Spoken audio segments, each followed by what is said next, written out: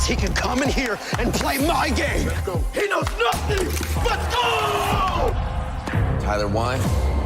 You're done. This is my ladder. You can't climb it. It's better than being hard-sucking masters. You're going too far now. Your eyes buggy. Your elbows ashy. That airline? That's an L airline. Somebody better hold me. Okay, yeah. Do something then. Raw energy. Blow the house down.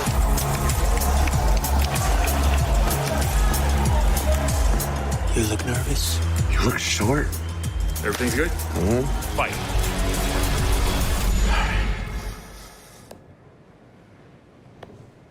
Okay.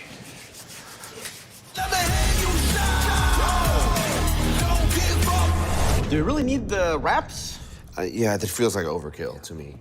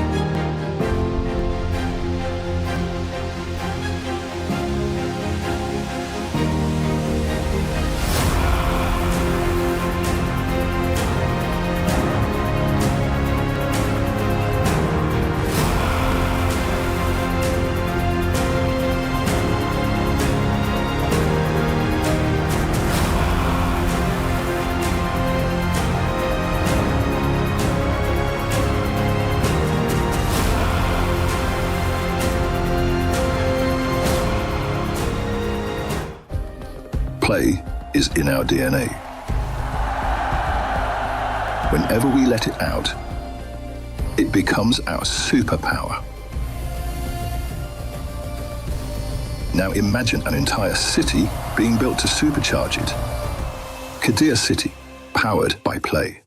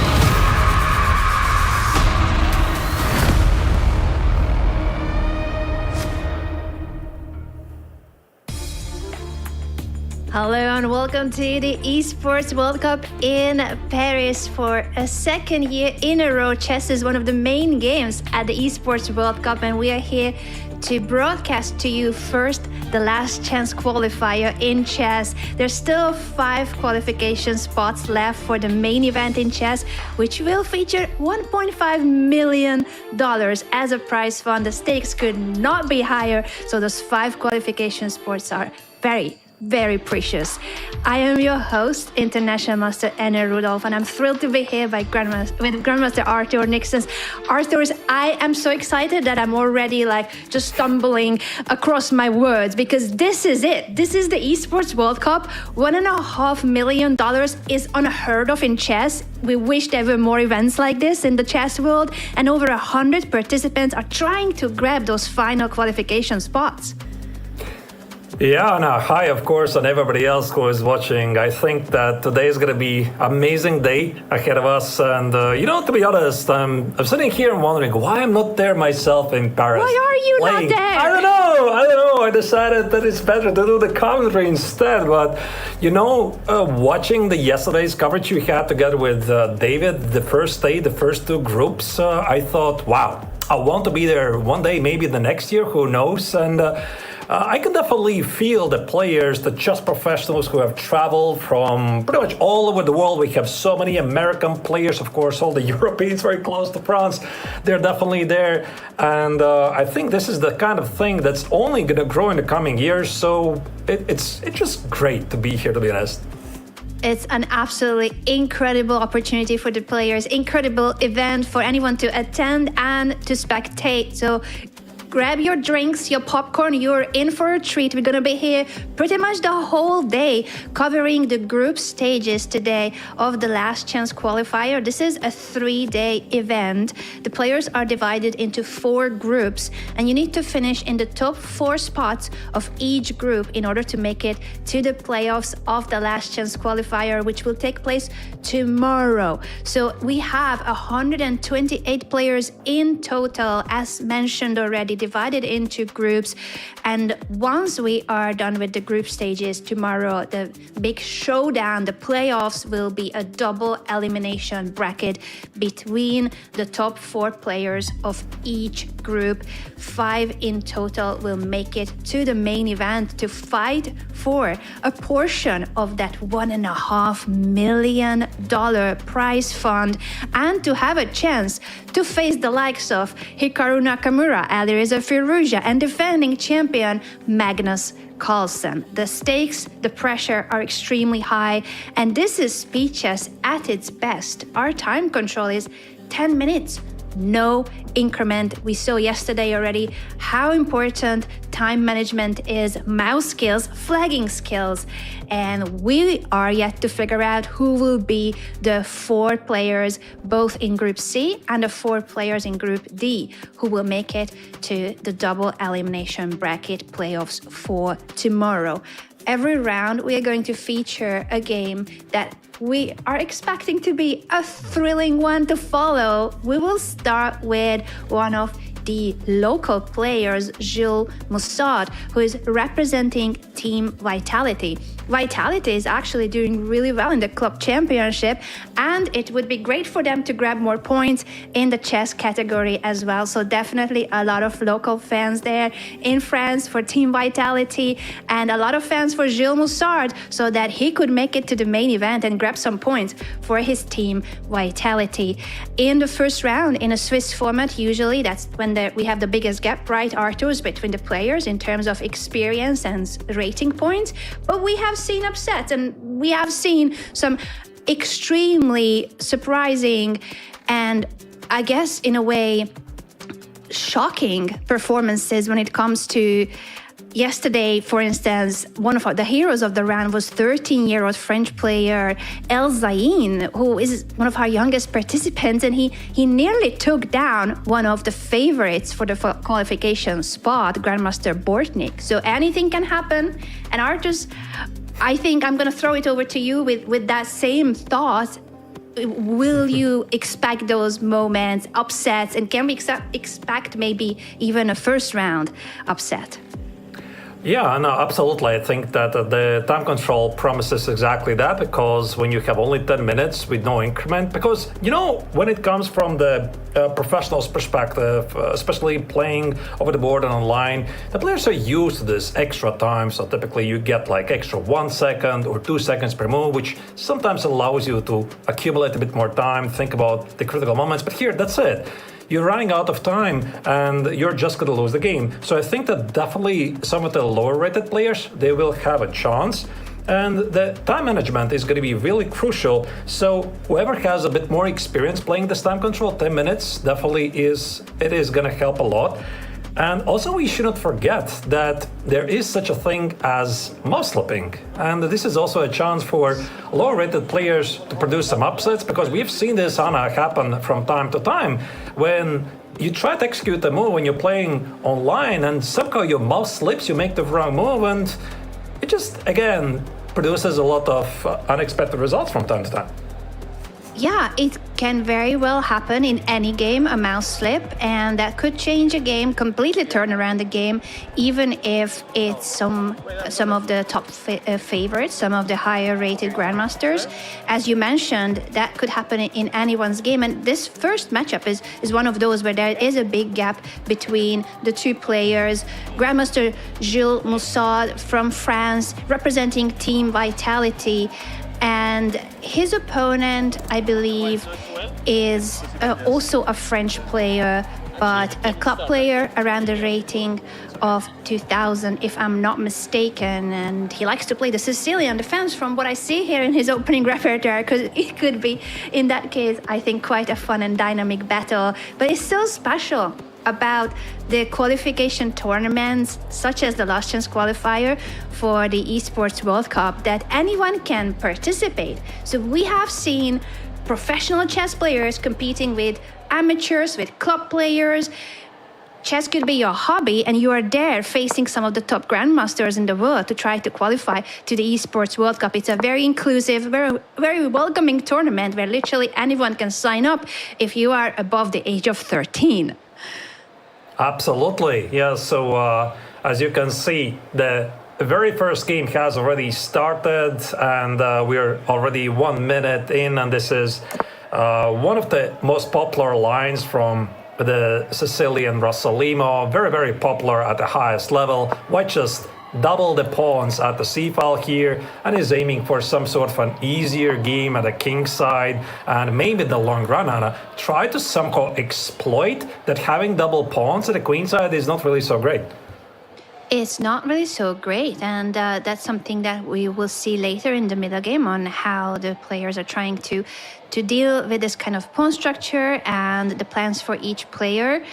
In terms of the time management, I am really pleasantly surprised that here the underdog, Jan Nahed, who is a couple of hundred rating points below his grandmaster opponent, he's playing so confidently. You love to see it. He's so fast. He's so confident. He knows what he's doing. This is what everyone should copy, and myself included. I'm inspired by Jan's confidence and just the fact that he believes in himself, and he doesn't care that his opponent is one of the top grandmasters in the group.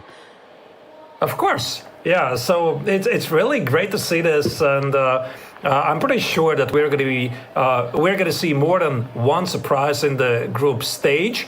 So at the moment, the position is quite unbalanced. The black willingly double these pawns to get the two bishop advantage, which, I mean, at competitive level is one of the favorite advantages for really good players. And here we see black just played e5, which sort of closes the bishop on g7, but white needs to open up things at the king side with f4, which is precisely what the Frenchman does.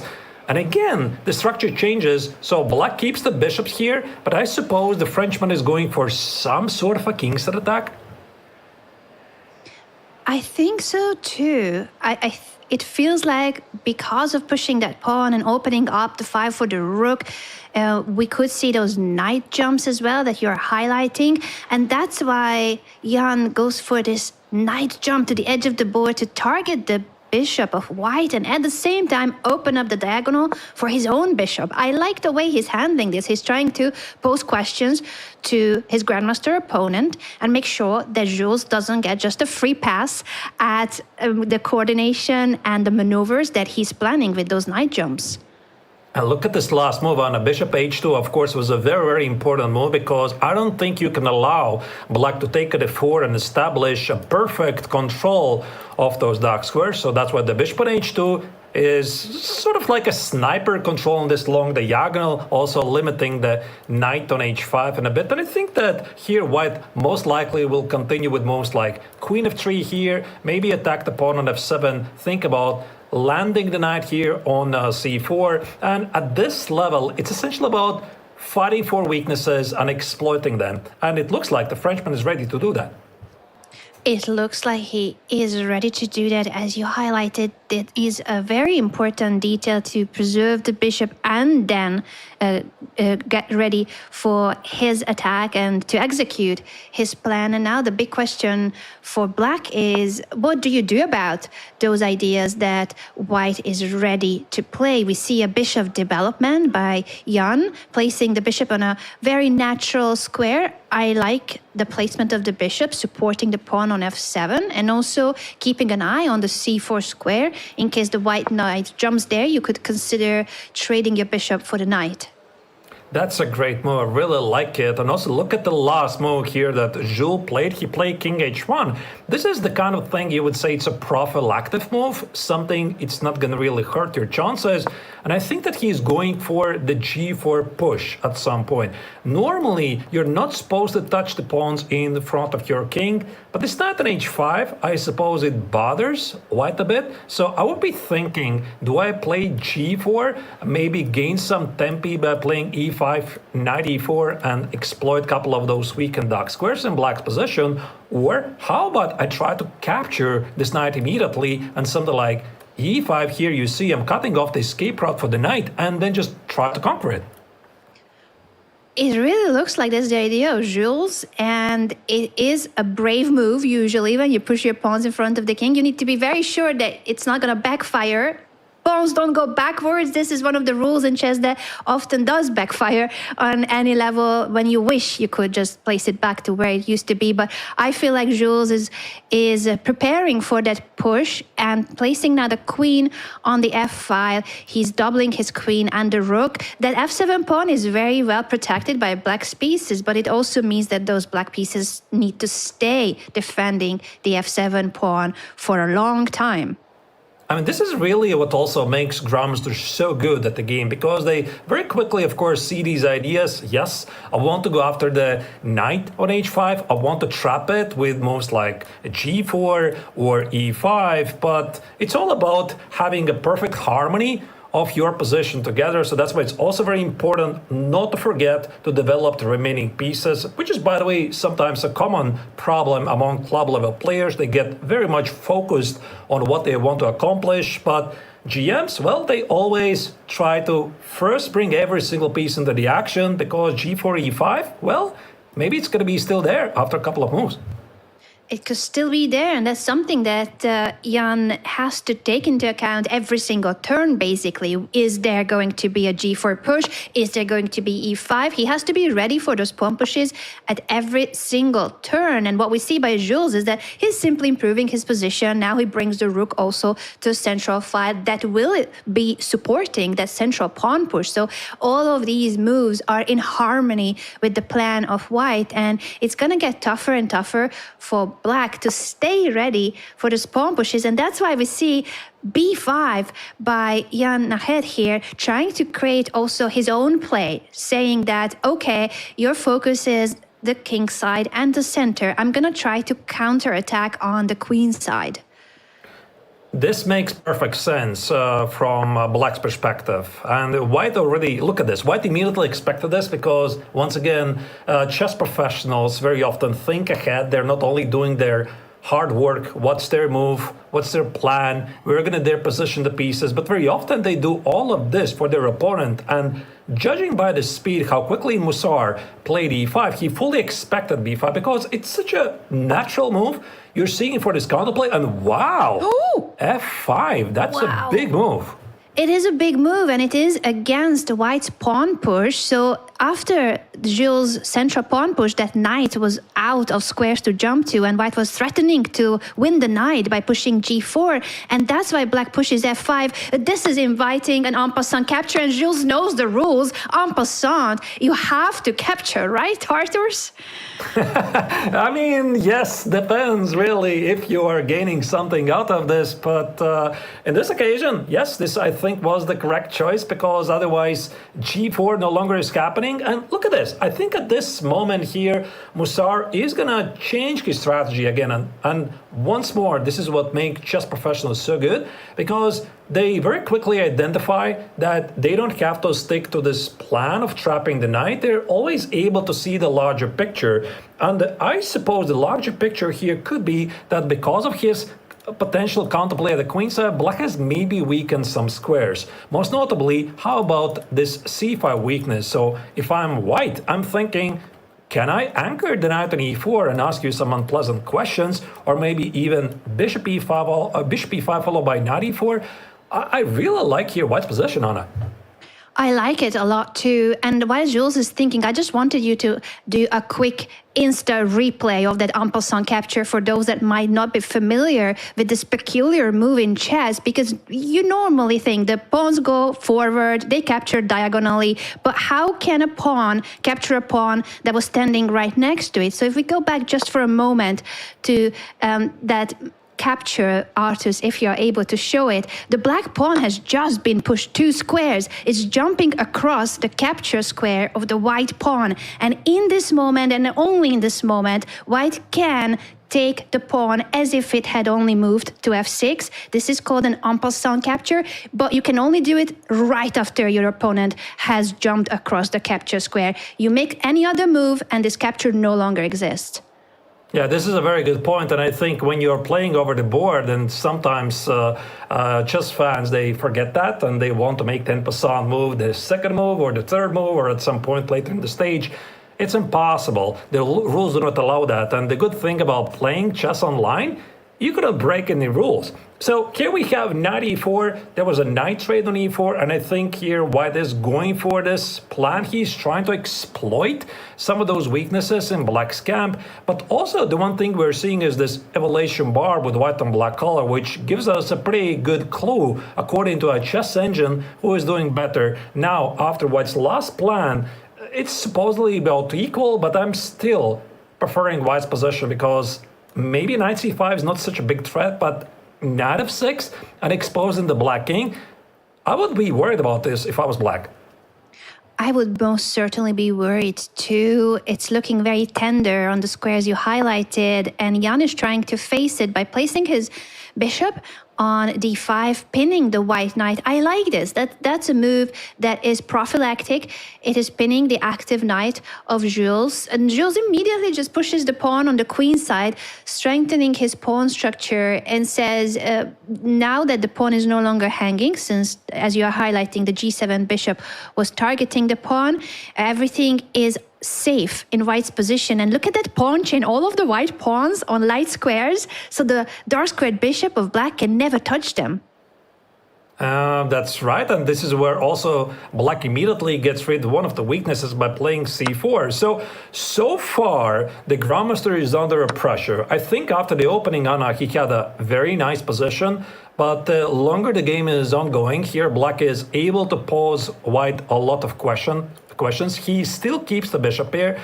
And the one thing I'm wondering, why white is not playing knight f6? I'm pretty sure that here Musar is looking at this opportunity at any moment, because his dream would be to play knight f6, trade the knights for the queen here, get the queen on f6, and if you get the bishop on e5, which serves such a powerful battery of the queen and bishop, it's almost a checkmate. But no, queen f2 is played.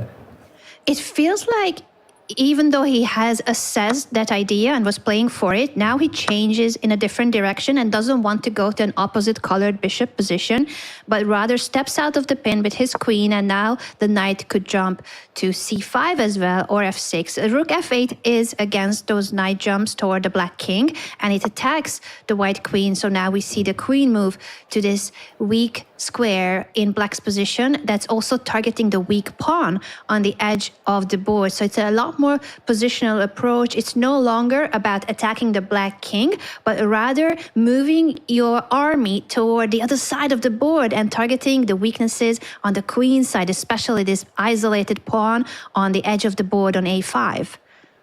This, I think, clearly is white's plan, and for black, he is doing really wonderful job so far, but it's also coming at a cost. He has spent a lot of time, and again, we have to remember the viewers, because there's no increment. The players are playing only 10 minutes for the entire game, and that's it. If you lose on time, you lose on time. You're not getting extra seconds. Now we just saw black committing to a bishop trade for the knight to seek some counterplay with queen e3, queen takes on e4. Black is doing admirably, but I suspect, Anna, that the time management here might have a critical say at the final stages of this game.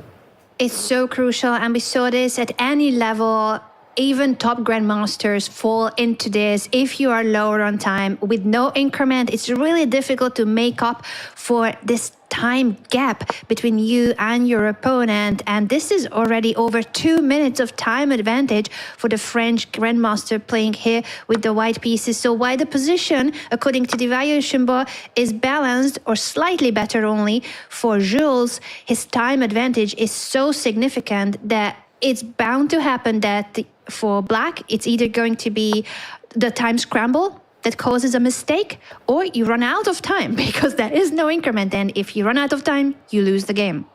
That might be a big problem. So I think the black needs to speed up here his game. So Jan Naher has been doing really, really well so far in this game. But in the last couple of moves, white is taking a bit over the game because he took this pawn on a5, not the pawn on c6, because the one thing what really stands out in the endgames is if you have the so-called outside pass pawn. Look at this. This pawn on a4, it's about to run forward very quickly. I'm not really sure if black will be able to do the same. And again, look at this, Anna. Black is down to the last minute. He's essentially in a bullet territory here.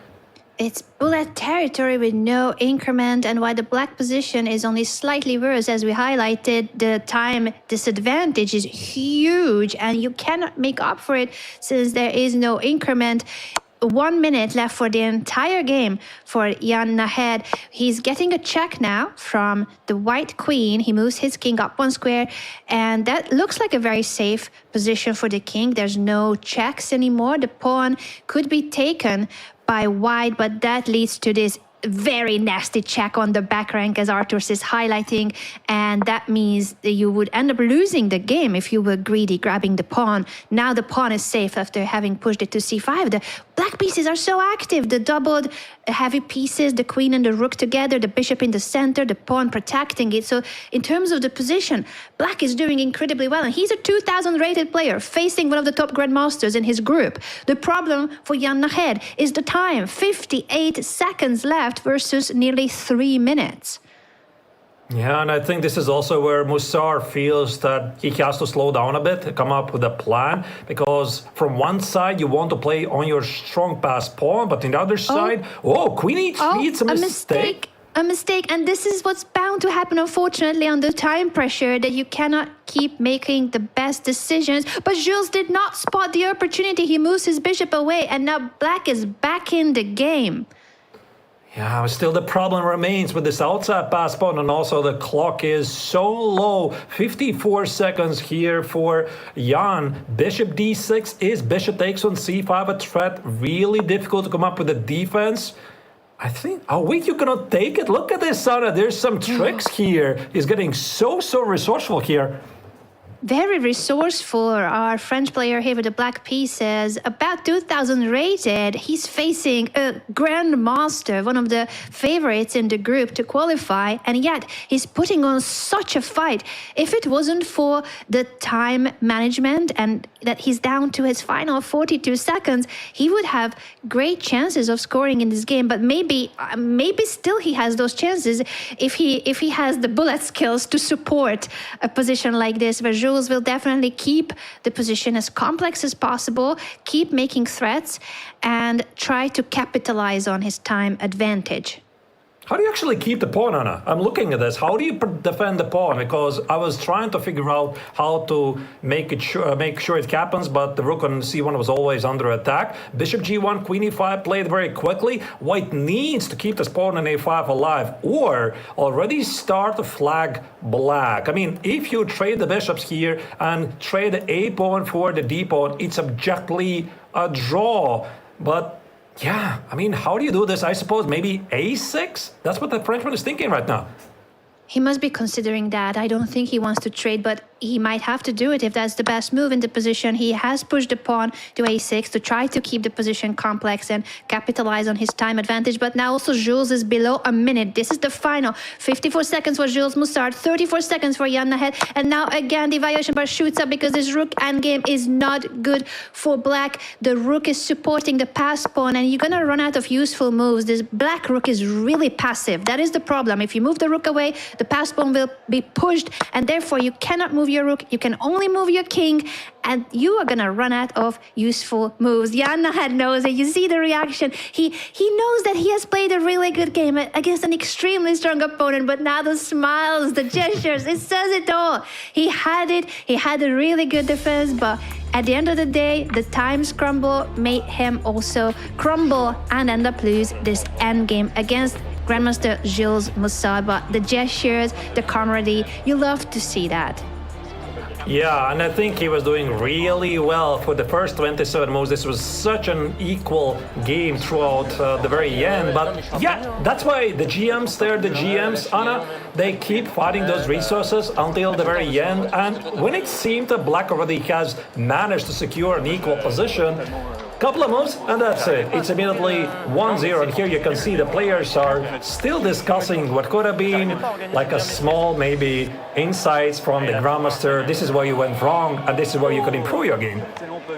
I wish I could speak French so I would understand it, but I think some of our viewers will understand. Of course, this is Paris. This is the Esports World Cup and two French players facing each other. I'm just gonna stay quiet for a moment and try to listen to them in case I understand something.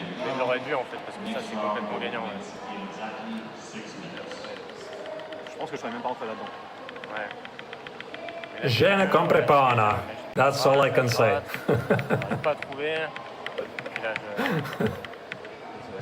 En fait, là, tu dois faire dame D4 ici. Parce que là, regarde, je suis pas dans le carré. Et du coup, tu vas filer le pion et prendre ça. Ok.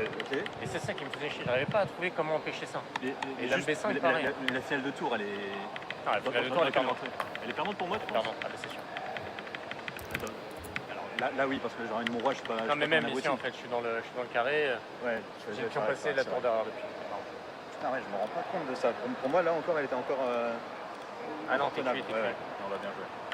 Mais avant,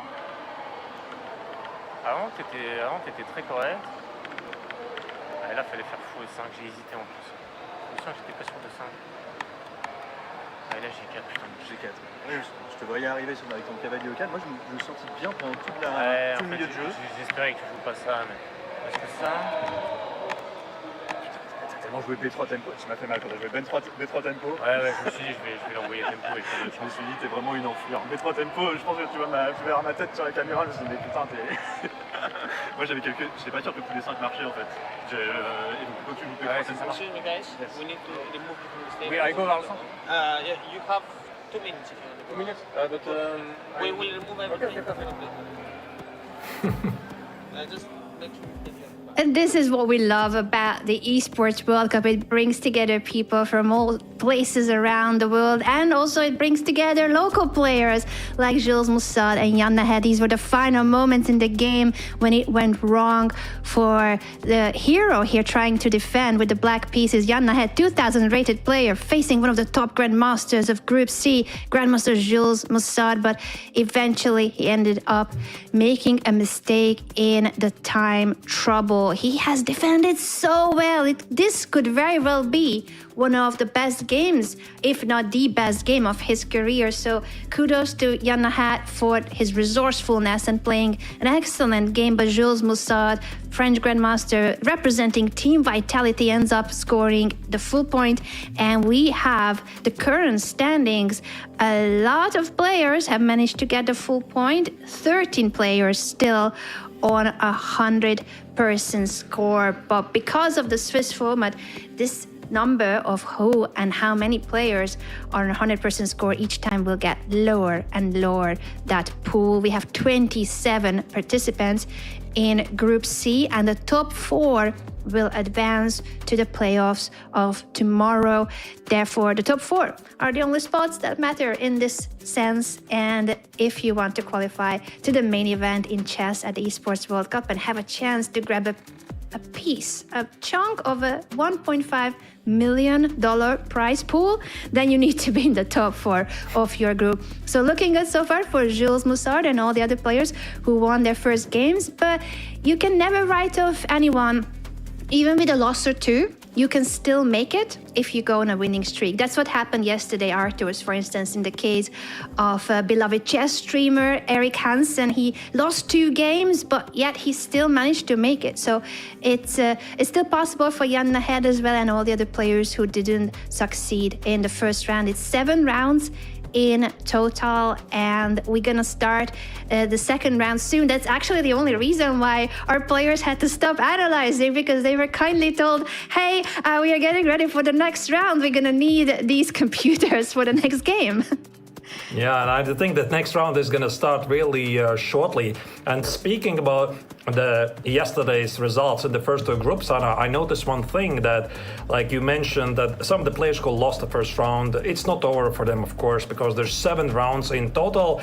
And according to the results yesterday in the first 2 groups, you can make it to the top 4 if you score at least 5 points. So 5 points out of 7, it's like probably you're going to make it. 5.5 points out of 7. Definitely you are in the top 4. So we have about 26, 27 players per group. So this means that even if you drop a game early on, you can still fight it and get your chances. And I also saw a lot of favorites making it, because there was a lot of players with 1 point each. No draws, by the way, which is maybe not that of a big surprise. And pretty much all of the Grandmasters, they made it.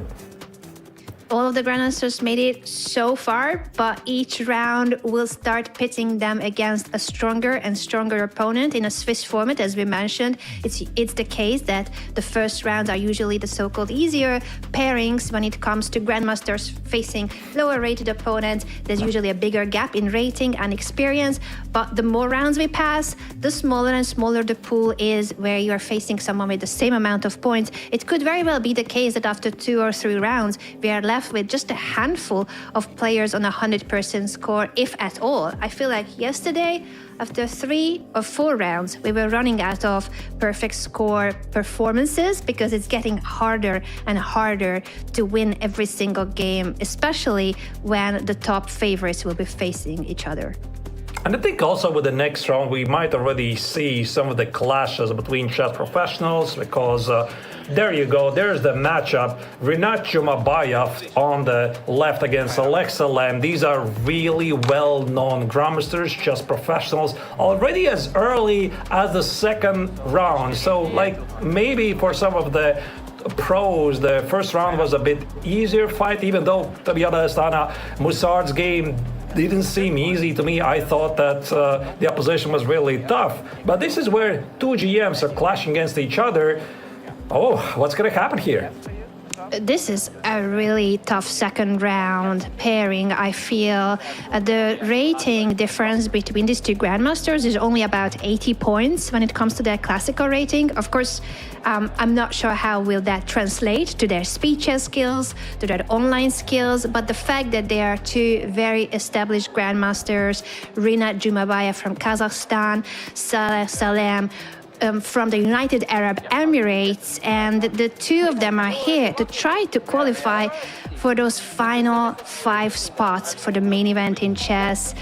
We see Salem with a group of players, maybe friends, supporters, and Rinat Jumabayev already in the zone, ready to start the game. He might be going through in his head which opening, which variations to play. He will have the white pieces in this game.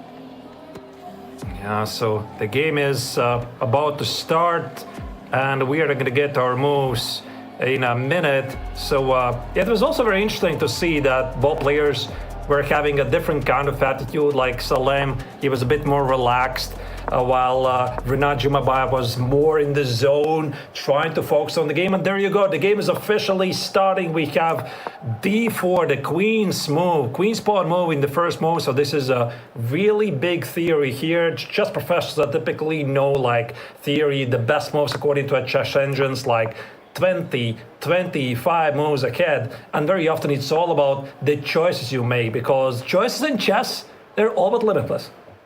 All but limitless, and we see a very classical, very theoretical variation chosen by the players, as you highlighted. Oftentimes we see in this kind of setup in the Grunfeld defense that Black gives up some space, gives up the central control to then later fight back for it. And in this case, those knights, it could look funky. It does look very peculiar how Black's knights are more on the edge of the board. One is literally on the edge and the other is close to it. And it looks like the Black knight could be nearly trapped, but you cannot push the B pawn to take away that one jumping square from the knight because of the bishop that's looking really dangerous on that long diagonal that Black has opened up. Also, one thing I just noticed, Anna, that White played this move, last move with the bishop here on f4. There was a pawn sacrifice because Black could have accepted it, eliminating White's knight that was guarding the pawn on d5. And you could definitely sense that the Emirati Grandmaster was looking into this. And typically they suspect that, oh, this is a prep that you can prepare for this game. And very often when your opponent, a chess professional, plays unusual moves so quickly, you assume that there's some engine work behind it because you typically prepare something for this tournament. But now we have a pretty symmetrical structure on the board. Both of the opponent's pieces are standing really well. The relation bar that we have, it shows that White's position is slightly better. But to be honest, Anna, I would just say the position is about balance here. Very balanced position, I would say, as well. And also pretty balanced in terms of time management. It's only now that Jumabayev starts spending a little longer. But so far, this game has been very even, very balanced. And I feel like it's going to start to become the calm before the storm, because this is speed chess. This is a game with no increment. This is a game with high stakes. Who will qualify to make it to the main event in chess and fight for a prize pool of $1.5 million? The pressure could not be higher for all of the participants. I feel this could be the biggest payday in their career if they make it to the main event. So to have that as the surroundings, the atmosphere, and they literally feel the atmosphere because they are present at the Esports World Cup where all the other gaming events are taking place, all the other competitions as well. You can feel the vibrant atmosphere, and I think it's really hard to not think about those factors at all. You try to not think of them, especially try not to think of the stakes, but it's there. The pressure is there.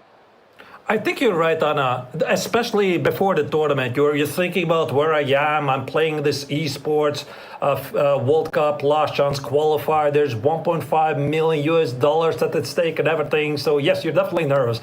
But as soon as you start the game, you're in the zone. Like, this is where you try to rely on your skills, your experience. And by the way, look at this. Both players are totally relaxed. Renat has laid back a bit here, maybe giving him a better view to the position. Also, Salem Salek is super focused. He's looking, what is my opponent trying to do there? I suspect they're right now trying to evaluate, is this knight jump to c7 a threat or not? Ancient supposedly quite doesn't like it, but if I was Black, Anna, I would be thinking about this. Yeah, that certainly was an option. We see a knight jump targeting the pawn with the bishop and the knight both attacking the b2 pawn. It really is the question now how White can deal with this. How do you protect the pawn? What are the best moves to parry this threat? Yeah, knight a4. There's a counterattack. You meet an attack with a counterattack. Unfortunately, not always that's the best choice. I mean, especially the club level players, they love. Wow, B3. Anna, that's an exchange sacrifice right there. Look at this. He's sacrificing his rook for the bishop of Black, saying that if you do take the rook, which is more valuable than the bishop, the 5 points that we say is the rook's worth, and 3 points is roughly the bishop's worth. So normally it would be great to capture a rook, but White was claiming with his sacrifice that the dark squares would have been really weak around the Black king if you had captured the rook. Now, what's interesting is that White's rook is still there, ready to be captured, and you can't move it away because the other bishop is also sniping the squares around the rook. So this was not just a one-moment sacrifice. You're saying that I'm okay with you taking my rook now or next move. It's okay. You can have it whenever you want to. You're right. So I think this rook at a1, Anna, has nowhere to go. And I suspect in either the scenario, what he has to park his bishop on h6. And this was, by the way, one of the big ideas. There you go. Jumabayev just landed his bishop on h6 because look at this. You can take the rook here on a1, but it comes with a double attack. The first attack, of course, is your rook at f8 is under attack. But the second, more sinister threat is that you might actually deliver a checkmate on the board. So that's why very often for data players, especially for grandmasters, sacrificing material is a pretty normal thing because they're always able to see the larger picture, and the larger picture, ladies and gentlemen, is the initiative.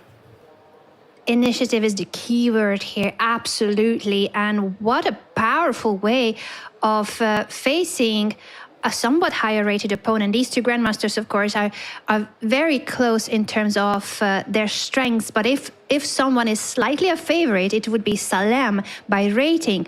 So the fact that it's Jumabayev who takes the initiative and puts this much pressure on Salem, it's now pressure on the clock as well, because if you're getting into this situation, you do need time to figure out what's the best way to defend. So lots of pressure on Salem on the board, and now also somewhat on the clock.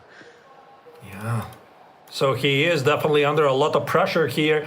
And that's why he came up with an idea to also trade his bishops here on h3. I think the reason was this. He was a bit afraid a move ago if white would be able to trade the knights at some point, this white bishop would become really strong. That's why here the Emirati grandmaster had to very quickly reject a couple of moves. For example, you don't want to take on h6 because your king could be in trouble. You don't want to take on a1 because you don't want simply to be checkmated. And yeah, this bishop on g2, what was made him really nervous. But the one thing I'm slightly not liking in black's position, Anna, is that he just played knight a4, knight b6, two moves to return to the starting position where the knight was. And this probably suggests that white is gaining some time. White is certainly gaining time, gaining momentum here in the position. We do see the trades of the dark squared bishops on the g7 square. And the evaluation bar is definitely supporting your assessment, Arthurs, that white has the initiative and can capitalize on it. It might have been the case that there was something more precise than the last few moves, but it is still showing a pleasant advantage for white.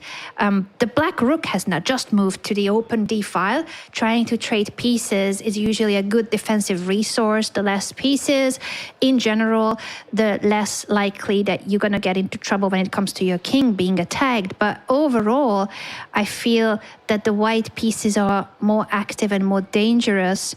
And even this bishop that dropped into the corner, once that knight moves away from f3, that is a beautiful diagonal while the h3 bishop is not doing much.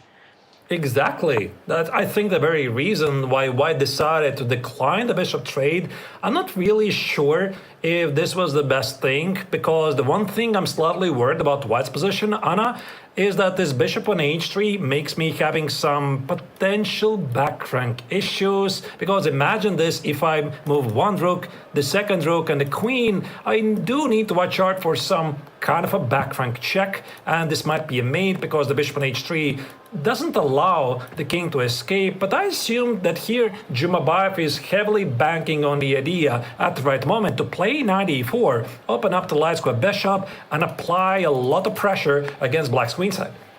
It's going to be interesting whether his assessment and his strategy will prevail, or will it be the case that really this bishop on h3, as you highlighted, taking away the g3 square, taking away the option of the white king to escape from the back rank, will that backfire? But now white is putting pressure on the bishop, saying, okay, I am opening up the long diagonal for my bishop, but I'm also targeting your h3 bishop so that it's not that comfortable for you to just keep this situation where my king is somewhat sensitive on the back rank. It might be dangerous later on. So the bishop moves away.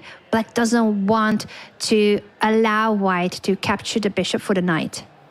Yeah, this I think is a very good point. And also Salem, he's thinking about how do I get some dynamics, because that's the one thing that very often bothers chess professionals the most. They don't really care about how do I save this position. They're mostly thinking about where are my active chances. So if White was able to take on h3, this would give White a very easy game. So that's why here Saleh, he knows that he is slightly under some pressure here. The rooks were just traded off the board. White has a bit better pieces. And that's what Black is thinking. I mean, how do I create you some problems? The bishop on g4 is very active here. Bishop g2, that's a very cautious move. Very cautious, very patient in a way, just simply improving the bishop with one square on the same diagonal, and maybe wanting to expand at some point. He might want to push the h-pawn, chase the bishop further away, create a space for the king on h2. There can be like ideas along those lines as well. I'm not sure if that's his reasoning, but what I do see is that he has spent a good bit of his time over these last couple of moves, and that is a significant time difference. About a minute and a half time advantage now for Salem. So while his position is slightly worse, he's doing much better with the time management. And this is a speed chess game with no increments. So this could very well mean the over minute of time advantage. I think that's worth more than White's positional advantage in this sense. That is a very good point, Anna. So again, we're basically seeing something very similar that happened in the very first round game. So White is here trying to get an opening advantage, play a lot of accurate moves, but this comes at an expense, spending a lot of time. And I don't think you want to give Black a lot of extra time on the clock, because Salem, he's really well known for his speed skills playing online. So it's already basically 2-minute advantage for Black. He's playing very quickly and trying to apply a lot of pressure. According to Malaysian Bar, what is better, but what good does it do to you if you are in a time scramble? Absolutely, and we see this time difference just becoming a larger margin now, over 2 minutes of time advantage for Salem, and Jumavaya needs to speed up, but it is what you described, Arthur. He's looking for the best way to capitalize on his advantage.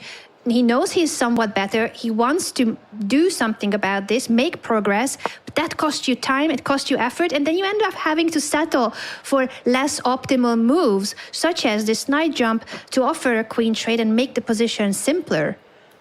I think this is actually a mistake, Anna, because here Black has a chance, tried to take over the game. This knight on b6 was feeling quite clumsy here. Black has an opportunity to trade the knights.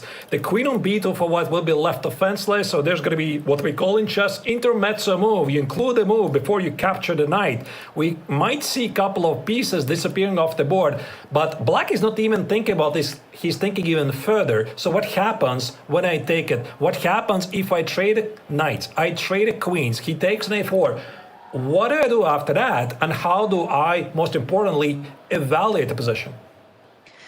Very good questions, and so much to assess. We do see the knight trade that you suggested, Arthur's, and now the queens are off of the board as well. So that knight for Black is no longer an issue. We have doubled pawns for White on the left side of the board and doubled pawns for Black on the right side of the board. But the Black doubled pawns are healthier because they are staying together in a pawn formation close to the other pawns of Black, while the other pawns, the White pawns, they're doubled and isolated. No one can help them out. No other pawns can support them.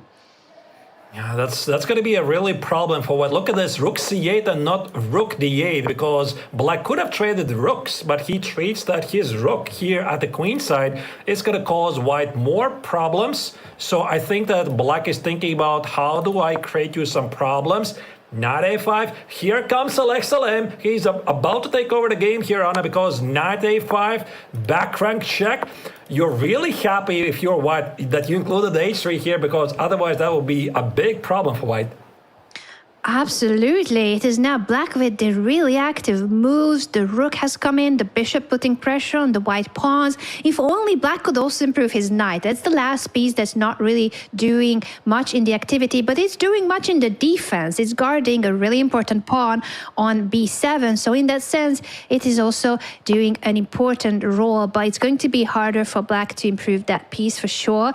And Jumabayev is taking off his jacket. If the jackets are off, it means, I'm ready for the time scramble. Let's go. So rook a1 attacks the pawn on a2, and here Jumabayev, after removing his jacket, he found the best moves. Now we see black took on b3 with the bishop. Now this is a very common trick between good players. In a time scramble, very often you won't keep the knight, because the knight, when the clock is ticking, it can be the most unpredictable piece on the board. But of course, Anna, I know that you're looking at those queens and pawns for black. You're wondering, can black defend them because they're on the color of white's bishop? They are on the color of white's bishop, which means that it's going to be harder for black to move his knight to a more active location, especially now that the bishop is in the middle of the board. It's the way that the bishop can dominate a knight with this setup. At the same time, the black rook is so active in compared to white's rook. I think that's what compensates for the knights being stuck on the edge in a way, but the black rook being active. White's bishop better, but the rook is more passive. I really like white's position here. To be honest, this bishop on d5 stands so beautifully here. b5, here comes the Emirati grandmaster seeking some sort of a counterplay. The knight on a5 is so badly positioned right now, so I think the first priority for black is to find a way to activate the knight. I would say something like knight c6, knight b4, knight e5, and Jumabayev is thinking, okay, I gotta improve my pieces. The rook on b2 doesn't do anything. How do I get it somewhere in the back rank of black's defenses? And that's what he's doing. He's moving it to an open file, and he's ready for the knight jump as well. We might see soon a rook endgame if the knight and bishop were to be traded. The rook is now attacking the knight, forcing it to capture the b3 pawn, but then there will be counter attacks on the 7th rank, and you also need to watch out for potential pins. So here Salem has to calculate it precisely what happens, and he makes a mistake. Whoa. As soon as he appeared on 7, he made a mistake, and he knows it. He blundered. Oh my goodness. He just forgot about the knight on b3. I mean, this basically never happens at the highest level. I mean, Salek Salem is a world-class player, and he forgot about the knight on b3. You could also see the body language. I mean, him shaking just the cats like, what did I just do? He knows it, and he's the one who had more time. So had he played the right move, he had chances because of the time advantage. But now he is down a piece. White has an extra bishop and is now targeting the pass pawn of black. It is a completely lost position for Grandmaster Salem because of that one blunder, forgetting about his knight on b3. It happens even to Grandmasters. And that just goes to show that in speed chess and with such high stakes, anything can happen. But of course, the game is still not over, because the one thing that makes the difference with this time control, ladies and gentlemen, is that white can still lose this on time. So that's why here the Emirati grandmaster is playing it on. Of course, at that level, both of them, they know that white is easily winning this. And just look at the speed how white is playing this. To be honest, Anna, I think that here black has no chances. No chances. Now a new queen is on the board, giving up the rook to be able to promote the pawn. So instructive the way that Jumabayev has executed this endgame. And we see the first win in round 2 by Grandmaster Jumabayev from Kazakhstan, taking down Saleh Salem. Yeah, that was quite unexpected. And you can see here, Saleh is still sitting there in slight disbelief. What just happened here? Because I think he was doing really well, and I think at this moment when he gave up the piece on, he was looking for some sort of a counterplay, or was it even a mouse slip? I mean, it literally happened on seconds, and that's what very often the professionals, they're doing right there after the game, checking how did the game go and where do I make adjustments for the upcoming rounds.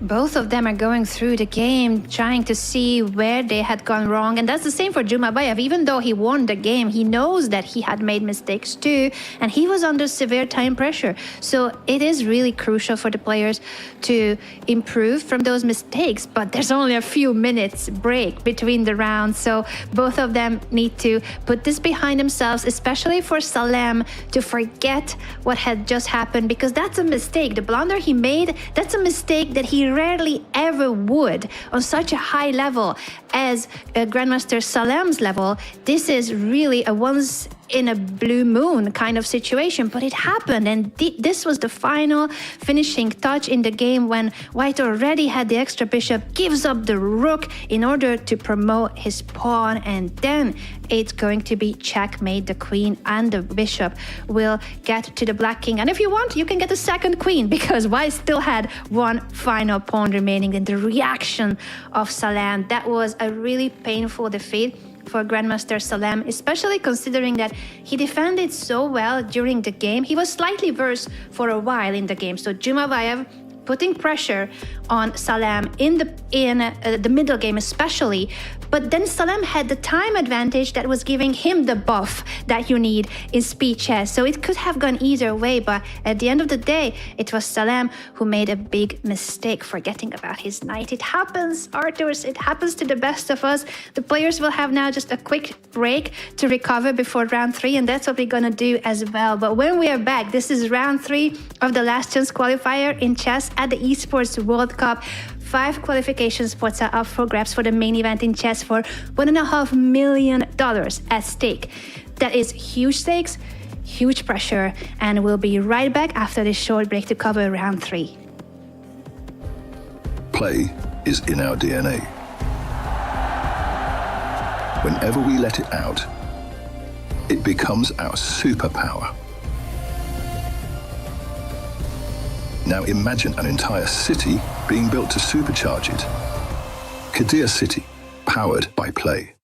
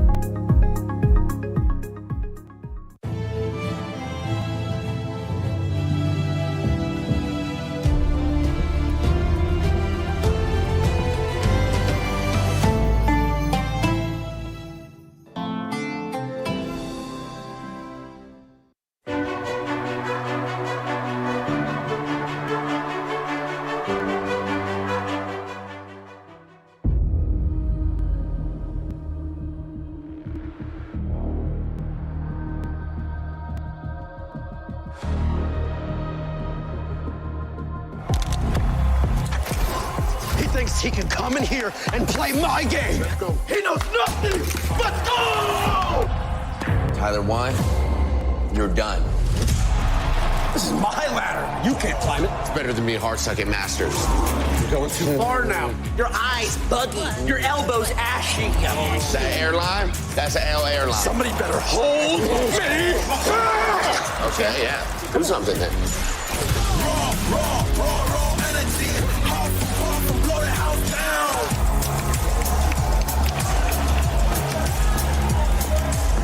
You look nervous. You look short. Everything's good? Mm-hmm. Fight.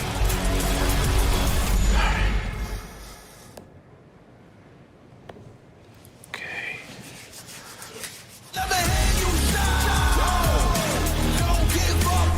Do you really need the wraps? Yeah, that feels like overkill to me.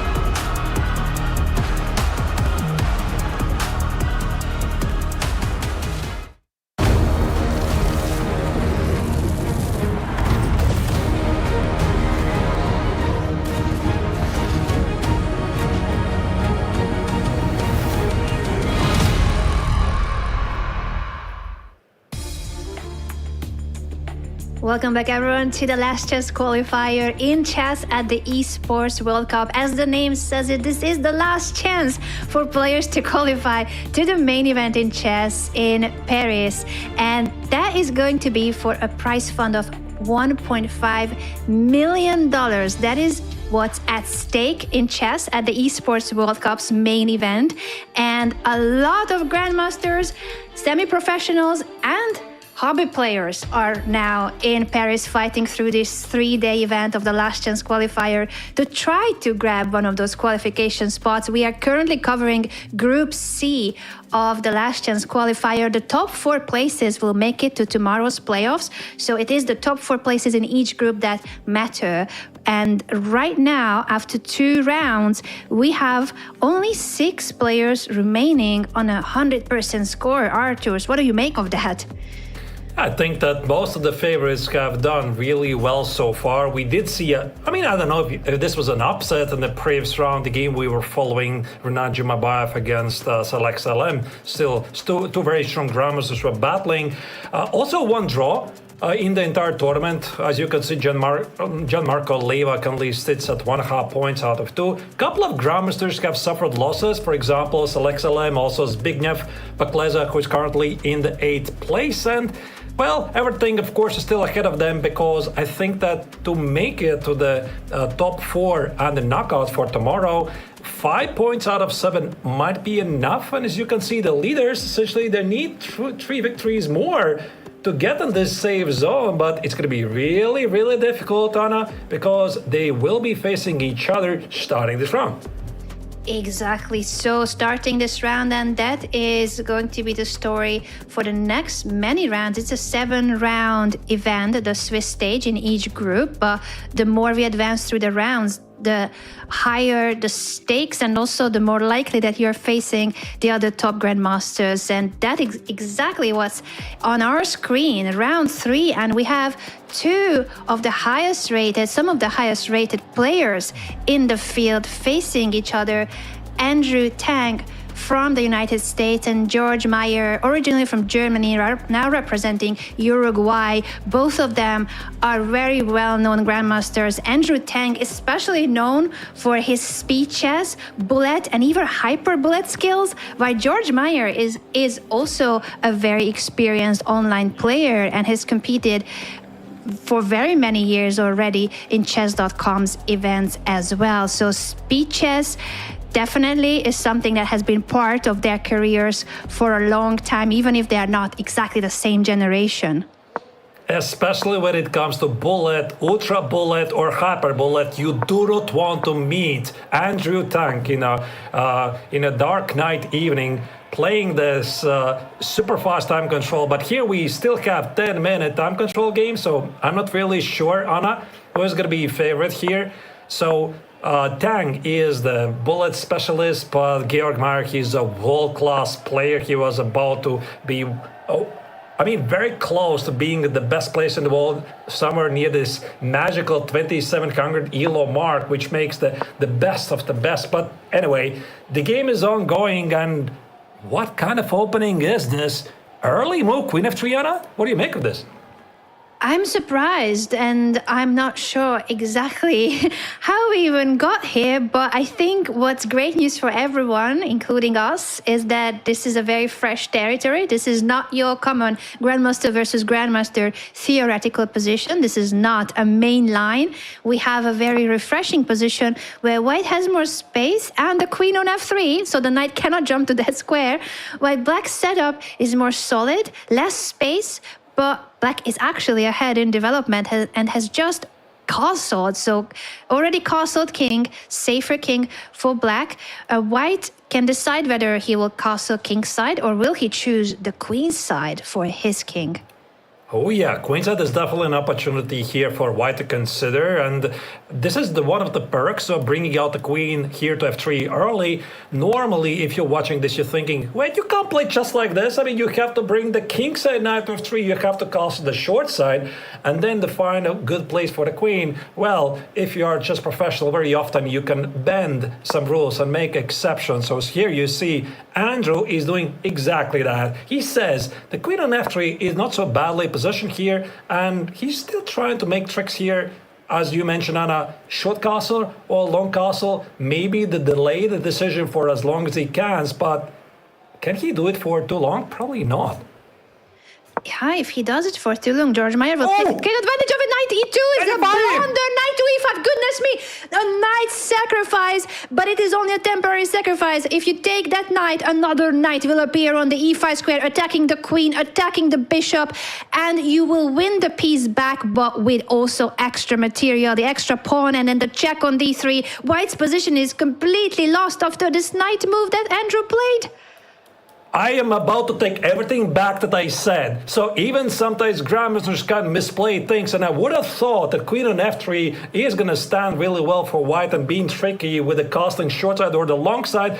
But the problem, there's a very specific problem, Anna. This bishop on d3 has no good square to go. The queen is under attack, and because of the white knight on e2, white cannot bring back the queen to e2 to defend the bishop here. And this is going to cost white not only one pawn, but 2 pawns and a king's safety. At this level, normally, this should be over. This should be over in terms of the position, but Andrew, I think, will try to keep the game going as much as he must be upset on the inside for having blundered in a way that normally he would definitely not. This is a tactical pattern that's easy on a grandmaster level, but he forgot about it. He completely forgot about the knight fork and the knight sacrifice.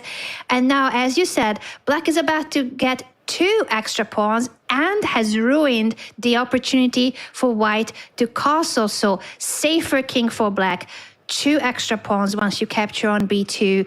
Completely winning position, but Andrew will somehow try to be tricky and create chances in this really bad situation.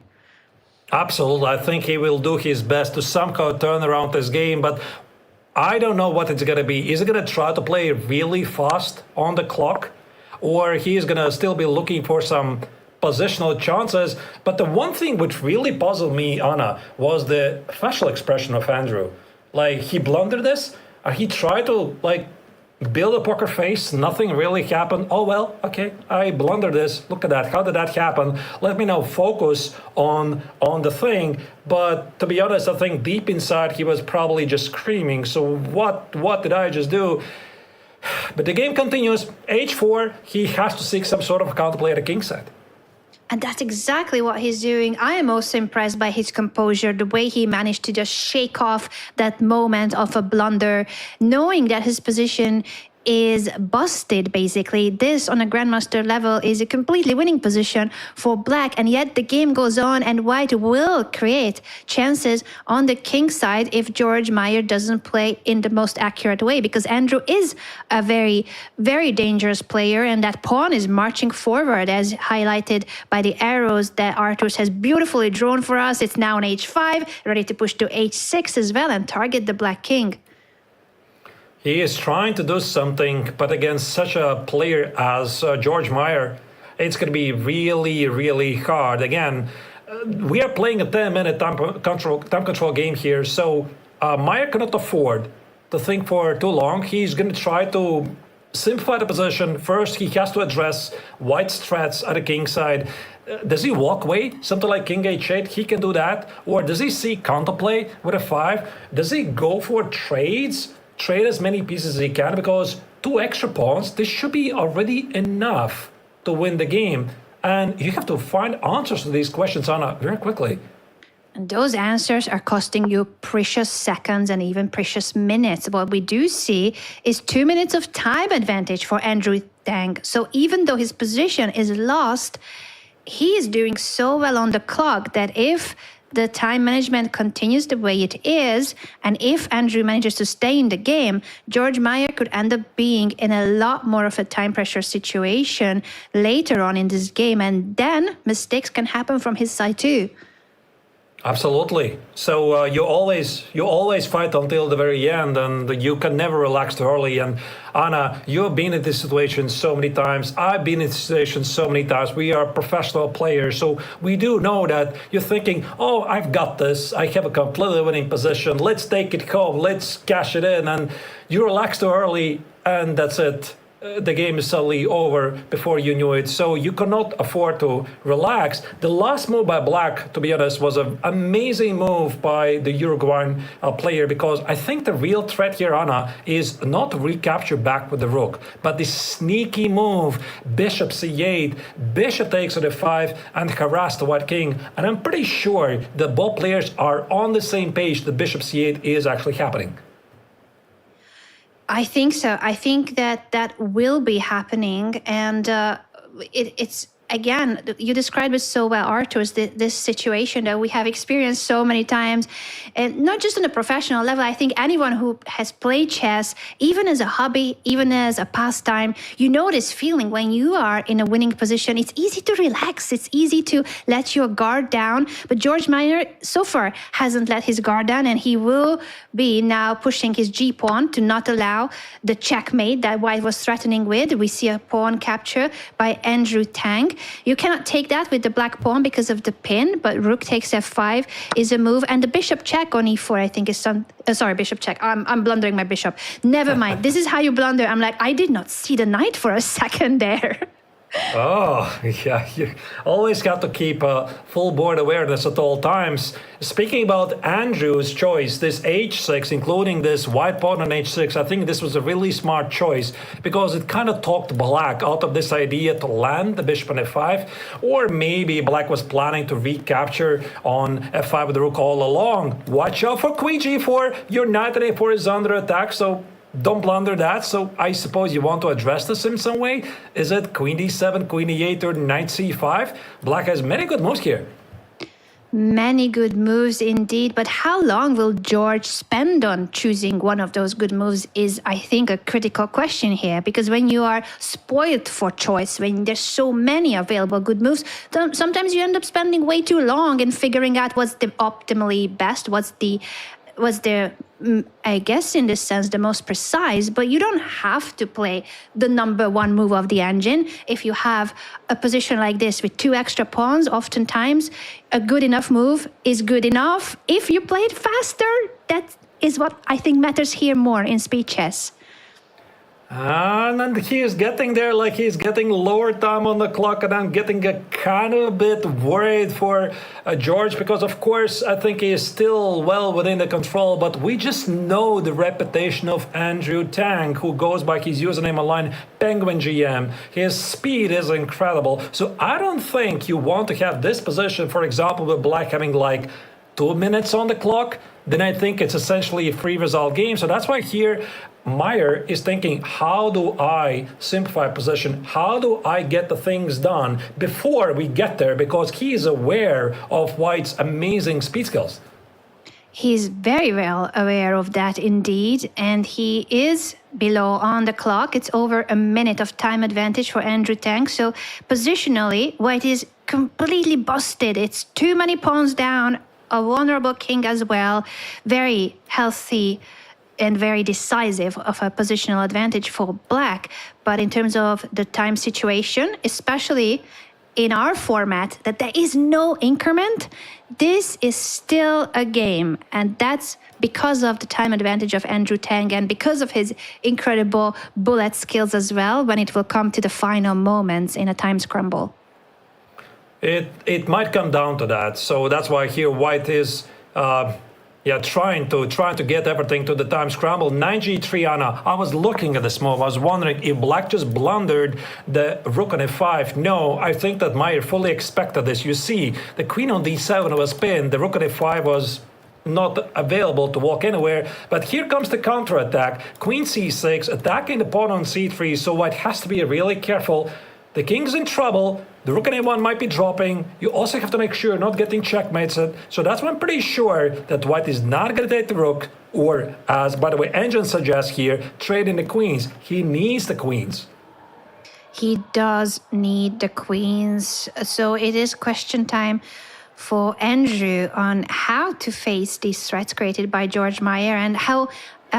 I find it really cool how George is not going just like, okay, I have 2 extra pawns, I'm just going to play comfortable. He wants to maximize his advantage immediately and take the initiative and go for the white king. He doesn't just want to play for an endgame. He's like, I'm going to sacrifice my rook and checkmate you. You can't take it. Yeah, by the way, I think I could show it with arrows. Knight X on a5. Black is going to take this pawn here. And if you decide to defend the rook at a1, it's just a mate in one. So this black knight on a4, it's not something that black really needs to defend. It can also be a great attacking piece. So that's why here Andrew Tang is spending a bit of time. He is like undecided. Like, what's my best chance to say this game?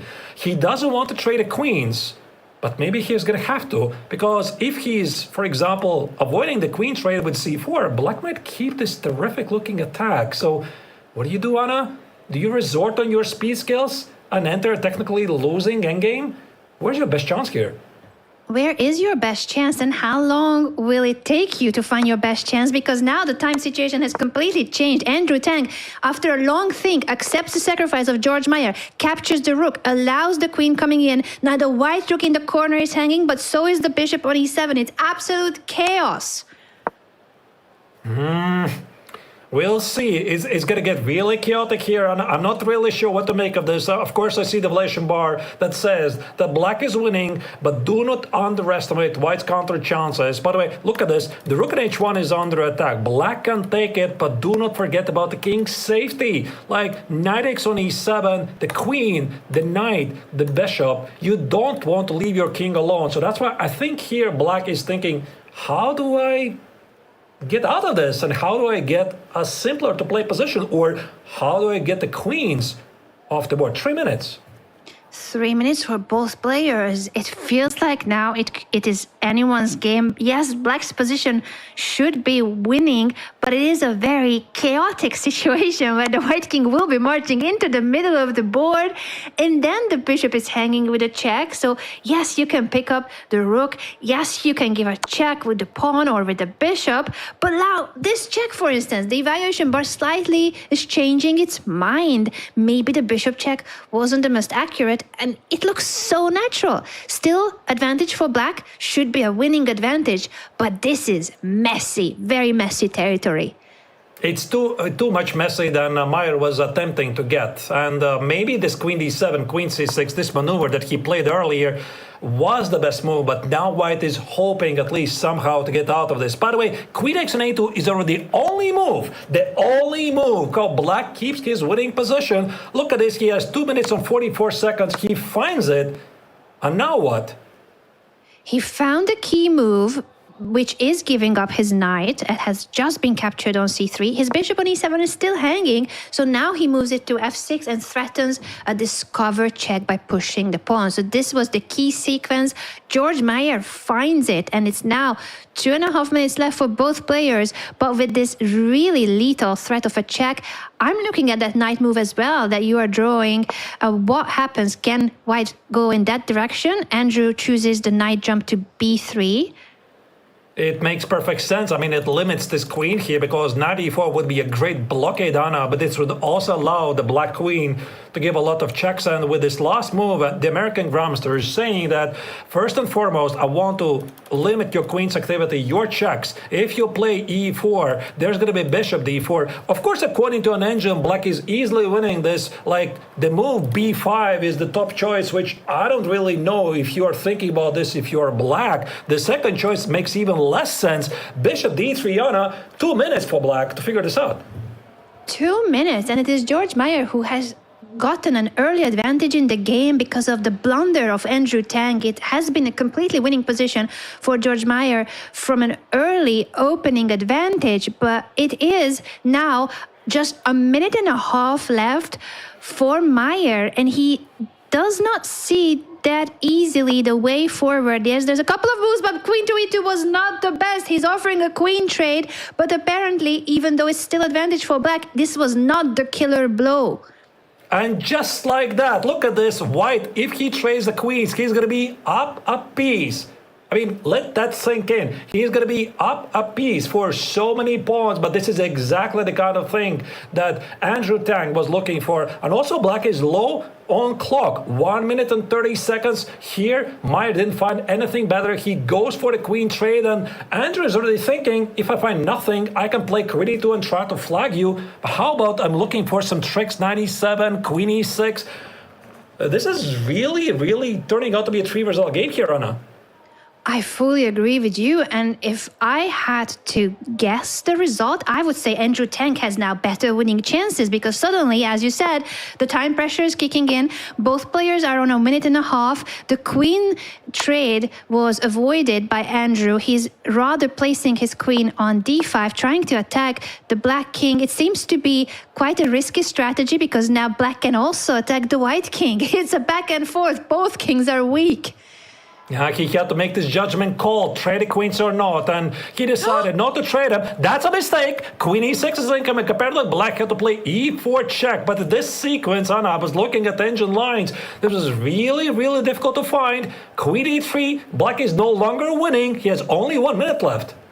Only 1 minute left. It's no longer a winning position. And the black king is under severe attack. The bishop is hanging. You can't simply take the knight on g7 because that will open up the rook's file. The white bishop is coming in. And suddenly it could very well be that white will end up having a winning attack. The rook is coming through the third rank. It still should be a winning position now after this rook move, apparently, for black. But how do you find the right moves with only 44 seconds left on the clock? There was this move bishop c8 that was giving black still the winning advantage, but apparently Meyer didn't find it. 55 seconds for Andrew. Bishop d2, knight e2, still bishop c8 is strictly the only move. And the difference, Anna, is between winning and losing. He plays e4. He did not find it. He did not find the bishop move. Understandably, under the time pressure, it was a very difficult one to spot. And now Andrew Tang has winning chances, going from a lost position to now a winning attack. Unbelievable. I'm just out of words. And this is exactly how Andrew Tang does his magic. We've seen this happening so many times over the past years. And even though Georg Meyer was completely winning here, he's no longer, because white is simply having an extra rook after being down 2 pawns in the opening phase. Extra rook and extra time. This is an incredible turn of events from a completely lost position. As you said, Arthur's Andrew Tang has absolutely made the impossible look very possible. Now with the extra rook, his position is completely winning. And I think the reason why Georg Meyer is playing on, because he himself cannot believe what had just happened. He was winning, then went for the winning attack as well, but under time pressure, he couldn't execute the right sequence and ends up losing a winning game. Oh, wow. This was probably one of the wildest comebacks so far in the last chance qualifiers. So you definitely had your moments yesterday, Anna, but I think that this game definitely tops pretty much them all today, because at this level, at the grandmaster level, it's very rare sight that you can come back right after the opening phase being down 2 pawns, find a way to turn around the game and win like this. It was quite incredible.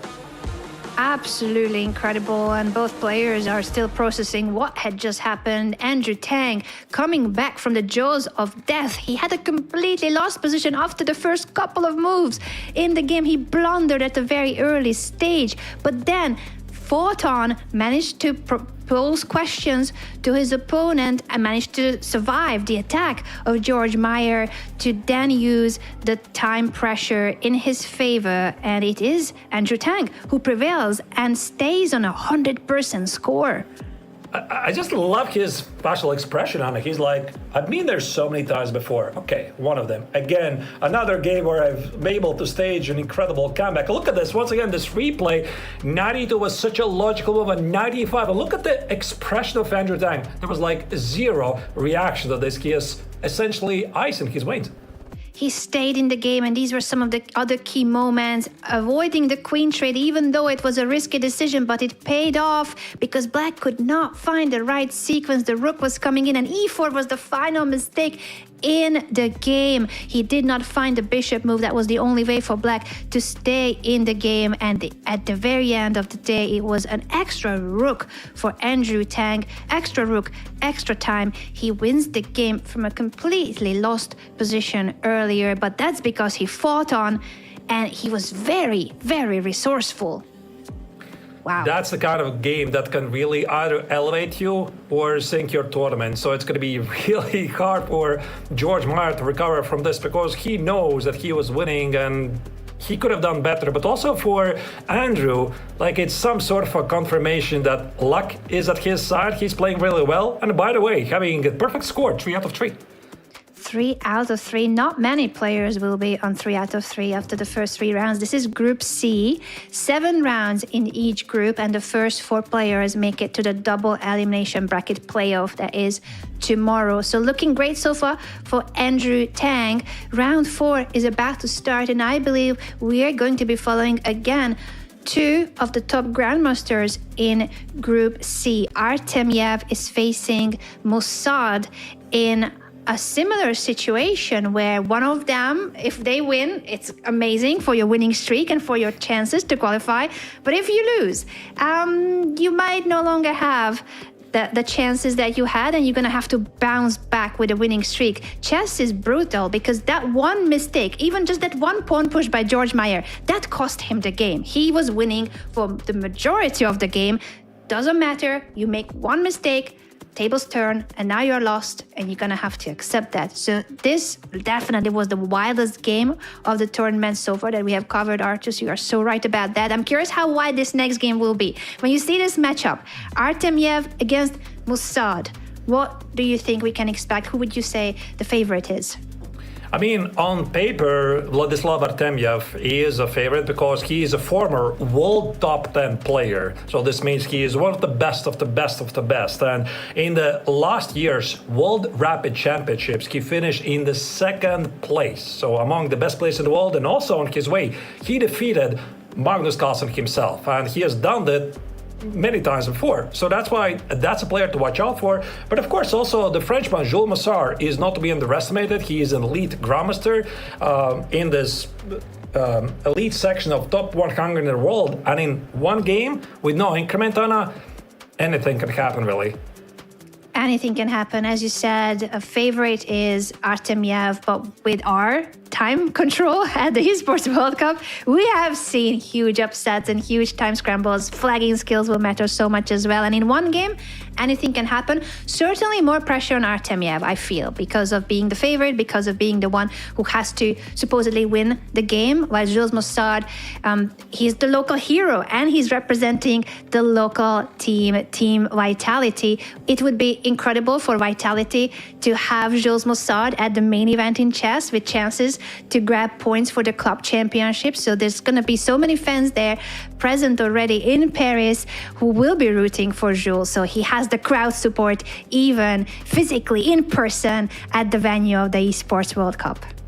Absolutely, yeah. So in this one game, everything can definitely happen. He has the crowd advantage, like everybody's cheering for him. And also, I really love the sight Anna in his first round game when he was playing against his opponent. I'm pretty sure that his opponent was well aware of Jules' legendary status in France, trying to get some feedback, some information from the local hero here. So, yeah, it's really hard how it's going to predict. But one thing is getting quite certain that with this time control, it's just so unpredictable. Like we saw the previous round, Andrew Tang, yes, he was having a fantastic position out of the opening phase. One misstep, that's it, he's done.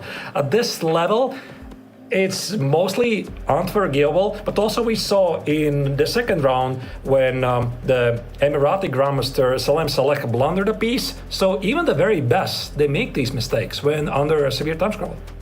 Even the very best make mistakes like this, and we, I think, are in for a treat. So grab your drinks, grab your popcorn, anything you want to enjoy a very long day of chess. This is Group C, and we are just about to start round 4. There's 4 qualification spots left. 4 qualification in each group to the playoffs for the last chance qualifier, and the next matchup is Vladislav Artemyev against Jules Mossad, 2 very strong grandmasters, very strong in speed chess as well. Artemyev being the favorite in terms of his experience and being a former top 10 player, as well as a very strong speed chess player, as you highlighted already. Arturs and Jules Mossad being the local favorite, he has the support support of the crowds. He's representing Team Vitality. There was a head bow between the players as a greeting. There's 2 monitors separating them, but they still, of course, somewhat see each other through the top of the monitors.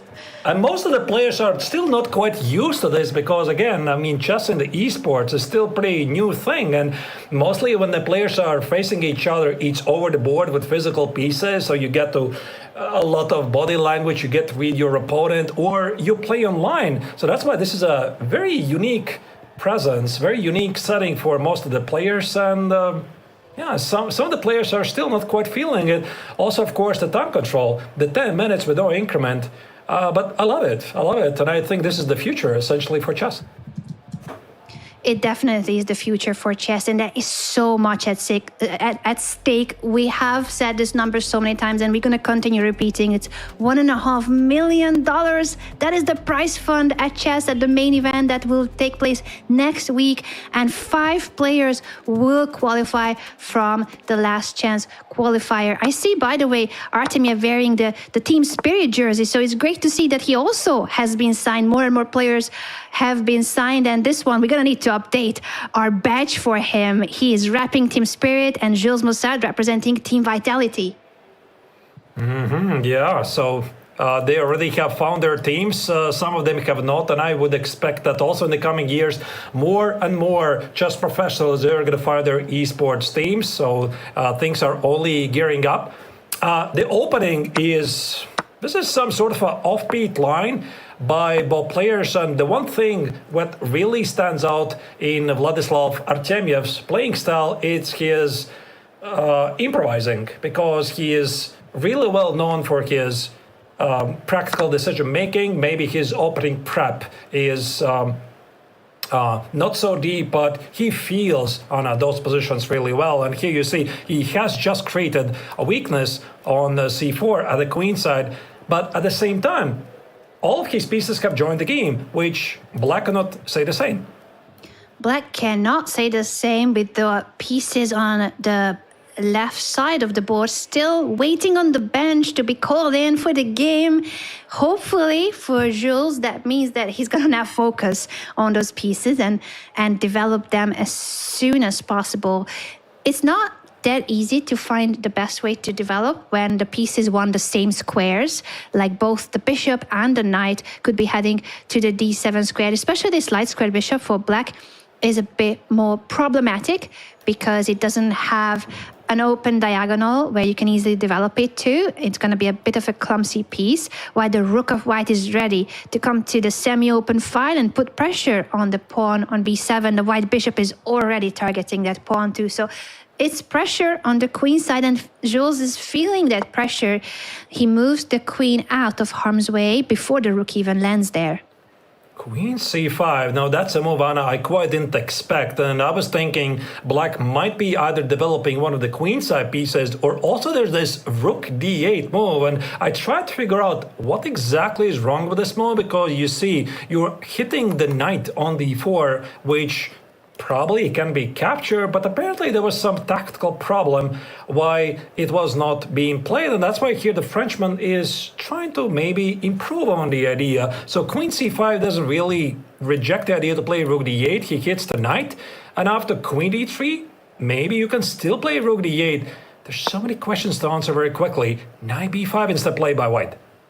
Knight b5 is played, improving the knight, moving it away from the edge of the board, and now, how is Moussard going to react? Will he bring the rook to the open fight to pin the other knight of white? Will he try to chase this b5 knight away by pushing the pawn? There's so many options here, and you can combine those ideas. And as well as this pawn that you are highlighting, it is a free pawn. I feel like the cost of capturing the pawn will be that you're not developing your pieces. So if you're greedy, you end up moving the queen again, and the pieces that were screaming to be called in for the game, they're still sitting on the bench. I mean, I would imagine if you're playing a top pro, a world top 10 player, and he's just giving you a pawn, the first answer should be like, don't even think about it, because he's definitely planning something there. But Jules is much better than this. Of course, he's always questioning the choices by white. He decided not to go for a6 and grab the pawn. Instead, he's going for development. But Anna, looking at the position, I do have this sense that white is doing a bit better because black might be having some long-term problems.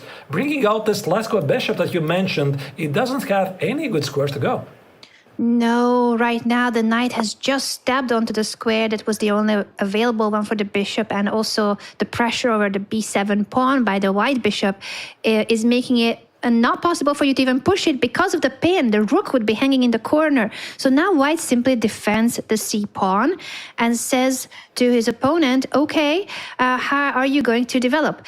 That was me. If you want to go to your queen, you can place it on the diagonal. But mouse slips happen. Arthurs, I think this was simply to demonstrate that mouse slips happen on our analysis board, but also in games like this. High stakes, high pressure.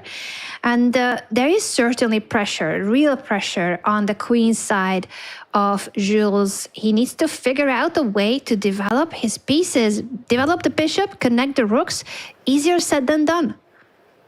Yeah, I'm thinking about this, like, if I was sitting here with black, Anna, I would be bothered about this knight on b5. I mean, I don't like it. I want it to be gone. So how about I play something like a6, push it back, reposition the queen here on e7. And I think what here Mussard's idea was with this knight on d7, he wants to land the queenside knight on c5, block the pawn on c4, and in the long run, say that, listen, white, you have this weakness on c4, I'm going to exploit it. But we do have a spoiler in front of us, which is the evaluation bar, which is the engine, and it says that things are not so simple. White is better. By the way, a6 was played, and there's the answer. There's the answer. Knight b3. This white knight is getting to monstrous d6 square.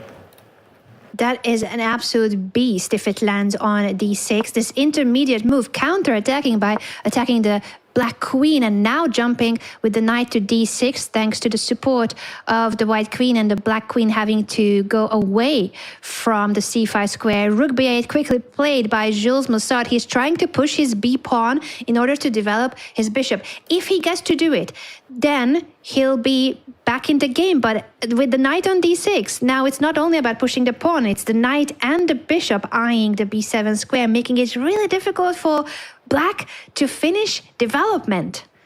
It's very, very hard here for black because this knight on d6 once famously said by one of the greatest chess players in history, Garry Kasparov, former world champion, that this knight on d6 or knight on d3, if you are playing from the other side, it's worth a rook. And it's so hard to get rid of it. Look at this. Black plays b6, the queens are off the board, and white is crashing the party, playing knight c6. Suddenly, black has major problems here. He has not yet even completed development, and white is about to demolish him.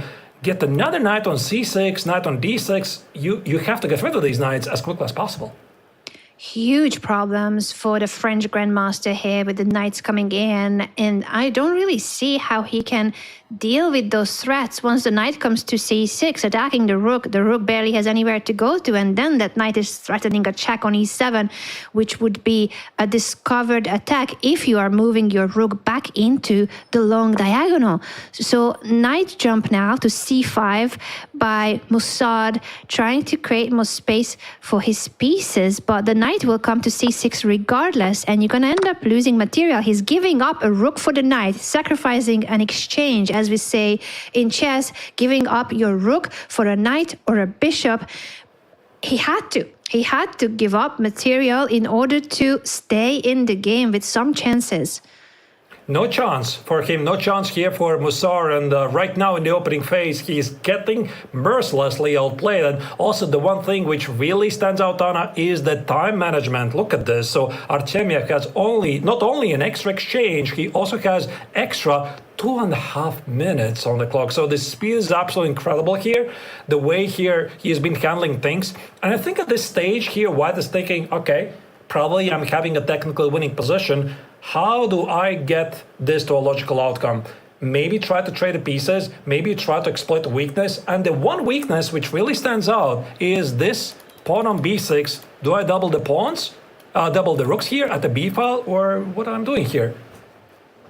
Great question on how to increase the advantage further, but yes, it's so impressive how Artemyev, with the white pieces, has outplayed Jules Mossard completely. This is two grandmasters, two very strong grandmasters. And yes, Artemyev is the favorite, but he made it look so easy to get such a big advantage out of a seemingly harmless position. It was that pressure on the queen's side and the fact that black could not develop that made him lose material. E4, such a great move by white here. He is fighting for space advantage. I guess it also answers what he treats is going to be his strategy. Instead of simplifying, he treats, okay, I have an exchange, I can fight for more. And now I suspect that F4 could be a problem for black, because I don't think you want to take it because white's going to establish a dominance in the center. But Anna, at this level, they're typically thinking even beyond that. So I think here Artemyev is thinking, scratch that, he put the knight on f5 instead. He just noticed a great outpost on d5. He has noticed it and he's maneuvering his knight toward the square. If the bishop were to capture the knight, the pawn will take back, and that opens up the long diagonal for white's g2 bishop. The remaining minor piece for white will suddenly become a very powerful piece, dominating all the light squares. So this is an absolutely difficult and very sad situation for the French grandmaster Artemyev, with an absolute masterclass and even having 2 extra minutes on the clock. So you can't even say, yeah, my position is worse, but I have more time. In this case, it's both the position is winning for white and he's also winning with his better time management. I think what here black is trying to do, Anna, he's trying to set up some kind of a fortress. And with a fortress, we understand a position where you're sitting tight, you're not making any big decisions, and your opponent cannot really make any progress. But I'm not really sure if there is any real fortress here. Now, one of the greatest players in history, Magnus Carlsen, once famously said he doesn't believe in fortresses. And actually here, I would agree with this assessment because the position is still pretty open. King f8, just played by Mossard, makes perfect sense. He's getting the king closer to the action.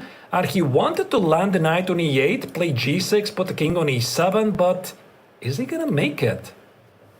Is he going to make it is the big question indeed. And now with the rook coming to d6, there's less pressure on the 6th rank, and also the other rook of white could come to the d5. At the moment, that c1 rook is guarding the c4 pawn, and that's why Jules placed his bishop on e6 to put some pressure on white's pawn structure and make it harder for white to simply double rooks and activate his pieces. But I think also Jules is doing really good work here, to be honest, because he was given this terrible situation. He was outplayed in the opening phase. He had no choice but to give up the exchange. And right now he is setting up what he believes might be a fortress. Look at this, Anna. There was a bishop trade on f5. And what is left with this terribly looking last square bishop? So the Frenchman's idea is to bank on the blockade by one knight is on c5. The other knight is most likely going to be on d7, build a brick wall and say, come and get me.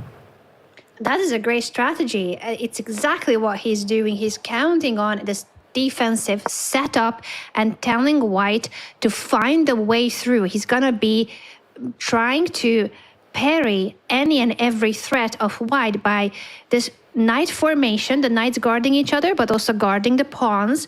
The king is safe behind the pawns, and he could try to activate his rook later. Jules Mossard with the rook on b8 at the moment, not doing much, but it has been helping him to keep his pawns safe on b6. So very safe and solid. Yes, it should be a lost position for black, but you are right, Arturs, that white will have to work pretty hard to find a way through this setup of black.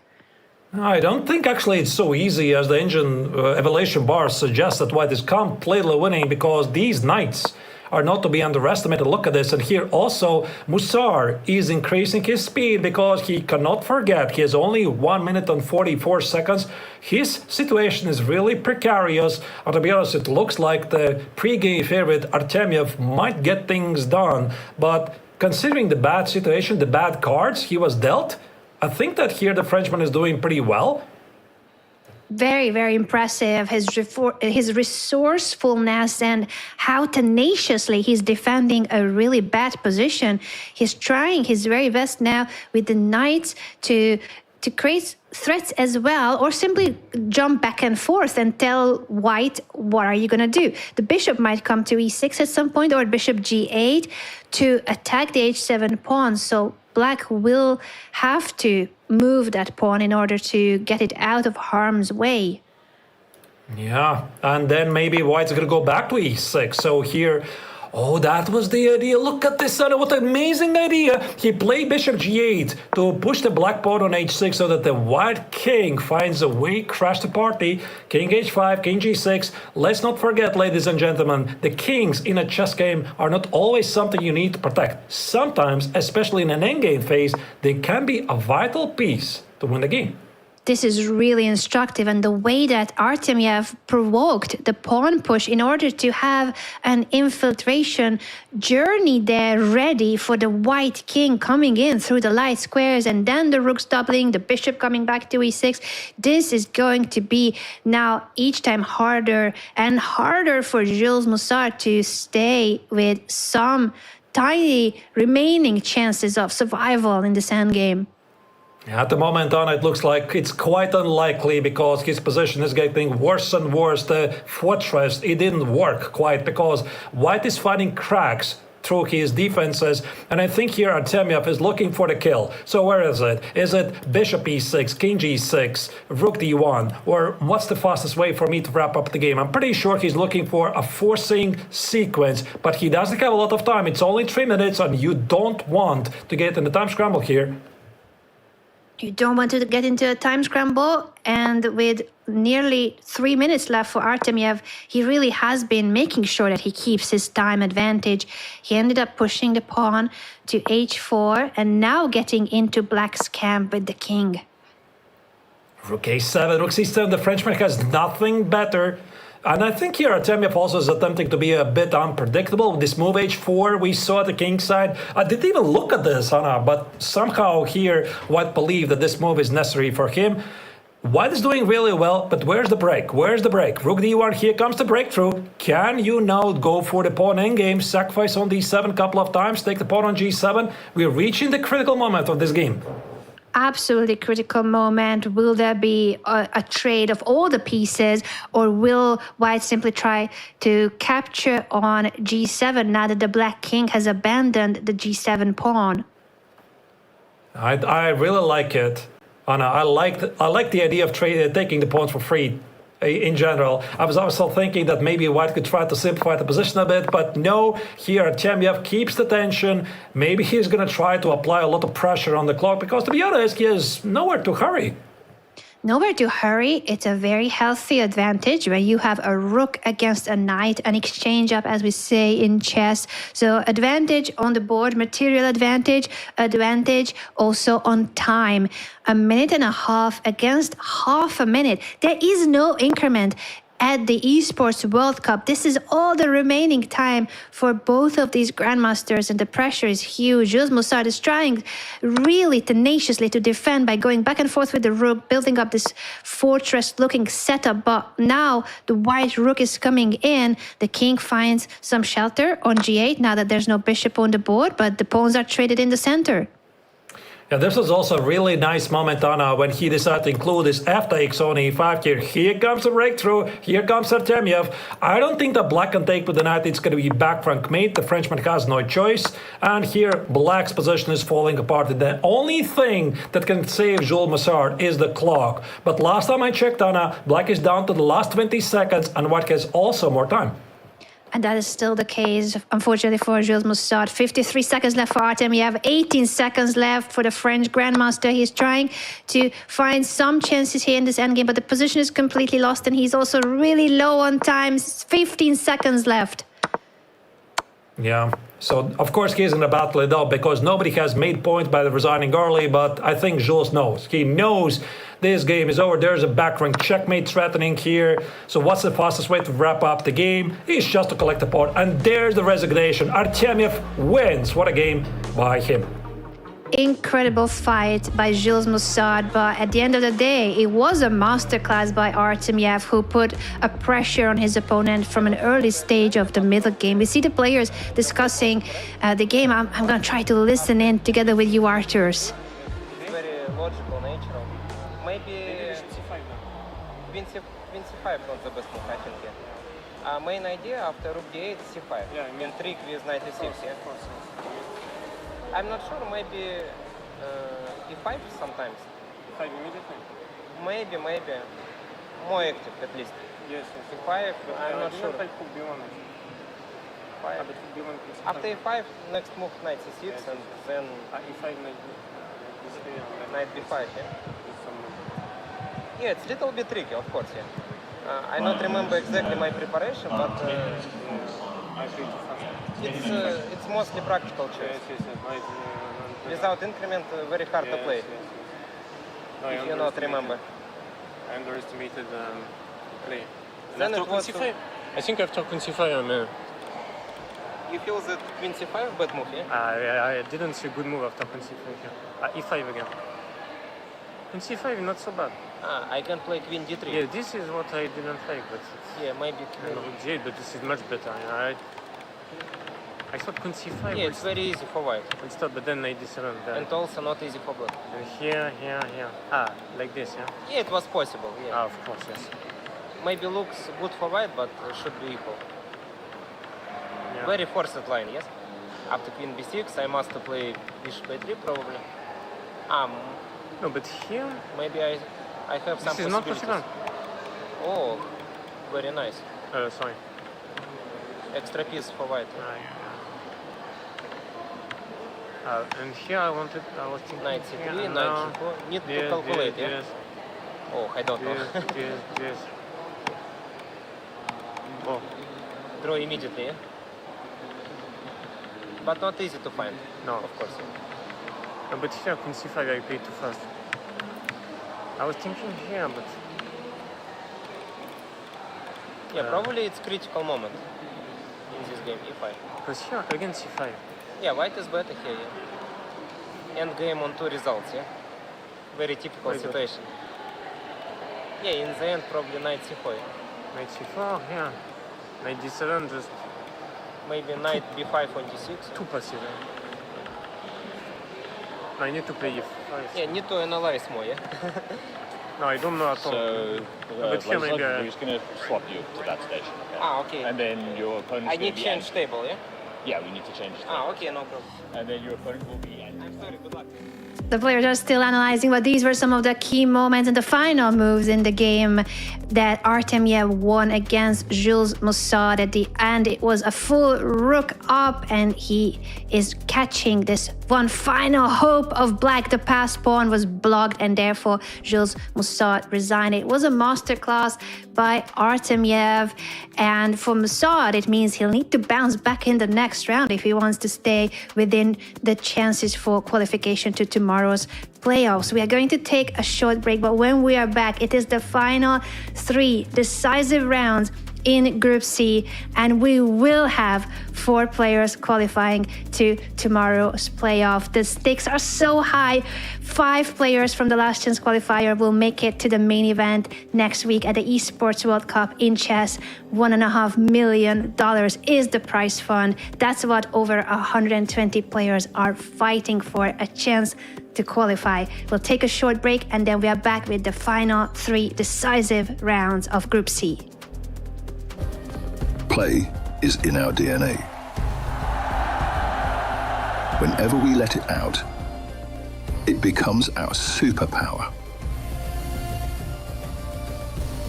Now imagine an entire city being built to supercharge it. Kadir City, powered by play.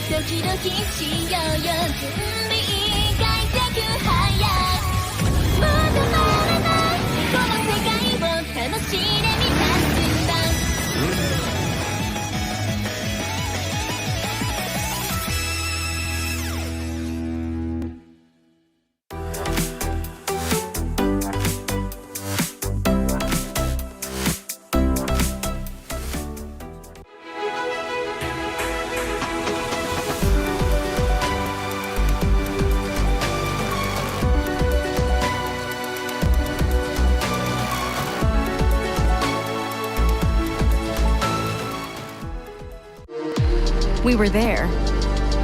For every click, every clutch, every respawn. We were there for the years of grind. And we're here. Now. The proud founding partner of EWC. Powering the biggest event in gaming. Shoulder to shoulder with the world's best. Making history. Greatness deserves a stage. Lenovo Legion. Reach your impossible.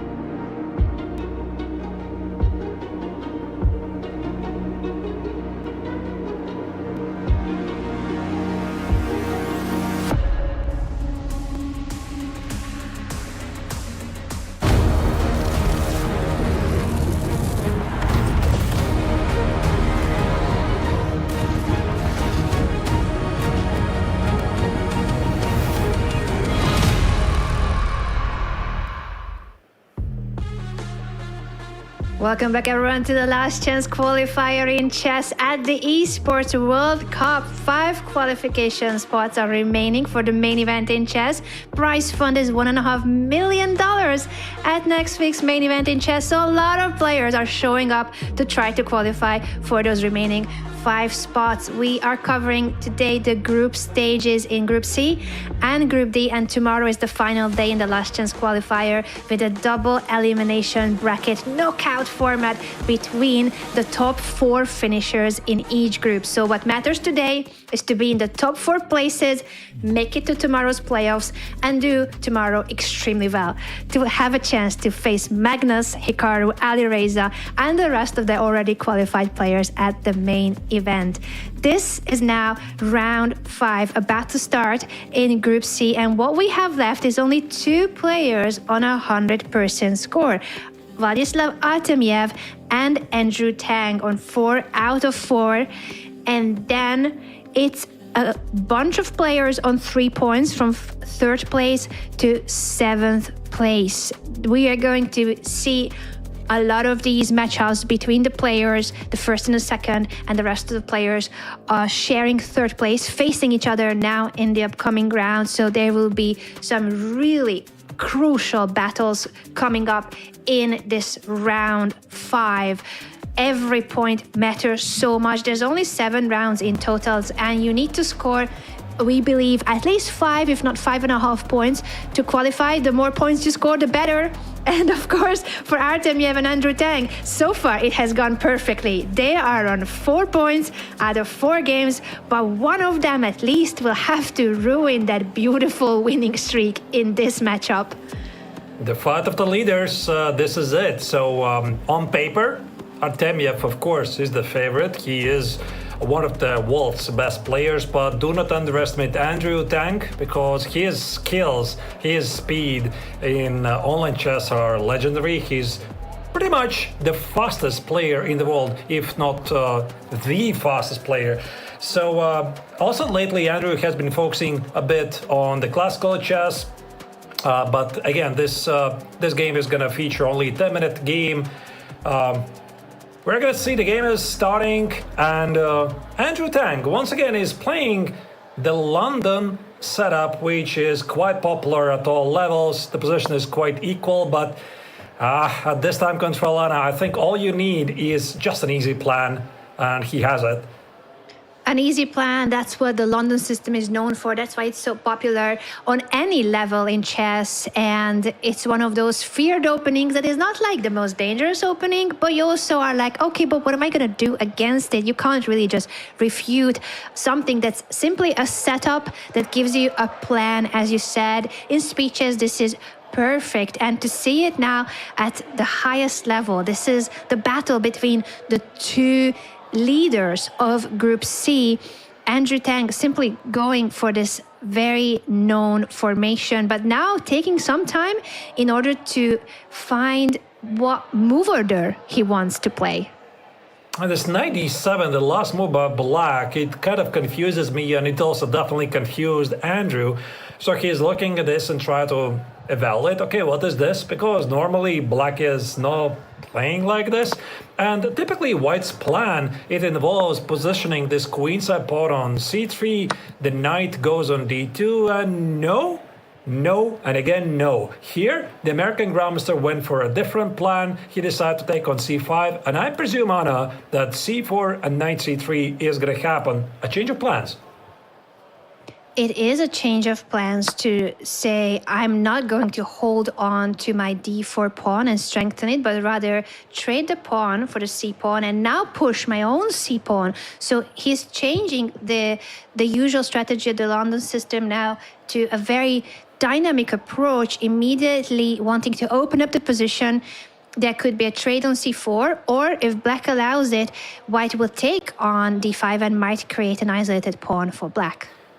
I'm wondering if the fact that this is a fight of the leaders also contributed to the choice, because Andrew Lira likes the London system. He already used it in this tournament against George Meyer a couple of rounds ago. And his idea is just to get a quiet game against presumably a pre-tournament favorite, because Artemiev, this is the guy who has outplayed Magnus Carlsen on several occasions before. He can definitely beat the best of the best. So that's why here, of course, Andrew's choice is understandable. In the classical London, the position we saw before, Anna, the game was quite complicated, and here at least the position opens up. He can trade off some pieces and just get the quiet, slightly better position. I like his choice. I like his choice too. Very solid. And saying to Artemiev that if you want to get me, if you want to win this game supposedly as the favorite, as you said, favorite in the group, but also probably one of the favorites overall in the last chance qualifier, then you're going to have to prove how you can make progress in this very solid position. So at the moment, very calm, very solid. If anyone has an edge, it's a slight advantage for white. Now, jumping into the central square with the knight and posing some questions to black when it comes to the development of the remaining pieces that black needs to develop, and that c8 bishop, especially as you are highlighting. If black were to push the pawn, the knight is ready to jump to c6. Black has got some issues here, and I think that the American Grandmaster has got a pretty nice position. The knight on e5 is a very thematic move for this particular pawn structure. The white bishop on c4, it doesn't do anything, so I'm pretty sure that Tang wants to slide it over to the king side, give it a new role, and apply pressure against the black's queen side, because ultimately, even though we have a symmetrical pawn structure on the board, like you said, Anna, this let's get bishop on c8 is kind of making black's life a bit hard. So that's what I would be thinking about first and foremost. How do I complete development from the black's perspective? How do I bring the bishop in the game? How do I deal with this annoying knight on e5? So many questions, so little time to answer them all. Very many questions, and that's the reason why Artemiev is spending a good chunk of his time on this moment. It is a critical decision, not just what will be his next move, but what is the plan? How is he going to try to develop his pieces and not run into those issues that we highlighted, such as the knight jumping to c6 if you were to push the b pawn. He says, I am retreating my knight. It's not a pleasant decision to make, but at least it is offering a trade between the knights, and that knight for Andrew has been the most active piece. It has been that dangerous piece ready to jump into black's camp. It makes perfect sense. I think that the knight on c5 for black, Anna, was not positioned that well, because maybe you're going to miss some b4 push at some point. So knight e7, he deals with two things at the same time. Potential white's queenside attack and also getting rid of this knight on e5. White is still slightly having a better position, but first and foremost, Andrew here needs to come up with a plan, which is, according to an engine screams that bishop e2, bishop f3 is the strongest move, but at the same time, you also want to bring the other pieces in the game. What about the queen side, rook on a1? What about the queen? What about the rook at f1? Is it obvious that the bishop should go to f3? By all means, no. By all means, no, you're right that there's a lot of questions here now for Andrew as well, and the time is getting more balanced. They're both on 6.5 minutes for all those questions that they have to face from each side of this position. It looks very calm and very solid, and yet you have to figure out a lot when it comes to how is it best to develop the rest of your pieces, and how can you pose questions to your opponent, because you do want to put pressures on your opponent and try to get at least a slight advantage. Can I suggest something funny, Anna, here? Of course, please. Is there room for some legendary sacrifices? Knight takes on f7 and bishop takes on e6? Because I'm thinking, what else are you thinking about? Okay, bishop e2 was played, but I saw an opportunity for white to complicate things, and I'm pretty sure that the American Grandmaster was looking into that direction for a moment, but he decided, no, not today. Let's keep it safe. Let's go for the standard plans. I like his choice. This is also the top choice of the engine. Here, Artemyev is trying to equalize, but at the moment, he's quite not there yet. He's not there yet, and that is because he is behind on development. If that bishop, the light squared bishop, was developed already, then we could say that black has equalized. Right now, it is still time for him to figure things out. He does so by moving his queen out. This is a really good move because it attacks the white bishop, so it gains the tempo, as we say. Then the rook is ready to come to the open file, and then the bishop can be developed too. It's an amazing sequence, really, because normally you would think, oh, I have to bring out the queenside bishop in the game or trade the queens and then bring the queenside bishop in the game. But apparently it was not working immediately. Look at this. Now with white's bishop retreating to g3, black can play bishop d7 because with the white bishop on e5, there was always the idea to take an f6, trade the bishop for the knight, and the black's bishop on d7 would be hanging. Bishop d7 is played, and I think about this moment we can safely say that black has managed to equalize the game. Black has indeed equalized thanks to that very precise sequence of moves with the knight retreat and trade and then the queen coming out to a5. We see the black rooks are finally connected. It is a bishop move that is offering the b7 pawn for black if it was right now Andrew's move to play, but I feel like even in that case there would be some compensation on the b5 because the rook could finally come to b8 and also target the b2 pawn of white. So it's not a simple situation. And finally for Artemyev, maybe he starts thinking, how can I increase my chances? How can I get something out of this position more than just a draw? That's a very good question. So maybe the safe choice, Anna, would be bishop c6. I was thinking about this, like, why not? Trade the bishops. White manages to ruin black's pawn structure, but this allows black to open up the semi-open b file. Also, the knight on d5 has a bit better prospects, but then again, if you look at this position with a fresh set of eyes, I think that white is slightly better because look at this. I have no weaknesses at the queen side. The knight on c3 stands really great. Knight e4. I really like how Andrew has been playing this position, not only in the terms of the good moves, but also the match strategy. He's playing against a very deadly opponent and making a lot of smart choices here. A lot of smart choices indeed. The knight and both knights are maneuvering to more active squares, the black knight targeting the white queen and at the same time defending the c6 pawn. That's a great move also by Artemyev here, defensive and offensive at the same time.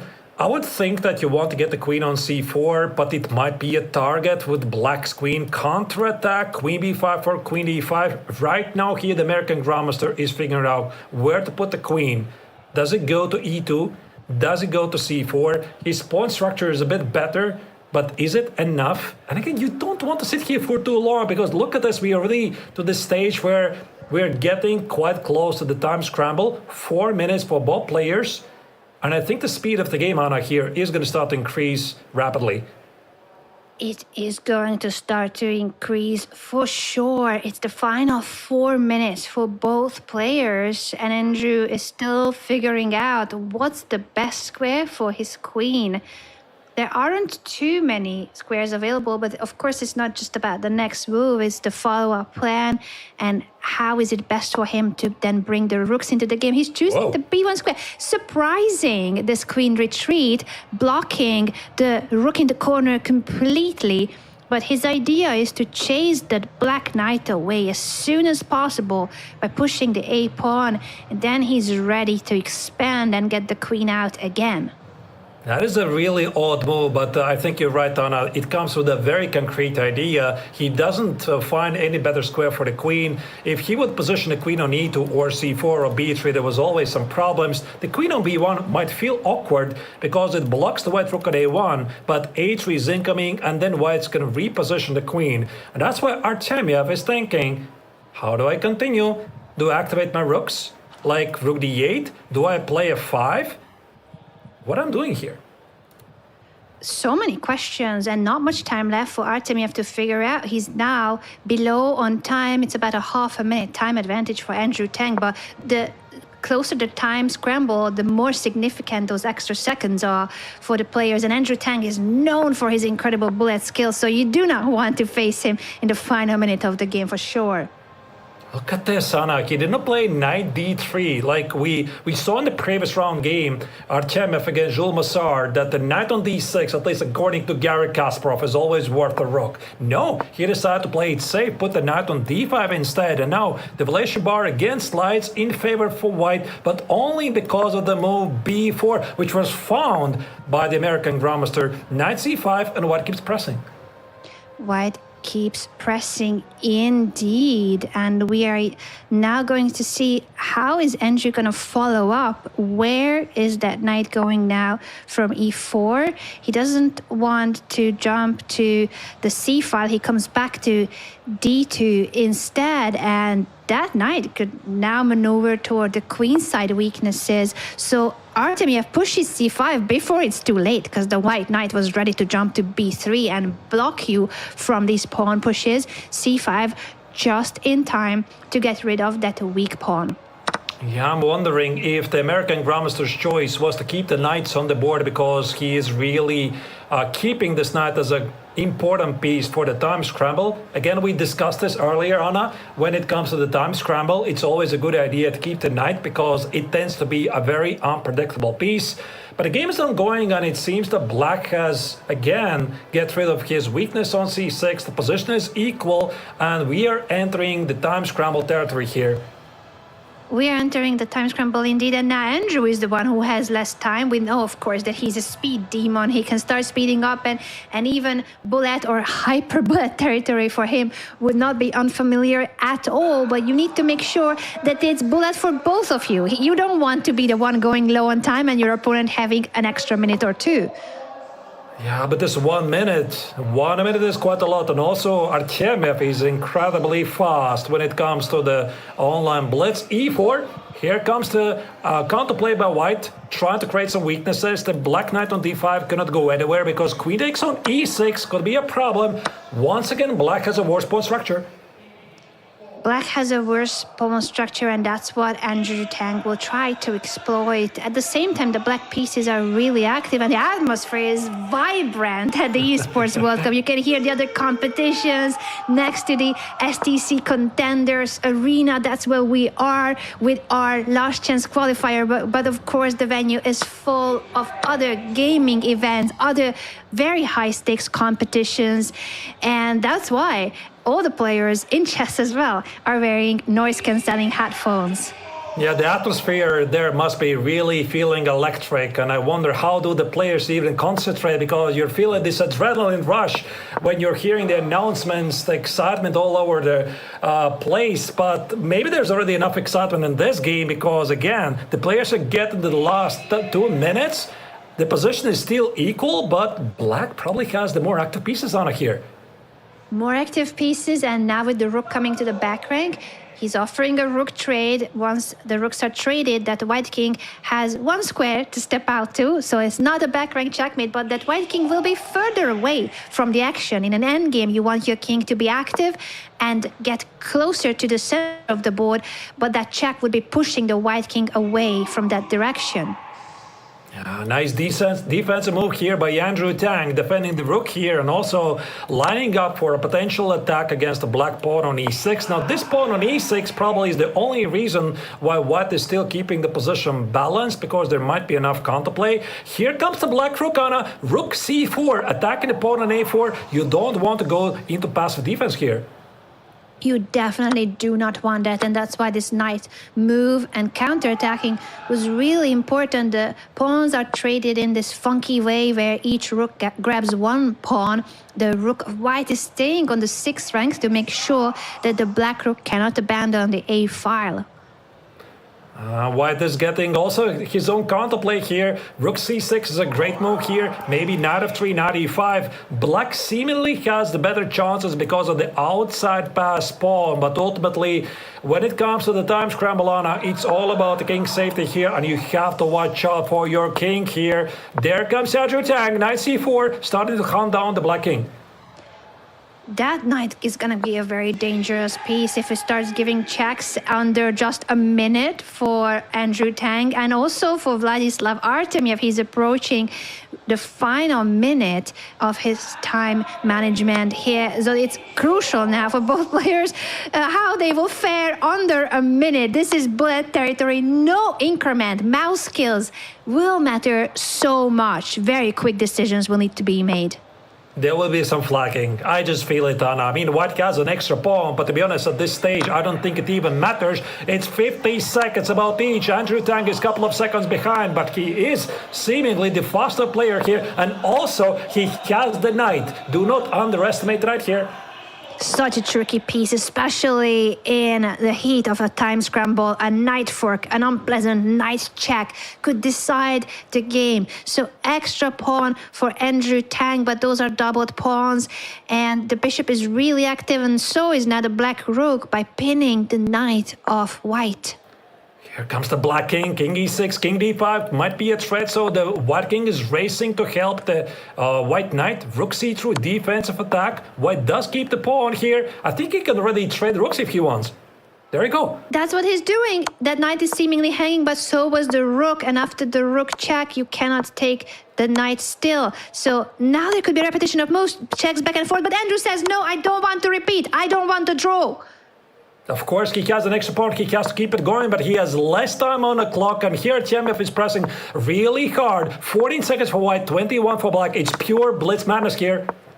Blitz and bullet skills matter here so much now. 12 seconds left versus 17. Andrew Tang with less time, but an extra pawn. Who will prevail in this endgame? Oh, this is really hard for Artemiev here because, again, this knight is such a tricky piece. Here comes Andrew Tang. He has the better position already. More time on the clock, 7 seconds each. Incredible that he went from having less time to now winning on the clock, and he is also winning on the board, at least putting pressure on black. And now finally it's a winning position on the board as well. Incredible bullet skills by Andrew Tang, taking down the favorite in Group C and saying sorry. But this is essentially Andrew Tang at his best. This is why he is one of the fastest players in the world. And look at this, like he was essentially, Anna, at the critical stage below, like 15 seconds versus 25, and yet he flagged him. He flagged him at some point. I think it was Andrew on 14 seconds versus 25 or 26 seconds for Artemiev. So he has managed to flip that time situation fully. 10 seconds of a time disadvantage at the final moments of a game sounds like huge, but for Andrew Tang, he made it look easy, that you can win on time even if you have less time that you start from. But he was smiling a bit there after the game, yeah, and the players shared some thoughts very quickly, but ultimately, really great game there by Andrew, and I think it started with the smart opening choices. He got the better position early on, and Artemiev spent quite a bit of time trying to equalize the position. In the end, he did, but when you're playing 10+0 time control, Anna, it very often comes down to the flagging skills, and Andrew Tang, he has them. I'm just so impressed that he had this much confidence in his flagging skills that even though he had less time, he was the one who didn't repeat moves to accept a draw. He continued the game with less time on the clock and then ends up winning the game on time. So he is also, by the way, right now, Anna, sitting at 5 points out of 5, and maybe he is not yet fully sure that he has made it to the knockouts, but yesterday in Groups A and B, 5 points out of 7 already was enough to make it to the knockout stage.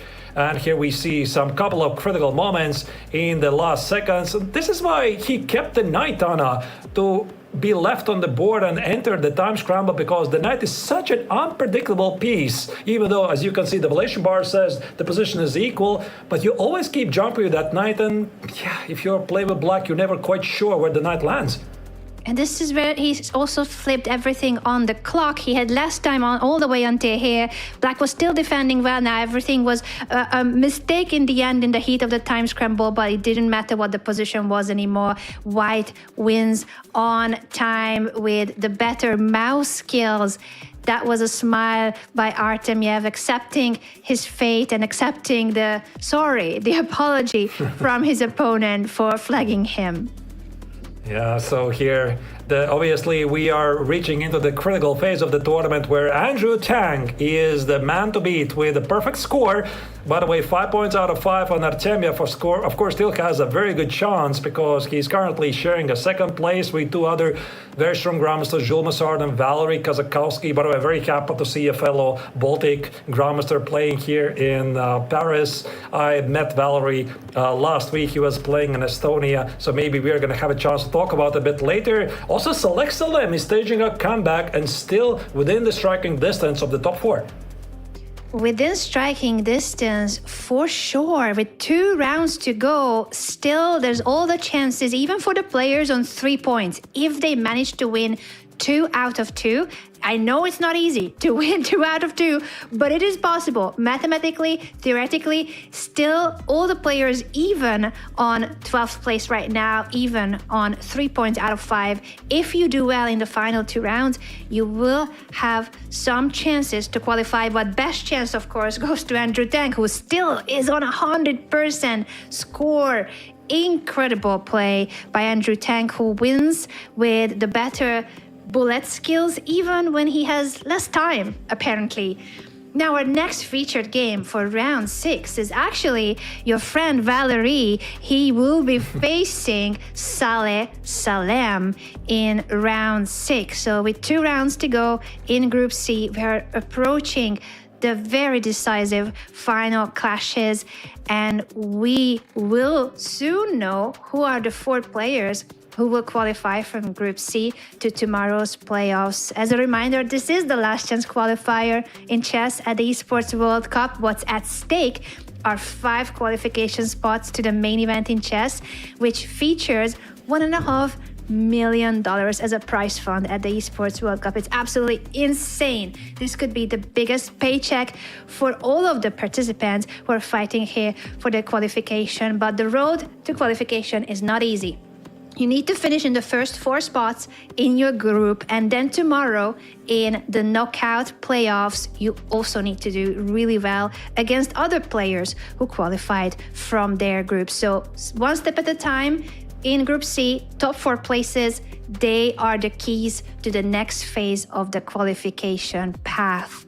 And with 2 rounds to go, Arturs, this is it. We will soon begin round 6, where Saleh Salem and Valery Kazakowski are facing each other. And as you said, Saleh Salem on 3.5 points. He is chasing at the moment qualifying spots. He's on 5th place, just half a point behind Valery. So this game is crucial for both players, of course, but for Salem, if he wins, he can bounce ahead of his opponent.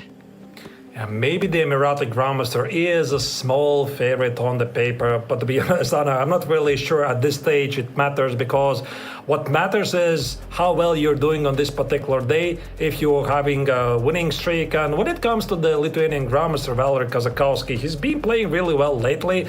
Just a week ago, he was playing in Keres Memorial in Estonia. How do I know this? Because I was doing commentary for the event, and I got the chance to follow all of his games. He finished in the second in the classical tournament, won the rapid event, by the way, ahead of so many Grandmasters. So the Lithuanian Grandmaster comes here at a very good form. Seeing him 4 points out of 5, Anna, it's not a surprise to me.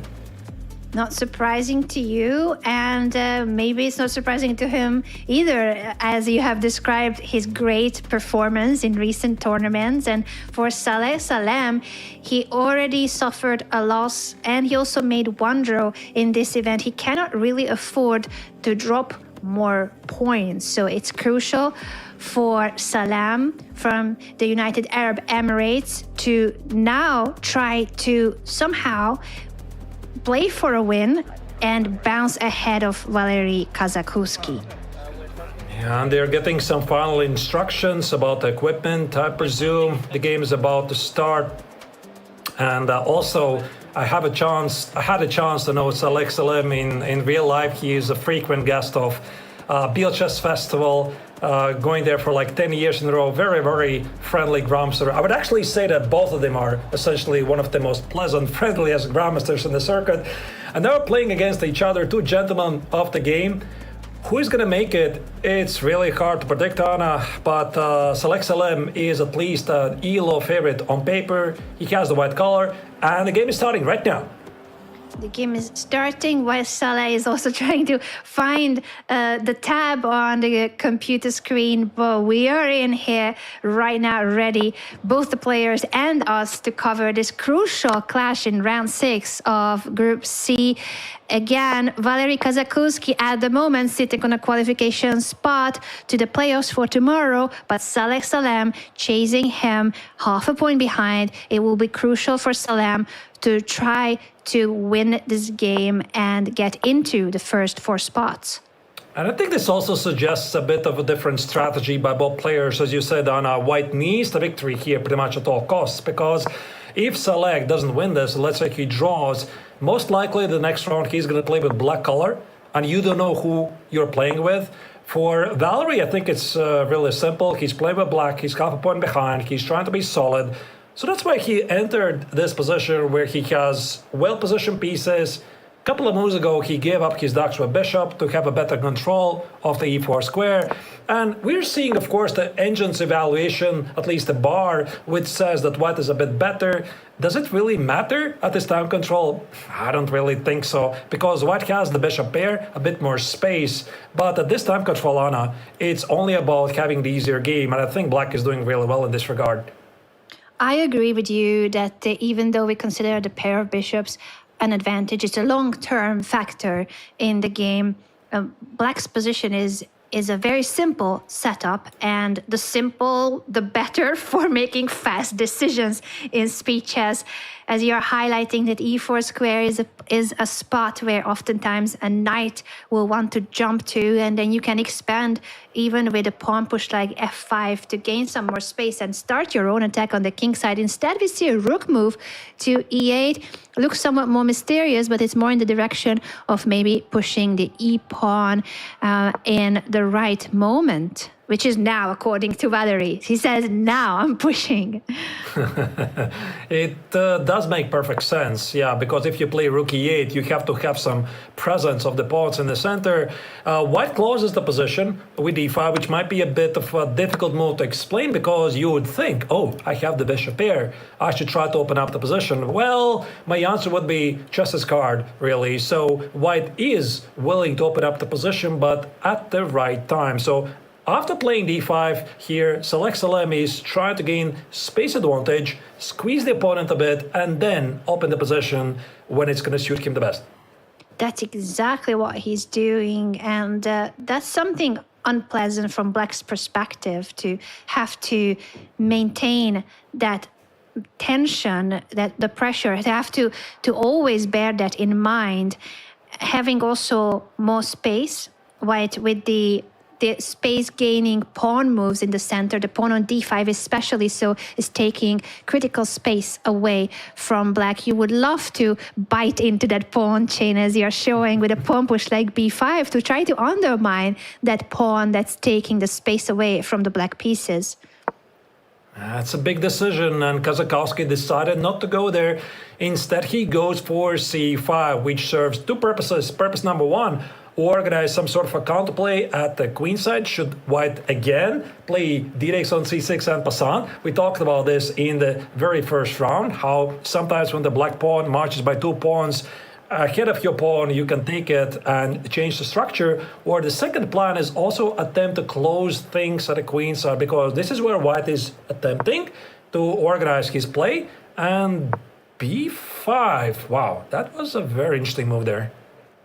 So Salem decides to fully close the queen side. All the pawn structure right now is in the zigzag formation where they are completely fixed. But his idea is that the king side is still mobile. You could try to push on the king side in the right moment. But who is going to try to open up the king side actually? Because now it is Kazakowski who is pushing his h-pawn, saying, I might want to weaken the white king and attack it. You need some sort of a counterplay, I suppose, and that's what he is doing. He's saying, I mean, the pawn in front of my king, it doesn't have to only protect the king, but I can also go and harass the white king a bit. And I would say that most likely black will have to also attempt to toss the bishop from the queen side to the attack. But you cannot do this immediately, because if you play here the bishop on c8, you should not forget about the rook here, which is hanging. And if you trade it first and then put the bishop on c8 here, are you not giving away your entire queen side for this? So that's why it's not so easy here to decide what black should do. But white, I think, is simply playing for some space advantage on this move g3. It very nicely restricts this black knight on g6. That's exactly the purpose of a pawn push like g3, to make sure that the black knight cannot be activated through those knight jumps. But it will be interesting to see what happens if black is trying to provoke that pawn, because it also creates the chance for the h-pawn of black to push h4 and try to weaken at least a little bit the white pawn structure in front of the king. The rook moves to e1, and that knight maneuver you're highlighting, Arturs, I really like. I think that the knight, as soon as it would appear on the f5 square, we could say white is better for sure. So black has now 3 moves before that happens to figure out how he can build his own play and maybe prevent those knight jumps. And look at the last move by black on a rook b8 to enable bishop c8, because the Lithuanian Grandmaster correctly assesses that his kingside initiative is going to be impossible without Latsko bishop, and also he is not willing to give away whatever he controls at the queen side. The evaluation bar still favors white's position a bit, but again, we can't allow this to be fooled ourselves, because according to an engine, it's all about the space advantage. White has it, but I would say that the position is just balanced here. Very balanced and so closed. I think this is one of the closest, the most closed, that's what I was trying to say. The most closed structure we have seen in all of our featured games. Everything is blocked on the queen side and in the center, and there's only some flexibility between the pawns and the king side, but it's hard to push those pawns for both players. Now the rook is coming to the second rank, but the queen can immediately challenge it. We will see black doubling rooks, and that way it's gonna start putting pressure on white, now put pressure on the e4 pawn as well. Not really sure if this was the best thing that white could have done, because he gave up the a file to do what again?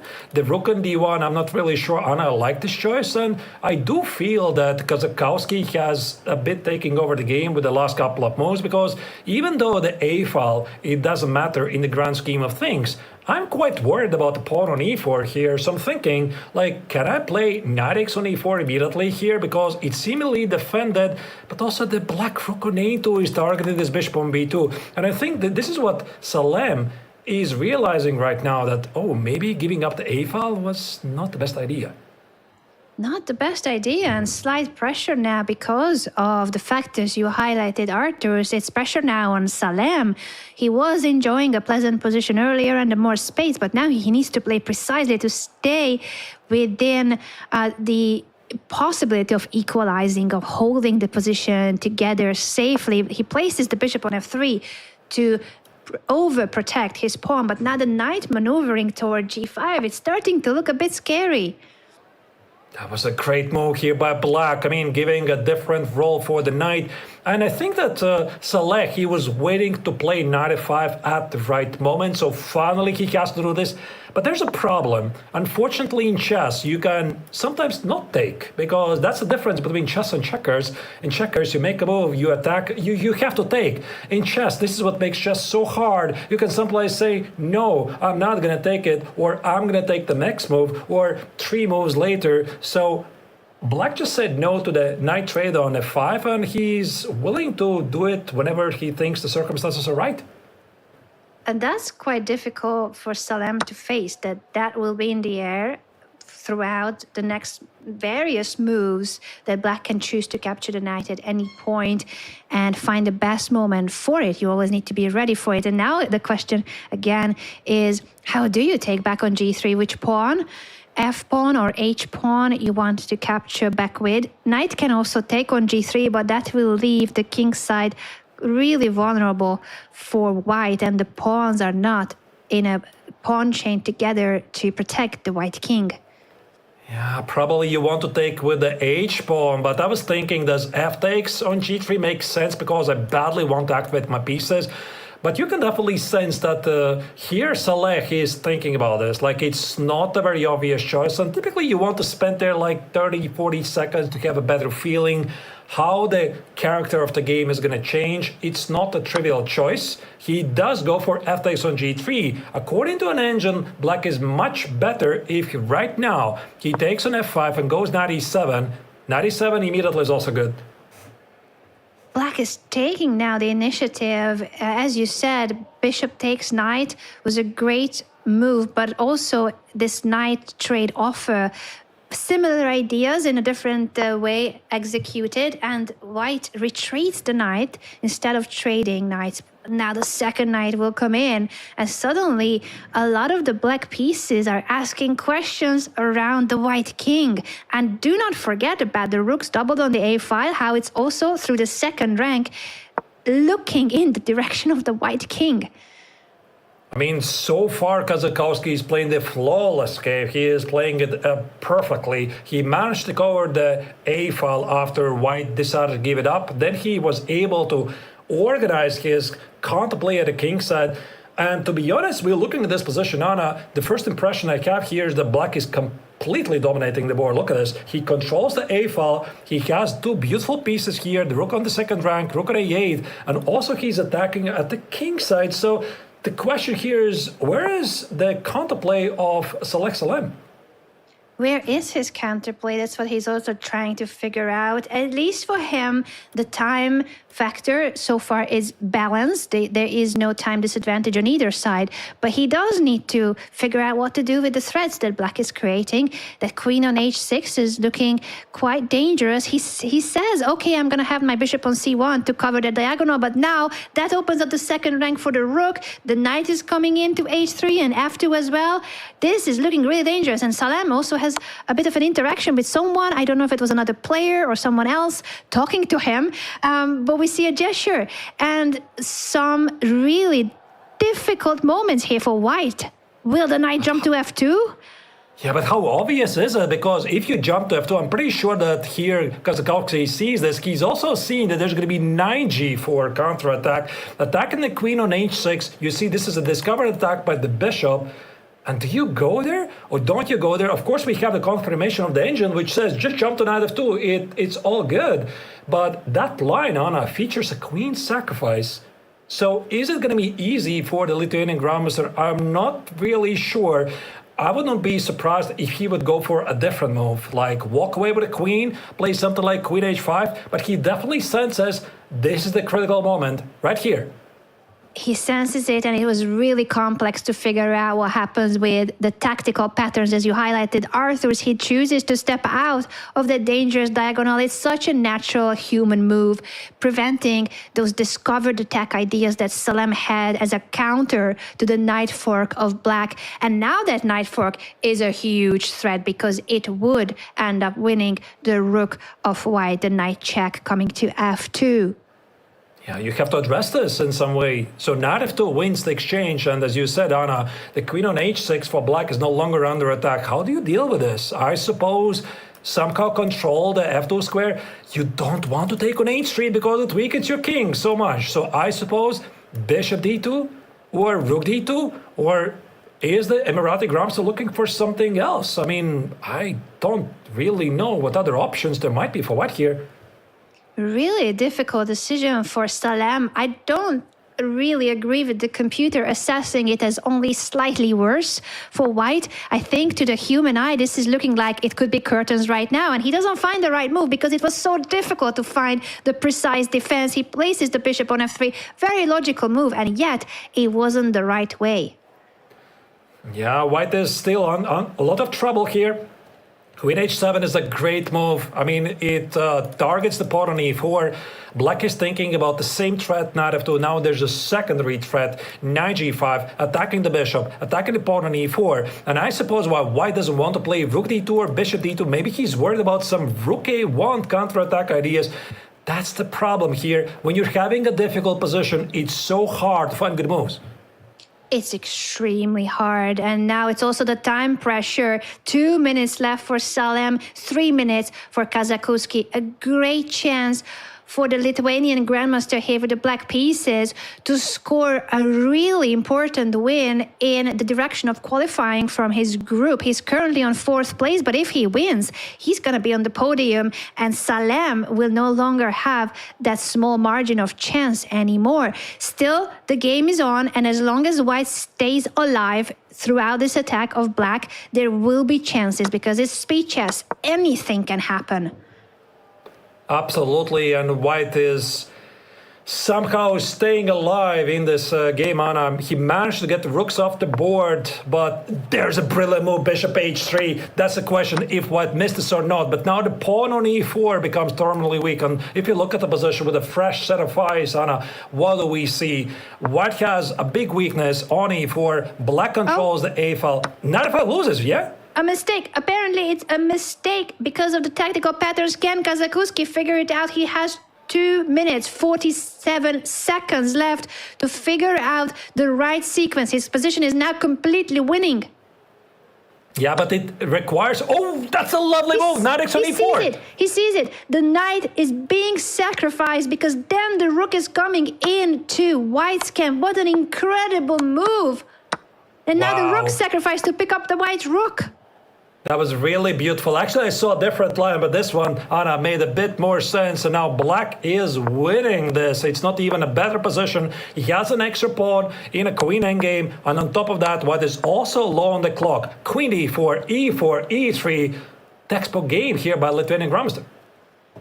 This has been so well played by Valery Kazakuski, and Saleh Salem, he tried his best. He had also posed questions and tactical patterns that would have been a counterattack, but it was always Valery who stepped away from those messy lines and instead chooses a very pragmatic way now with the extra pawn in a queen endgame, more time, winning endgame. Great chance for the Lithuanian Grandmaster to qualify from his group to the playoffs. Yeah, white could have traded the queens, can he now? Because if he trades the queens, then the position enters a winning pawn endgame for black. And that's why, of course, white keeps the queens on the board. But how do you combat this pawn here on e3? And I suppose here white's idea is to get the king closer, eat this pawn, and maybe hope for some perpetual check. And this is why black is erasing those kings and pawns, Anna, to help the pawn on e3. That's exactly what's happening. White could grab the pawn on f5, but that gives up your c4 pawn, and also the queen check on d2 was coming, and then the promotion. That was the bigger deal why the white queen couldn't abandon the c2 square. We see a queen trade, but now the pawn is supporting the e3 pawn in the right moment. Connected pass pawns for black. I think this is it. And considering the speed, how Kazakuski quickly traded the queens and played a 4, he realized that his pawn game is just winning. So these two pawns, they support each other. And I don't see any tricks. Okay, here g4 played by Salem, attempting to set up some kind of a fortress, but I don't think there's any fortress because look at this. I think here black can sacrifice the pawn, e2, king e4, and crash through white's defenses. That looks like is the key move to give up the pawn because that will allow your king to enter white's camp further. This is a crucial moment in this king and pawn endgame for Kazakuski. Will he sacrifice the pawn? I mean, he might also try to flag because white is down the last 15 seconds. He's giving up his extra pawn because now the black king enters the white camp and threatens f3 check and king f4. Maybe last hope for white, h4, g5, organize a pass pawn. He's backing on this, but no, I don't think so. This was a very precise move by black. King f4, king f2, take on g4. King e3, it's still losing for white. Kazakuski is taking his time, making sure that he executes this winning sequence precisely. He moves his king to the central square rather than capturing the pawn. Yeah, I think he can just push the f-pawn forward. And here comes the counterplay by white. It's going to be coming a bit too late. Nothing can save white's position. In case he even manages to salvage this, he's going to lose on time. And there's the resignation by Select Salem. What an amazing victory by Valery Kazakowski, who currently sits at a fantastic 5 points out of 6 on that.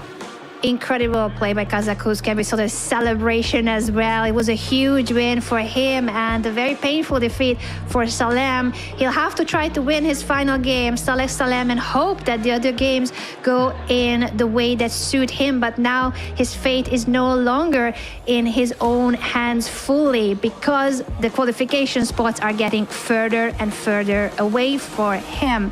While for Valery Kazakuski, he is looking great for the playoffs for tomorrow, stepping now on to 5 points already, as you mentioned, Arthurs. He's chasing the very first places.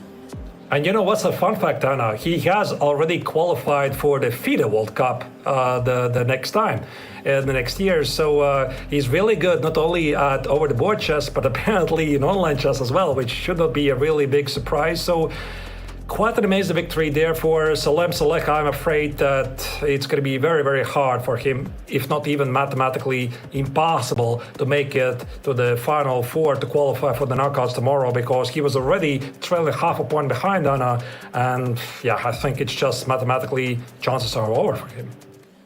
Two sides of the same coin. We have one happy player, Kazakuski, looking into already tomorrow's playoffs, and Salem maybe still with a slim chance, but it's now almost looking like a mission impossible. With only one round to go, we will wait for the remaining results to come in, with this round 6 being such a decisive, crucial moment in Group C. 7 rounds in each group, and you need to finish in the top 4 places to make it to tomorrow's playoffs. And what's at stake are 5 qualification spots for the main event at chess at the Esports World Cup. These were some of the critical moments in the game. That knight jump was a mistake, and Kazakuski spots it. The knight sacrifice, and later this very well executed king and pawn endgame, where he gave up a pawn in order to get his king into white's camp and essentially converted impeccably. Yeah, this was a really great play by Kazakowski in such a short time frame, spotting tactical resources as knight x. Look at this, like the fist bump. There you go. I did this because I think he also senses that perhaps it was this victory that allowed him to qualify for the knockouts tomorrow. And here you do see the standings before the final critical round, because Artemiev is no longer with a perfect score. He has suffered a loss, and right now there's exactly 4 players 5 points out of 6. So what does it mean, Anna, for everybody else who has 4 points out of 6? Like, oh no, it's going to be really hard for any of them to qualify. It's really looking like the 4 players who are currently on 5 points have an incredible chance to qualify. Of course, the final round will still matter, and if you lose that final game, then the rest of the results will come into play. But for our top 4 players, their destiny is in their hands, and even a draw would mean qualification for them. Easier said than done. You can't just say, okay, give me half a point. There's a speeches game to play with high stakes, and everyone on 4 points will try everything they can, risk as much as possible if needed, because if they get to 5 points, maybe they will have a chance. A lot of these players will be facing each other, and you might be grabbing a point from someone who is ahead of you. So this final decisive 7th round is coming up next. Yes, looking great for the top 4 players at the moment, but it's still not written in stone that they will qualify. Jumabayev, Yurovsky, and Leiva, those 3 players will be trying to upset their opponents, especially if they are facing some of those players on 5 points. For Saleh Salem on 3.5, this is like a really tough situation. I think a lot of results would need to go his way for him to have any chance. No, sorry, my math is very bad. I don't think he can qualify anymore. It's too many points and with 1 round to go. Yeah, unfortunately, Saleh is 1.5 points behind the leaders. He can't make it anymore. And I think anybody else who doesn't have 4 points, those three guys, Renato, Alexander, and Gianmarco, I think they have theoretical chances only because the 1 point difference is quite huge. So they would have to face those leaders. And we might actually see some quick draws in the final round between the leaders because I mean, their goal, Anna, is to make it to the knockout stage tomorrow, to make it there. I'm not really sure they're going to be taking some risks, but we're going to see. We're gonna see, and also the placement in your group matters. The top two are going to the upper bracket in the playoffs, and the third and the fourth place will go to the lower bracket for tomorrow's knockout. So it does matter if you finish in first or second or third or fourth, and that will have to be on their minds as well, whether they want to secure their place just to qualify, or will they try for more? Will they want to finish in the very top of the group and say, I'm first in the group, so I have the best chances in the playoffs? We will see now the pairings soon for this final decisive round, and which one will be our featured game. There is so much on the line. Yeah, there's so many great games to choose from, but we basically have to choose one. 4 leaders, 5 points out of 6. So Andrew Tang did suffer a loss in the very end. He was running with this perfect score, 5 victories in 5 matches, but finally he met his match. Nobody is yet secure, and that's what I love it about this format. Yesterday's experience, Anna, it says that with 5 points it should be enough to make it. Well, it might be still the case today as well. Could be the case, and also the case was that in both Group A and Group B, the players that entered into the final round by being in the top 4 places, they stayed in the top 4, which really shows that they truly were the 4 players in the best shape. They maintained that great performance throughout the entire tournament. Will it be the same in Group C, that our current top 4 will be the 4 players qualifying to the playoffs, and who will qualify on which place? And as we said, it does matter for the playoffs, whether you are first, second, third, or fourth. It does matter for the seeding in the brackets. And we do have our final round about to start, and we are going to be following Andrew Tang. He is one of our tournament leaders here in Group C at the Last Chance qualifier. And his opponent is international master Gianmarco Leyva from Peru. He has traveled all the way here to Paris to give his shot to make it to the final stage. Andrew plays with the white color. My guess, Anna, is that they might again play some sort of a London, because so far it has worked really well for the American Grandmaster. Why not again for the critical game here? I think so. I think the London system has worked very well for Andrew. I agree. And for Gianmarco Leyva, he's in one of those situations that we described when we were looking at the current standings. He's 1 point behind the currently qualifying players. So for him, it's absolutely crucial to try to play for a win, even if it's against a very strong opponent, one of the tournament leaders in Group C. But for Leyva, his only chance to qualify to tomorrow's playoffs is literally if he takes down Andrew Tang. Yeah, it's going to be really hard for him to do this. And maybe you're right, what you said before, Anna, is that perhaps Andrew is not going to go the safe route, because what's at stake here is also getting to the upper bracket in the knockouts and not the lower bracket. So the placing in the final rankings, it does matter. So I think what here the American Grandmaster Andrew Tang is going to do, he's simply going to play it a game, see what happens. But no, we're not getting a London on the board. This is the Ninzo defense. One of the most popular opening choices from the White's perspective, where White is threatening to grab the center and somehow get away with this. He has chosen a different approach in the opening. Of course, Grandmasters know so many openings. They study so much chess that they are able to do this, while me, my whole life, just playing the same opening. Not the case here at the Last Chance qualifiers, as we see a different approach by Andrew Tang, and now he's placing his bishop on d2, so there's no longer a pin over the knight on c3. That was a very interesting choice. He decided not to grab the center, which, by the way, he can still do. Black very quickly responded with a move b6. So essentially, in this game, there's a big battle over these 4 squares. And white is not fully decided. I'm pretty sure he sees the move e4, but it might become a target a move later. Maybe there's a more careful move, like positioning the central pawn to e3 or playing a3. White definitely has choices here. Many choices, and that's the reason why Andrew Tang is spending a bit longer time here to choose which way he wants to proceed, how to develop the rest of his pieces, what setup to go for. Spoiled for choices, but you're going to end up having to pick one. And he goes for the central pawn push, e4. Yeah, it felt to be the critical choice, Anna, here. I mean, if you can grab the center, take it, and think about the consequences later, you can always reinforce it with your kingside bishop. And again, black has some choices here, so I think that since his king is so well tucked away at the king side, relatively secure, black could fire up things in the center. I'm looking for some sort of a pawn break. Is it e5? Is it d5? Is it c5? Well, there's many choices, but you can choose only one. You can choose only one, and how quickly you choose it matters a lot in speeches too. So I think it's key for Leva to not fall much behind on the clock. Against a player like Andrew Tang, you don't want to have less time. In fact, you're going to try to have more time, because Andrew has already proved that he can flag his opponents even if he has somewhat less time in the final crucial seconds of the game.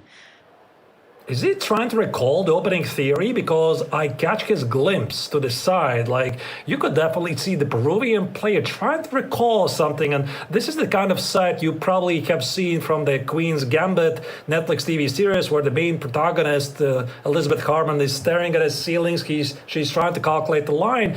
And it's a very common sight in over-the-board chess, because sometimes you want to take your eyes off the board and try to recall what does your preparation say about this line. I'm not sure, Anna, if he remembered or not, but bishop b7 and e5 is on the board.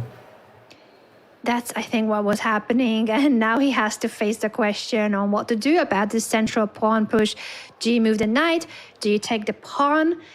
Black can also capture the knight on f3 as an option if he wanted to double the pawns of white on the king side. And also there's the option, as you're showing, that the other bishop could capture the c3 knight as well. So many trades are possible here. Which one is the best way to proceed is the main question. Yeah, e5 is a very aggressive move, Anna. I would have thought that Andrew maybe wanted to keep things a bit more under control with the move bishop d3, but apparently there was something that he quite did not like. And according to an engine, which I have it on here, it says that black has 2 good choices here, which is to capture here on e5, take on c3, and anchor the knight on e4. Or the second choice is very similar, take on c3 immediately, occupy the e4 square, and have a beautiful outpost. Is it very obvious? I'm not entirely sure, because I kind of like this Daxweb here, Daxweb bishop here on b4, but yeah, I guess we're going to see. We're gonna yet to see, figure out, and Leva has to figure it out too. He's spending quite some time here to calculate the most precise variation and what is the best way to follow it. It did look like he was trying to recall his preparation and what he knows of these variations. He was again earlier looking a bit to the left, trying to recall from his memory what he knows about these pawn pushes. And now with the bishop on d4, escaping from the capture square, it is black to now try to develop the rest of his pieces. He first places this knight on g5 to target the f3 knight and undermine the defender of the d4 bishop. I like this. That's a great move. I also like it. And here, Andrew very quickly played bishop d4, because I think that he needs to keep the bishop pair on the board, because he has it, and obviously black does not. But the knight on g5 seriously undermines the integrity of white's position, because you see this bishop on d4 suddenly is very difficult to defend. And I'm thinking, Anna, do I like actually knight g5, queen g5, or is there room for a long castle here? Play a gambit, take on f3.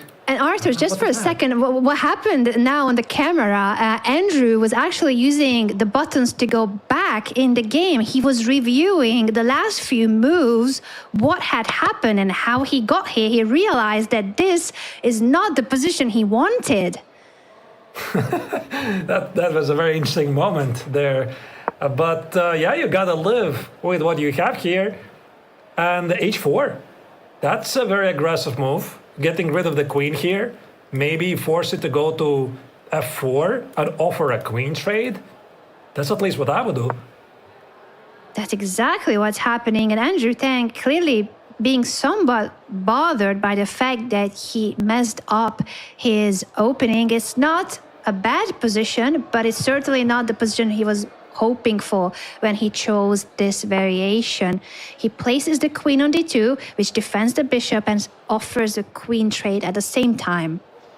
I think it's a good choice because the white king in the center is feeling quite vulnerable. You could have castled the long side, and of course, if there's going to be a queen trade, white will lose the castling opportunity, but ultimately it's all about the king's safety, and I think that the white king is going to feel just fine in the center with the queens gone off the board. So if I'm sitting here from the black's perspective, I want to keep the queens somehow, but the question is, can I do this? Because if I walk away, white might just castle the long side, and I could regret the choice later. That's something that Leva has to take into account here, and that's why he's spending quite a long think on this decision, whether to trade the queens or keep them on the board. And if you were to keep them on the board, where do you go with the queen? There's not too many squares available for that black queen. Queen e4 looks like a good choice to me. So maybe he's still not minding the queen trade, but perhaps under his terms. Queen e4, maybe Queen e3, insist on the trade. Black needs to complete development of the queen side as well, right? This knight on b8 has not yet said anything in this game. No, and it's the case also for white's bishop and the king side, also the uncastled king for Andrew Tang. It's a very peculiar game where there has been an early opening in the center and also these checks coming in, while both players are still somewhat undeveloped. Big moment here for Andrew Tang.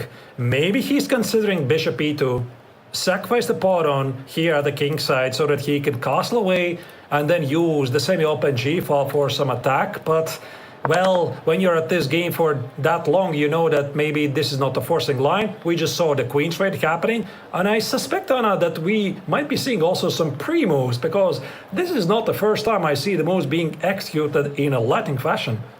Lightning fashion, that's what Andrew Tang is known for. The more we approach the final minutes of the game, the more we are going to see those pre-moves, as you said, and he has incredible bullet and even hyper bullet skills. You don't want to face Andrew Tang in a 1 minute versus 1 minute, but I'm afraid you also don't want to face him in a 30 seconds for him, 1 minute for you. He still might flag you.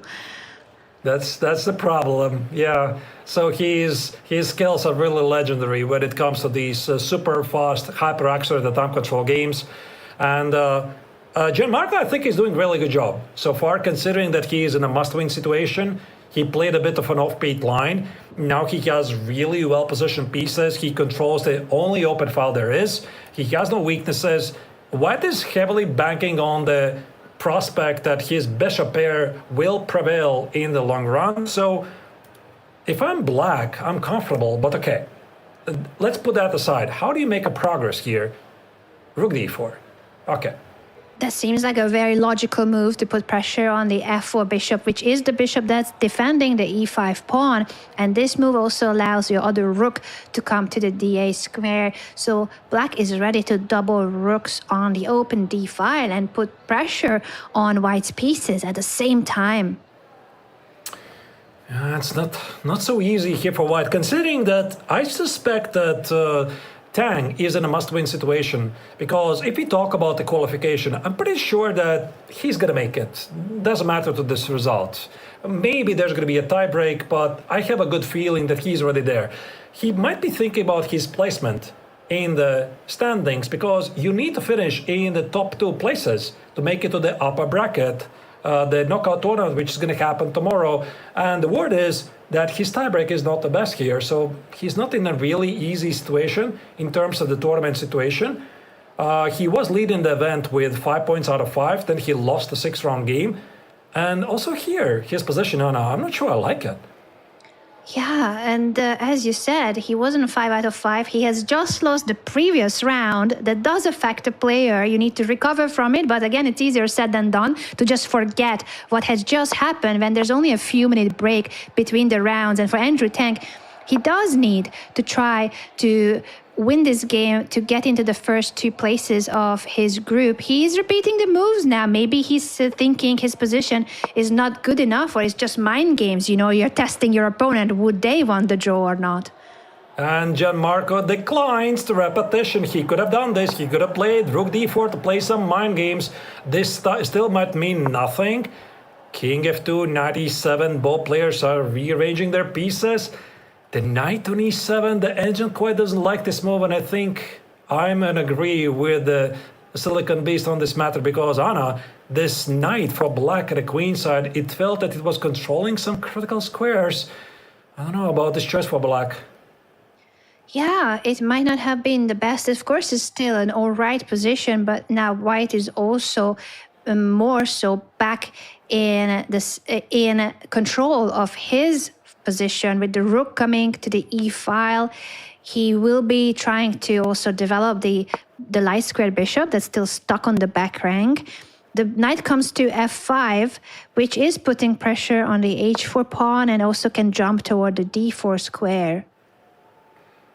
Yeah, so he went all the way around, potentially landed to d4 anyway. So according to the evaluation bar, the position still remains level. But the one thing which really stands out by white is he's desperately trying to keep those bishops alive, especially the dark square bishop. So I think that for the American Grandmaster, his dream would be somehow maybe trade a pair of rooks at the d file. Let's say here, trade it so that there's less pressure, or maybe even both rooks, and then rely on the bishop pair in the long run. Is it gonna work? I'm not sure. I'm not sure either if it's gonna work, but for now he really is trying his best to keep that dark squared bishop on the board and the pair of bishops in general. f6, again chasing the bishop. The bishop has to retreat all the way to the back rank to not allow the trade of the bishop. What about this pawn on h4? That's quite a big weakness, and this is why black went for this f6 break in the center to weaken the h4 pawn, which he did not take it because after the trade, white will be able to recapture back immediately. I love his move, Sana. c5, securing outpost on d4, and c takes on d4. The pawn takes there, and therefore now black has a passed pawn. The bishop is creating a blockade on the d3 square and targeting the black knight. But now we see a knight maneuver again. Where is that knight heading? Is it going toward the king side? Is it going toward the queen side? So many options here for black, and the time situation, it's somewhat of a time advantage for the Peruvian Grandmaster with the black pieces, but Andrew Tang is such a speed monster. You need to have a bigger cushion of time if you want to face and match Andrew Tang in speed chess. But I have a feeling, Anna, that currently black is outplaying Andrew Tang. That Gianmarco here is doing a really good job so far. I love this last move that he played, the c5, capture on d4, establish himself this powerful chain in the center, because if black will be able to do what I suspect that he wants to do, play f5, e4, push those central pawns, who's going to stop them? Because they just keep rolling forward. And this is what's happening indeed. Black spent some time on the bishop maneuver to offer a bishop trade, but that gave Andrew the time to push c5, and he's still evading from any trades. He wants to keep the pair of bishops so badly, and now he's up on the clock as well. Tables are turning. Slightly better position for the American Grandmaster with the white pieces here, and also somewhat more time. Yeah, the position has improved in the last couple of moves for white here. He has opened up the queen side. This last idea of him pushing the queen side pawn to open up the c file is definitely making his position a bit better than it was before. And black is he's trying to carry out this idea to create two strong pawns in the center, but he's quite not there yet. Not there yet, and that is the issue here for Leva, while the white pawns on the queen side, they are about to advance. And if you get b4, a5, that is a pass pawn supported by the pair of bishops. We're getting really, really in a dangerous territory here for the Peruvian player, because we already saw this happening in the previous rounds, that you don't want to play against Andrew Tang in a time scramble here, and here comes Black. He's about to push the central pawns forward, and Andrew Tang immediately responds with b4, a5, as Anna, you suggested. The outside pass pawn for white, it's going to be really hard to stop.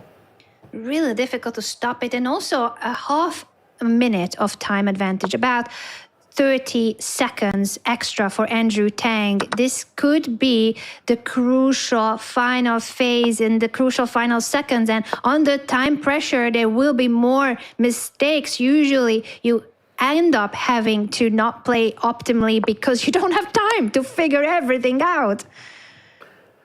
You don't have it, but Andrew has a bit more time. He has like extra 40 seconds. Now this king move apparently wasn't the best. This is when people start playing not the optimal move. There was no time for the Peruvian Grandmaster to figure everything out correctly. Yeah, White's bishops start to get even more power, and Black is just not quite there yet to push these pawns. I don't know why he is hesitating to do this. Maybe he senses that these pawns are not going to go very far. White already can pick up this pawn on h5, and then essentially Black will be trying to stop those disconnected pass pawns at the king side and the queen side, and it's happening. It's happening indeed, and now it's too late for Black to push in the center. The h-pawn is gone. Extra pawn for Andrew Tang, who, with a win, will have a really good chance to not only qualify to tomorrow's playoffs, but be in the first or second place, which means an upper bracket qualification, better chances in the playoffs. The game still goes on. Leva is fighting, trying to stay in the game, but he only has 35 seconds left and a completely lost endgame. Yeah, that last move here by Andrew Tang, king d3, was a brilliant move, because he's eliminating the pawn on d4, and maybe he's even gonna snatch more. This pawn here for Black is vulnerable, and look at this White's Knoxwood bishop. It's holding all the keys to White's defenses. This e1 square is defended. Black cannot promote his pawns. Black cannot, and he knows it. There was a smile by Leva, just acknowledging what has happened. He knows he played really well earlier, but under the time pressure, he ended up making mistakes in the endgame, and now it's the time and the position both signaling that Andrew Tang is about to win his 6th game in this final crucial round in Group C and qualify to tomorrow's playoffs in the upper bracket, most likely. And I just love the pause that he takes right here, because he senses he's really close. He's got this. He's very, very close to qualify for tomorrow for the upper bracket. But you still need to make the final touch. But he's spending already like 30 seconds here. He pushes g3 to undermine the f4 pawn. Quick knight jump by Leva to target the bishop of Andrew. That's very precise play here by White. I think you can just even snatch the pawn on e3. 25 seconds here. Andrew is really sure about his flagging skills. Of course, he is technically winning, but his time... Look at this, Anna. His advantage is gone. His advantage is gone in time, and also the position now is no longer that much winning, because Black is about to grab the g4 pawn, and the last pawn is guarded. The promotion square is prevented by this light square bishop. It's a drawn position, but can it be decided other than flagging? No, it's gonna be the flagging skills. 11 seconds versus 3 seconds. Andrew Tang about to win the game on time. Yeah, Black can't do anything, because every single move he's spending 0.1 seconds, and ultimately Andrew Tang does it. He does win the game. Maybe not the way he really wanted to do this, Anna, but as they say, a win is a win. A win is a win. He did have a winning endgame, but eventually he made a mistake too under time pressure, and the game was decided because of the time of Leva getting that flagging moment at the end of the day. It's part of speeches. It's part of the Esports World Cup.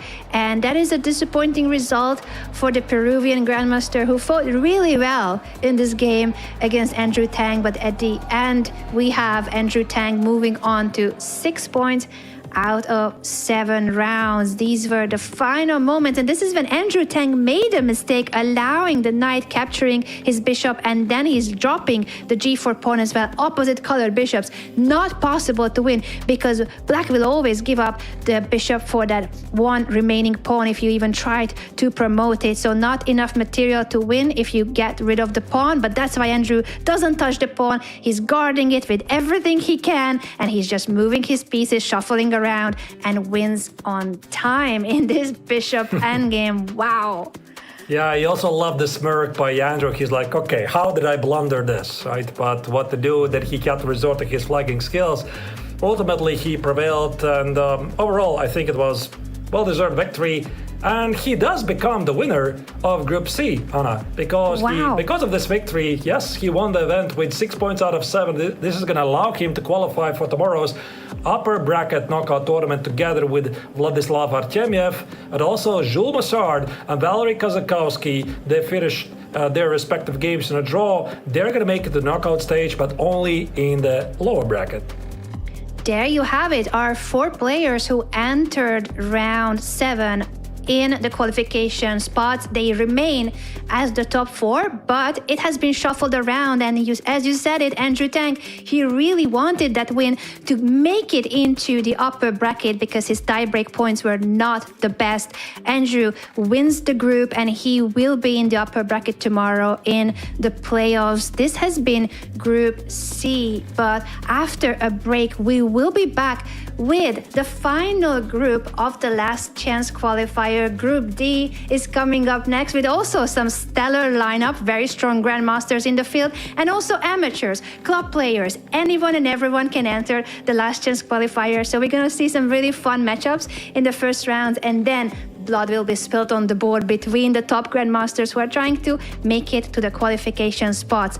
This is the Esports World Cup last chance qualifier. Everyone wants to be there next week for the main event in chess. It is $1.5 million at stake at the main event in chess. 5 qualification spots are left, and that's what all the players here are fighting for in the last chance qualifier. We'll take a break, and when we are back, the final group will also start their competition for the qualifications for tomorrow's playoffs. See you on the other side of this break for the final group stage.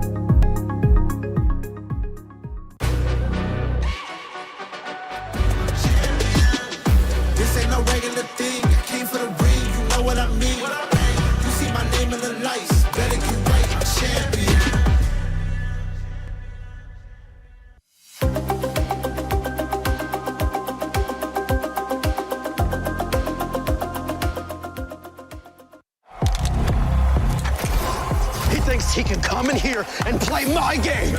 He knows nothing. Let's go!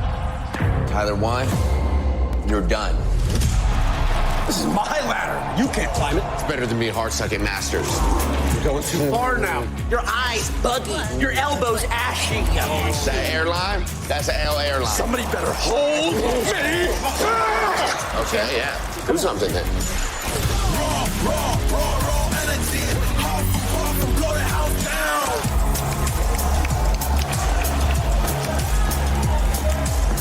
You look nervous. You look short. Everything's good? Mm-hmm. Fight.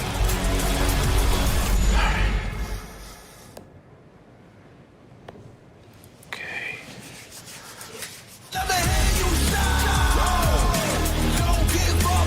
Do you really need need the wraps? Yeah, that feels like overkill to me.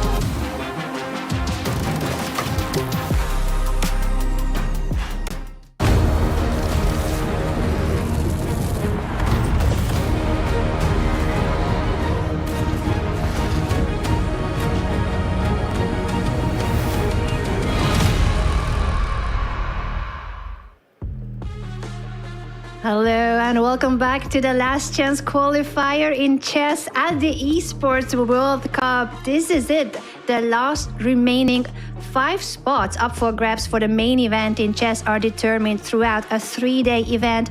Today is day 2 and we are about to witness the last group, Group D, fighting it out for the final 4 spots for tomorrow's playoffs. It's a very complex system and a not easy journey to qualify to the main event in chess, but if you do make it, the rewards are extremely high. Could actually not be higher. It's as high as $1.5 million. That is the prize fund at the main event in chess next week at the Esports World Cup. So everyone is extremely motivated and determined to make it. First, you need to finish in the top 4 of your group, and then in tomorrow's playoffs, you also need to do really well and qualify to one of those 5 spots. Today, we have been covering Group C, and now the final group stage is about to begin. We will follow in the first round Grandmaster Jaroslav Žerbuk as he takes on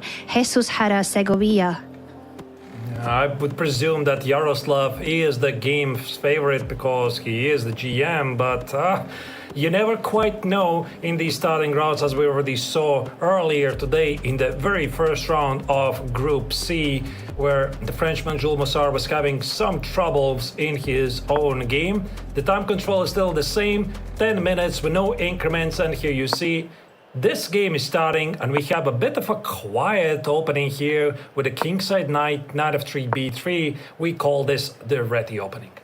It's the Reti opening, and now Žerbuk decides to push the D pawn as well. It could transpose to other openings as well, depending on how the game proceeds. But as we highlighted, this is the group stage. First round, it's 7 rounds in total in each group. The first round in a Swiss format is usually supposedly the easiest, but there can be upsets, and there have been upsets in the tournament. Anyone can enter the last chance qualifier, and that's why you see professional chess players, grandmasters, fighting it out against club players as well, against hobby players, and in this case, Jesus Hara Segovia, traveling, I believe, all the way from Venezuela to Paris to be playing this last chance qualifier. Like, what an event for hobby players, for club players. A 13-year-old boy was yesterday's hero in Group A and almost upset one of the top grandmasters. Anything and everything can happen because this is speed chess. This is the Esports World Cup, and there is so much on the line. And we already saw in the previous rounds, Anna, that even if you sometimes get a really favorable position after the opening phase, and we saw this happening at the GM level, you can still rely on your speed chess skills, and that's why, again, this time control is uncompromising. You go to the down scramble, everything can happen here. But looking at the position right here, Black just played Queen A5, Anna, and I think here the typical idea for Black is to reroute the Queen here to the King side, and then potentially with the help of the Bishop and the Knight, go for some sort of an attack. And that's why here Žerbuk's response, H3, makes perfect sense. Meaning, you land the Queen on H5, there's going to be consequences.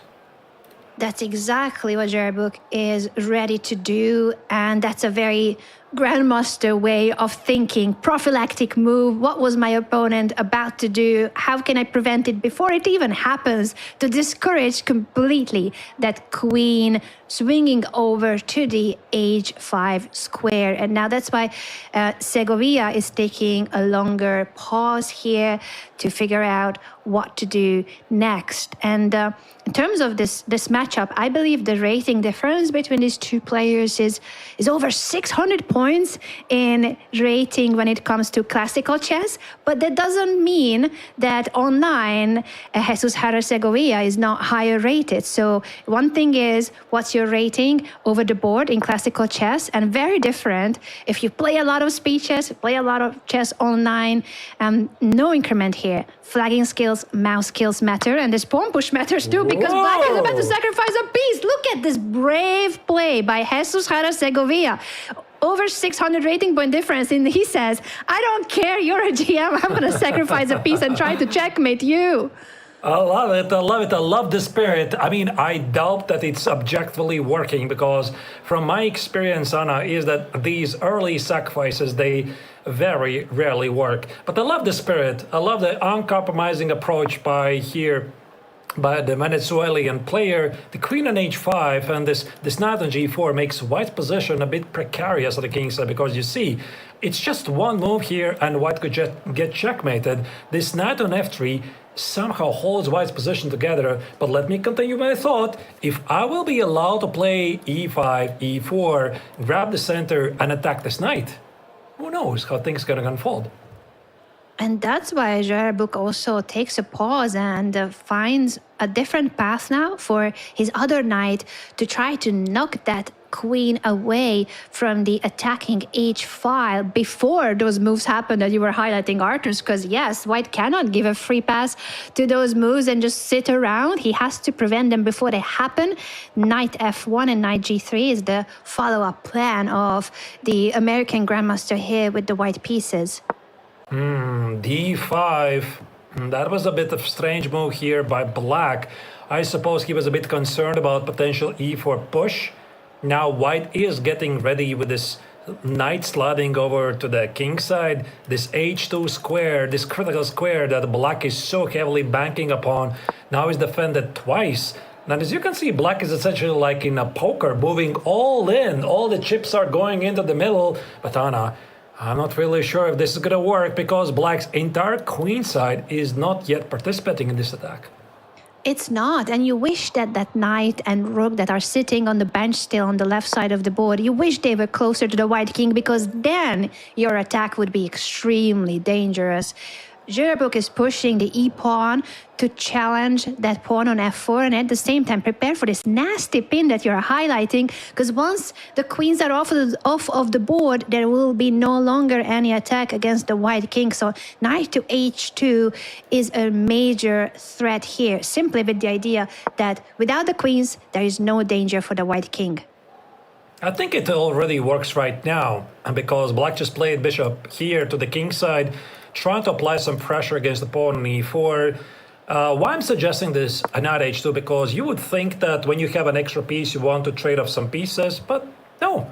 Here Yaroslav Zherbuk went for e4, which kind of makes sense because now black's bishop here on h6 feels a bit awkward, and white can play knight h2, try to trade off some pieces whenever he feels like it. How about now? I think it might be happening now. We did see Hara shaking his head slightly at the previous move, clearly not happy about how his attack is going. He sacrificed a piece very boldly and bravely, but he now realizes that there is no follow-up and the bishop on h6 is actually just staring at its own pawn. It's in the way of the attack. You almost wish that pawn wasn't on the board because then the bishop could go to that square. No good moves here for black. Bishop a3 was a brilliant choice here by white because black cannot keep the rook to join the attack. And yeah, I think that here white has many good ways to continue. I'm looking at finally knight h2 was played here by white. I was wondering, Anna, when finally it's going to happen. And there you go. You get the queens off the board. Then black has essentially no compensation for the sacrifice piece. And that's just textbook how to play when you're up on material but your opponent is trying to create compensation with an attack. And oh boy, the atmosphere is absolutely on fire. This is the Esports World Cup, ladies and gentlemen. Everything is happening all at once right now in Paris for 7 weeks. This is the capital of the gaming world. The biggest esports competitions are taking place all at once, and chess is one of the main games for the club championship points as well. We are at the STC Contenders Arena, very close to the rest of the competitions taking place. As you can hear, there's a lot going on. And that's why the players are wearing noise-cancelling headphones so that they can zone in on the chess moves. Yeah, that's really a must probably to be able to concentrate on the game. So I don't think they heard much from this. Knight x on h2, played by black, and now this reaches already highly technical position here. I think that Zherbuk knows. Look at this. He's sitting very confident there, Anna. He knows that he's got things under control. He has an extra piece. Black has 2 pawns for it, but they're not good. Having double there, and we are reaching to the phase where the American Grandmaster is looking for ways, how do I get this thing safely home to a full point? And this is one of the ways in which he's approaching that full point by placing the bishop on e7. He was ready to capture back with the rook and get it into the 7th rank. Hara says, no, thank you. I want that my rook is on the 7th, not yours. So the bishop retreats to g5 and now is targeting that vulnerable f4 pawn while the rook is about to enter the back rank and pin it all. Very precise play by White. To be honest, I think simple trade probably would have been good enough, but rook e8 is a massive threat. This would pin the black knight on b8, rook at a8, but what to do? Of course, the skill gap apparently is quite obvious here. The Grandmaster is a bit more experienced in these positions that the direct attack quite doesn't work, but you have to battle it out. You never give up because you never know. It's still a 10+0 time control. You can always try to flag your opponent, or what if there's a mouse slip, and mouse slip plays a big part in all-in chess. It does play a huge part, so there's still chances in every single game. We continue saying it, and it's because it is how it is in speed chess with no increment, as you highlighted, Artur's mouse skills, flagging skills, mouse slips, and also just the fact that there is so much at stake. We have seen players cracking under the pressure on the clock, cracking under the pressure of the position, or simply just maybe not seeing something. There can be of those moments, even for grandmasters, where they simply forget about a piece. It happens rarely, but it does happen. And we saw it. We even saw it today, like even in a GM battle, especially when you get in the time scramble, you're getting really nervous. Then on seconds, everything can happen here. Here, however, I think that Yaroslav Zherebuk is going to get things done. I don't think we are going to see any surprises. What is slowly making improvements to the position, making sure like every single piece has a say in the matter. Look at this, Anna. Now the kingside knight joins the game, knight f3, maybe improve the knight afterwards, then the Lasco bishop, then bring the queenside rook to the game. Grandmasters are so good at coordinating all the pieces so that they look together like a very nice symphony. They are looking like that, and this has been a very instructive play by Zherebuk. Now the black knight is also trying to improve its location, going from the edge toward the more central squares. The knight maneuver makes a lot of sense, and it's really admirable how Jesus Hara is trying. He's trying to stay in the game against a very strong opponent. Again, in the first rounds, we see quite a big gap between the players. This is the nature of the Swiss format. And this knight jump now is making black situation even more difficult. There's barely any squares left where you can still hold on to everything in your position. Yeah, but you gotta do something here with black, and I think the first thing I would try to do here with black, Anna, is to resort to some tricks. There you go, there's one of them. Knight e5, knight x on d4 is a threat. The rook on e2 would be under attack if white would accept it, so you cannot lose your guard, and this is precisely what here Zherebuk is doing. And I'm also thinking that one of the reasons why he's not rushing very quickly, very often when chess professionals, they're playing in these open tournaments against nominally weaker opponent, they treat it like as a potential warm-up, even though they get a winning position very early on because their knowledge is just ahead of the opponent, but also getting into the rhythm for the remainder of the tournament is really important here. It's so important indeed, and that's what Zherebuk is doing. This is the first round, but there will be 6 more games to go, and the more you advance through the rounds, the stronger your opponents are. There's only 4 qualification spots for the playoffs in each group. Zherebuk is one of the favorites in Group D, but there's so many other grandmasters and strong players that are trying to grab those top 4 spots. So of course, he needs to use any and every chance to get into the swing of the tournament overall, the atmosphere, get used to the playing venue, get used to the buzzing, the noise as well, the cheering, the crowds. It's all part of esports. It's all part of what makes this event so special. And this is, of course, a great way to play yourself into the tournament by playing a game where you're winning, but also taking your precious time to convert it. This is a very good point, Anna, because I don't think that so many players are used to the esports format so far, because chess is basically a brand new addition to the event only for the second year, only at the Esports World Cup. So you want to feel this atmosphere when you are, like, it's a mix between over-the-board chess and online chess. So it's like a hybrid between the two. You're physically seeing your opponent, you can interact with him, but you're still playing online. So there's definitely different sets of skills sometimes necessary here. But if we speak about the position here, I think that White is doing a really good job so far, not rushing anywhere, taking his time, leaving enough time to figure out things, Anna, and he's slowly but carefully cruising towards a well-deserved victory here.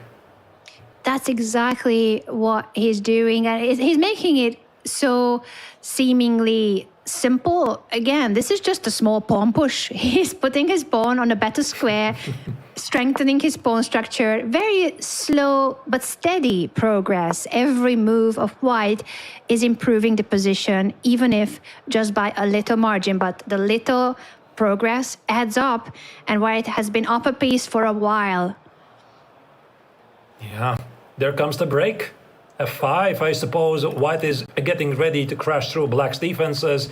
The F5 move opens up the F4 square for White's bishop so that White can use this file. Of course, first, let's pay attention to what's happening at the queen side. And Black is doing everything he's supposed to. When you're down material, you want to trade as many pawns as you get, because maybe in the very end, if you trade all of them, well, sometimes there are some theoretical positions which are a draw, even if you have an extra piece. But to be honest, I don't think Black is still going to get there. But still, it's a good attempt.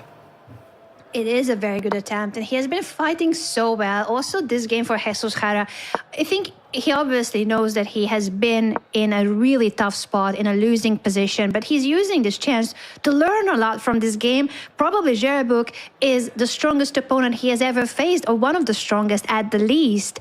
And to learn from this opportunity when you're facing such a strong grandmaster, and then every other round for Jesus Jara will look a lot easier, because suddenly your opponents, even if they are higher rated than you, they are not a 2600 grandmaster at least. I think also for... Wow, look at that move! A rook sacrifice to promote. A beautiful touch to this endgame where Zherebuk has been converting it with the extra piece, now giving up the rook. New queen on the board. Take all the pawns you get, and I think ultimately Black is going to lose on time. And there you go, Anna, this game is officially over. Yaroslav Zherebuk has officially won his first round a game against his opponent Jesus Javier Jara Segovia from Venezuela. Really, really strong display here from the Ukrainian-American grandmaster. But it's only a start for him and everybody else. Only a start. It's 7 rounds in each group, and you need to finish in the top 4 places in order to make it to tomorrow's playoffs. And we saw a gesture between the two players and a nod. The respect is there, and Jara is still there to learn from this masterclass, having faced one of the strongest grandmasters in his group. He's learning from the experience, and I'm sure that he will be gaining not just the learning opportunity, but he'll be improving thanks to moments like this. I think all of us in chess, whenever we face someone really strong, those are some of those very valuable moments. Even if you lose the game, there was no pressure on you in the first place, and there is so much to gain from an opportunity like that, so much to learn from. These were the final moments in the game after Zherebuk promoted his pawn, and he's picking up the rest of the black pawns. It's completely winning on the board and also on time. And therefore, the Ukrainian-American grandmaster Yaroslav Zherebuk is now one of the many players who have won their first round. We start with a group of about 30 participants in each group. And as we progress through the rounds, there's going to be less and less players who manage to keep the 100% score. I'm so curious. which game will be our featured matchup for round 2, because when I'm looking at the list of participants for Group D, oh boy, Arthurs, there's so many strong participants, and of course the underdogs, the dark horses. We have seen upsets, and there can be upsets always in events like this for sure.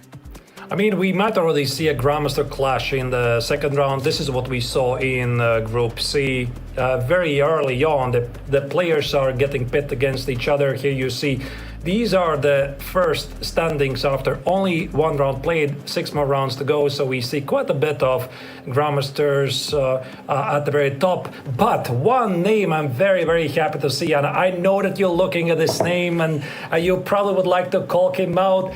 He's here, Petr Leko, the legendary Hungarian Grandmaster, the former World Championship challenger, and also a beloved commentator who I would be pretty sure he would be doing commentary of this event if he was not only playing. He's here in Paris, he's playing.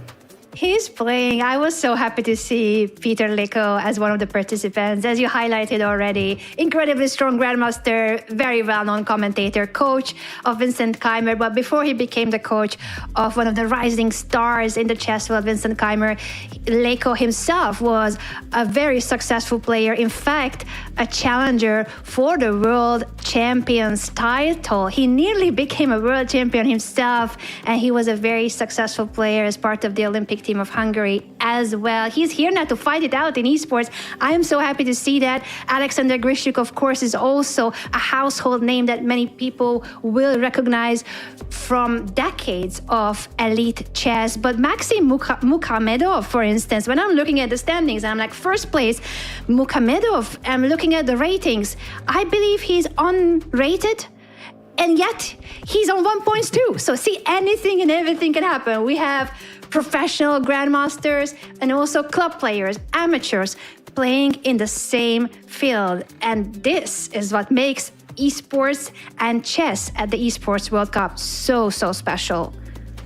And everybody who lost their first round game, of course, everything is still ahead of them, because based on the experience from the previous rounds, to make it to the final 4 or the knockout stage tomorrow, you need to get probably at least 5 points, and then you're going to get there. So basically it does feel like a double elimination concept, which is really present in the knockouts, Anna, because even if you lose one game, even if you do it early on here in the Swiss stage, you still have a chance to come back. They definitely will have a chance, and we already have the next matchup. I've just been told that we're going to continue following the Ukrainian-American Grandmaster Yaroslav Zherbuk in his pursuit to qualify. His opponent is Yosha Iglesias.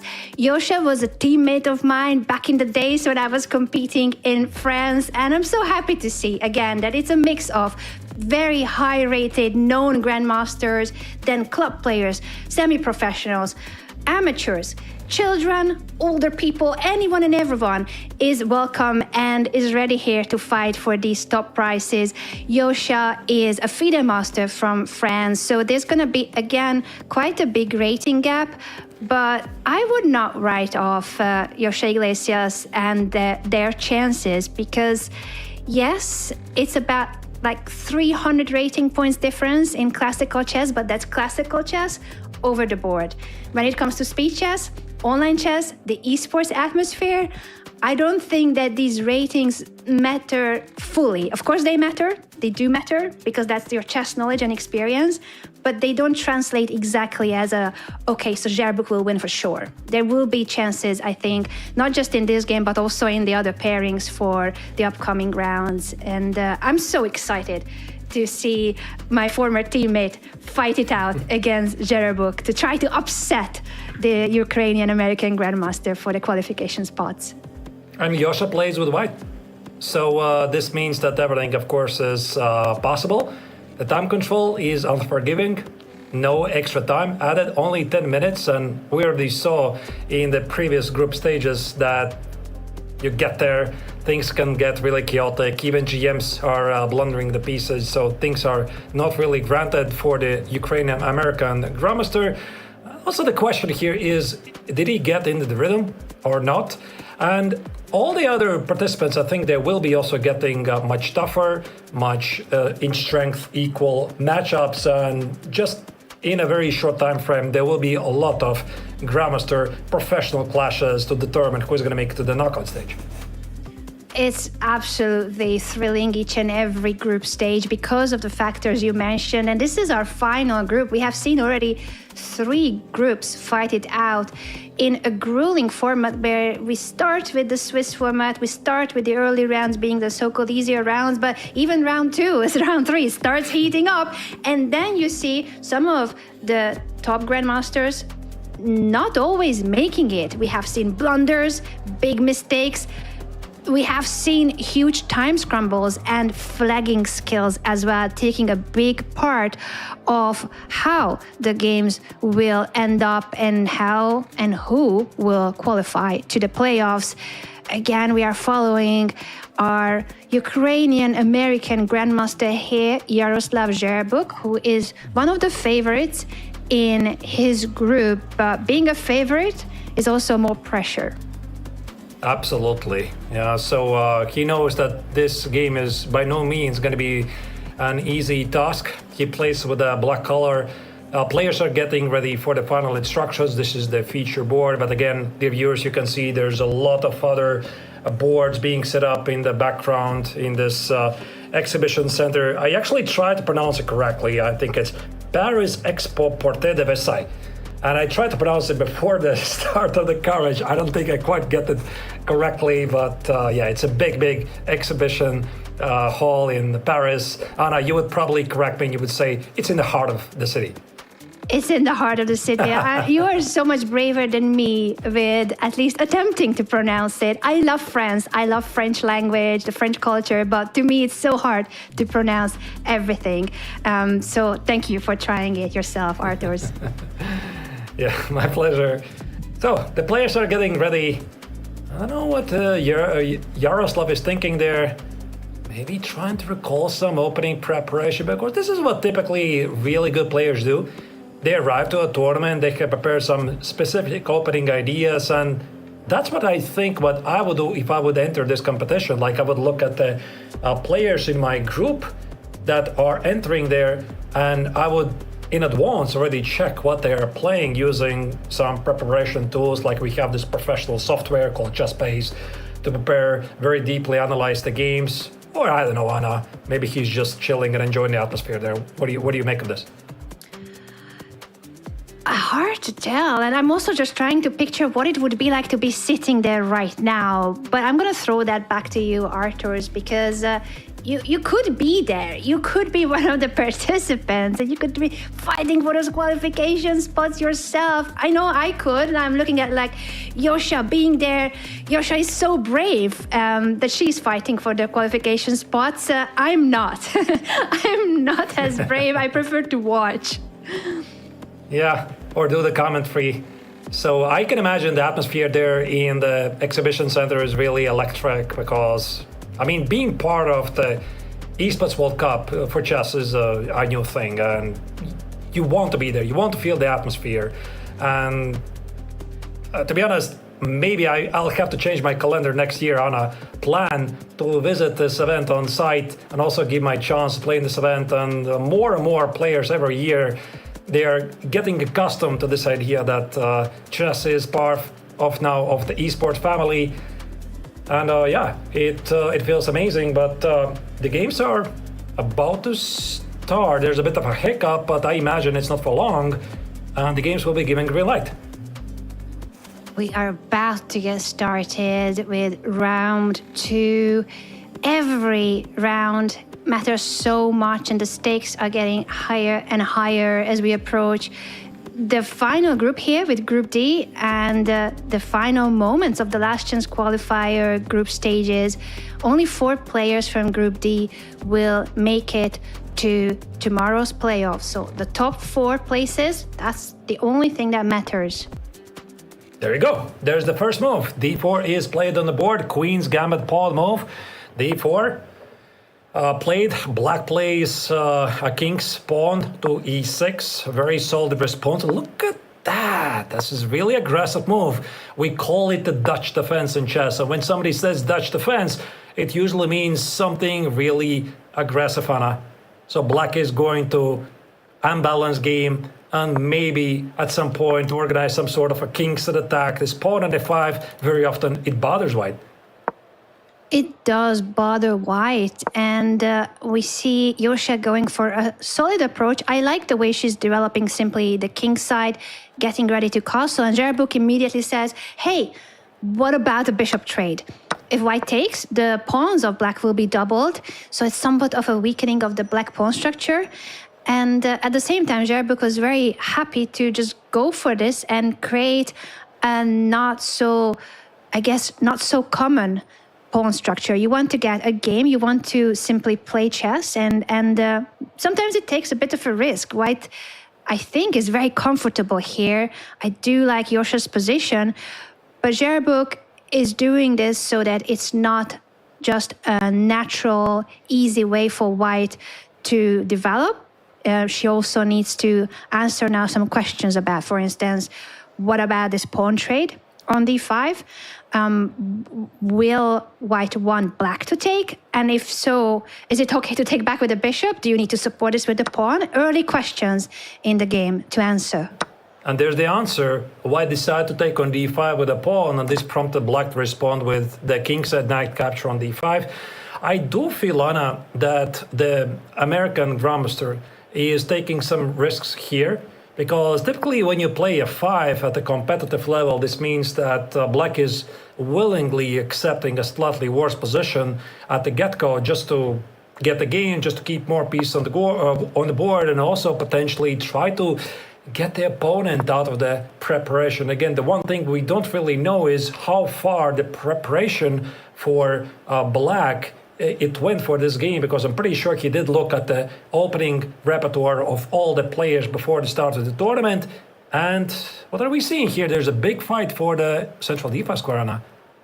Huge fight for the central squares in general, and these knight maneuvers in order to preserve the control over those central squares. I'm really curious, how will Yosha follow up? I love that decision. Just go forward, jump into the other central square with the knight. Now Zherbuk castles to place his king into safety, and maybe later he will try to chase away that e5 knight with a pawn push to d6. That's a fair point.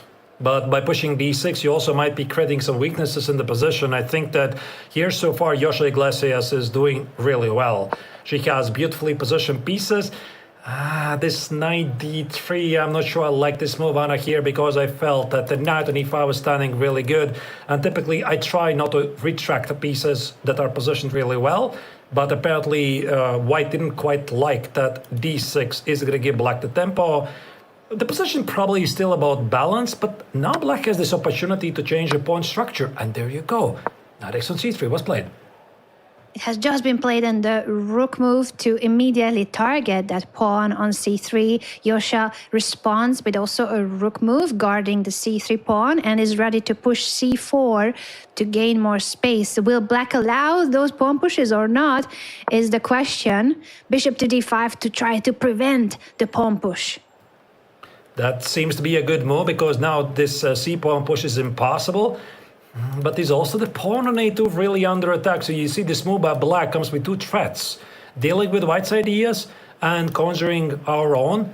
But the white could try to maybe even sacrifice it, or maybe play like queen a4, then play c4. Either way, the game is heating up. And I'm thinking, if I'm playing the Dutch defense, Anna, from the black's perspective, and I had the pawn on f5, where's my game? I mean, typically at the king side, no? Typically at the king side indeed, and yet it's not that easy to see how black will build up that attack with the knight on e7 being in the way of the black queen, and Yosha immediately goes for the attack on the queen side, targeting the a7 pawn. The bishop goes to c4, pinning the knight on d3 and saying that if you were to capture the pawn on a7, then that queen will be attacked by the black rook, and that a2 pawn will also be picked up. That's a fair point. So this was a small trap by black, and white could not accept this pawn. Knight f4, I like this move by white, because now white might be thinking at the right moment to grab this pawn and potentially even escape it. Here you see now there's an escape route for the queen, and yeah, black needs to make a big decision very quickly here. b5 is the top choice of the engine, but it involves sacrificing the pawn and some kind of a repetition. But I don't think that Jarbuk wants a draw here. He wants more. He wants more, but how will he get more when the position for white is actually very healthy? If anyone has a slight advantage, it is white. It's really tough when you are the higher rated player. In this case, there's about 300 rating point difference between the two players in classical chess. Of course, that doesn't exactly interpret the same way for online chess, for speed chess, but in classical chess, that's quite a big gap in their experience and skills, and yet Yosha is the one here with the slightly better position. So how much can you push? From black's perspective, you might need to take bigger risk if you want to keep your chances alive in the game to try to play for a win. But maybe Jarbuk, maybe risking too much, now giving up that pawn, jumping to c6 with the knight. I think he is bluffing a bit, and Yosha just called a bluff. Like, I'm not afraid of you. I'm not afraid that you are a GM. I'm going to accept your pawn because I don't see how you can trap my queen. And now you just see black just committed to knight c6 here, harassing the queen. And I'm thinking that most likely black's idea is to start some sort of an attack at the king's but Yosha side. just made a mistake. She places the queen on the wrong square, so the bluff is paying off for Yaroslav Jarbuk because that queen now is trapped after d6. If queen a3, rook a8, you only have then just one square left for the queen, but then rook comes to a2 and your queen and bishop will be hanging. So this is the idea of Yaroslav Jarbuk, that the queen ends up being in trouble. Yeah, queen c5 apparently was a big blunder here. Now, white needs to find a way to get out of this, but how do you do this? I mean, you have to probably try to give away your queen for enough material, which I would think is at least a rook and a bishop. At least. I can try to get that, but how? Anna, how do I do that? Bishop takes on c4, give up the queen? I just get the rook for the queen. It's clearly not enough. It's not enough, unfortunately, and Yosha is realizing that she made a mistake by placing the queen there.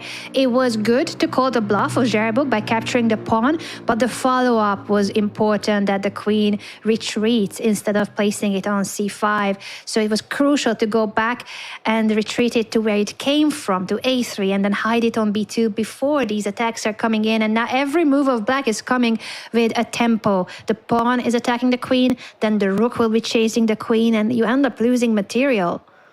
I mean, the difference between the moves, the correct move, queen a7 and queen c5, was not really that of an obvious move. So white had to first play here with his queen on a3, then land back the queen on c5.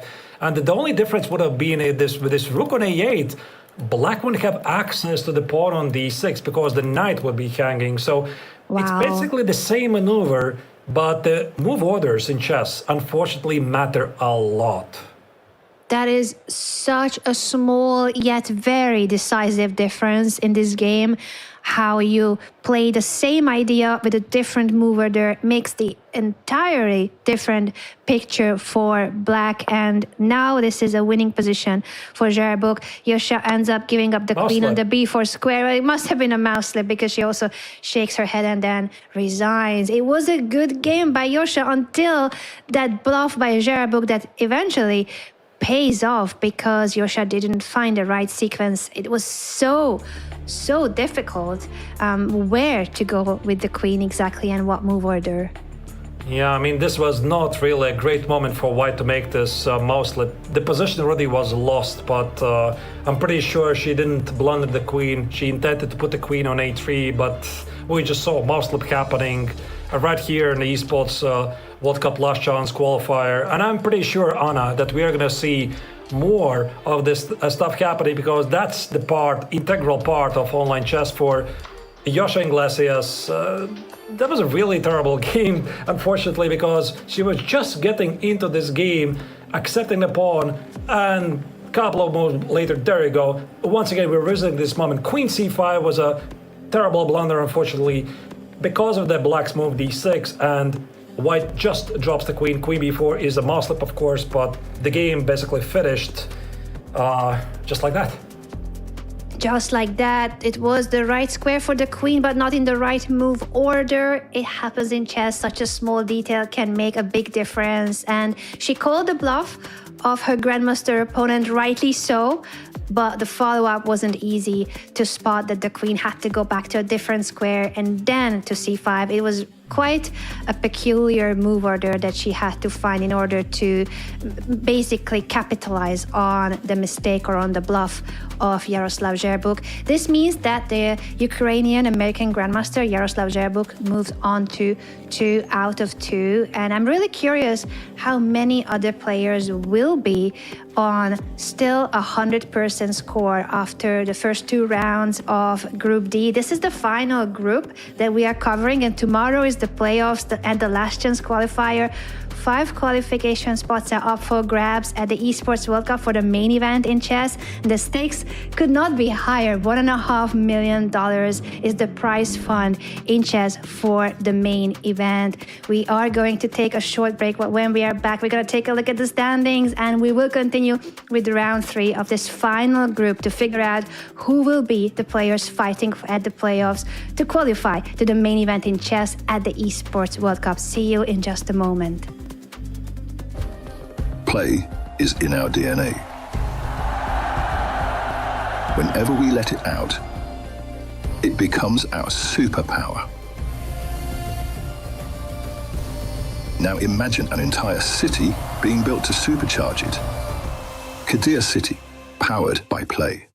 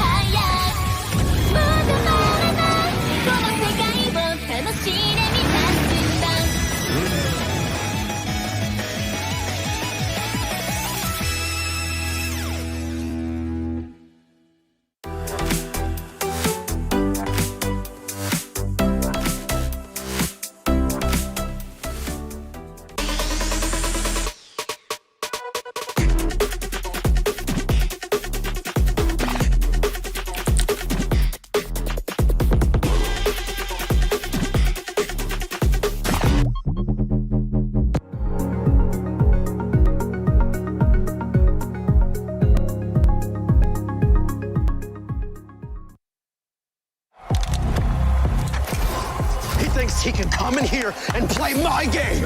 He knows nothing. Let's go! Tyler, why? You're done. This is my ladder. You can't climb it. It's better than being hard-sucking masters. You're going too far now. Your eyes buggy. Your elbows ashy. That airline? That's an L airline. Somebody better hold me. Okay, yeah. Do something then. Raw energy. Blow the house down.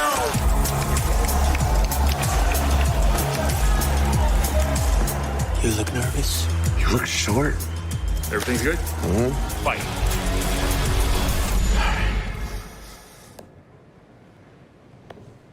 Okay.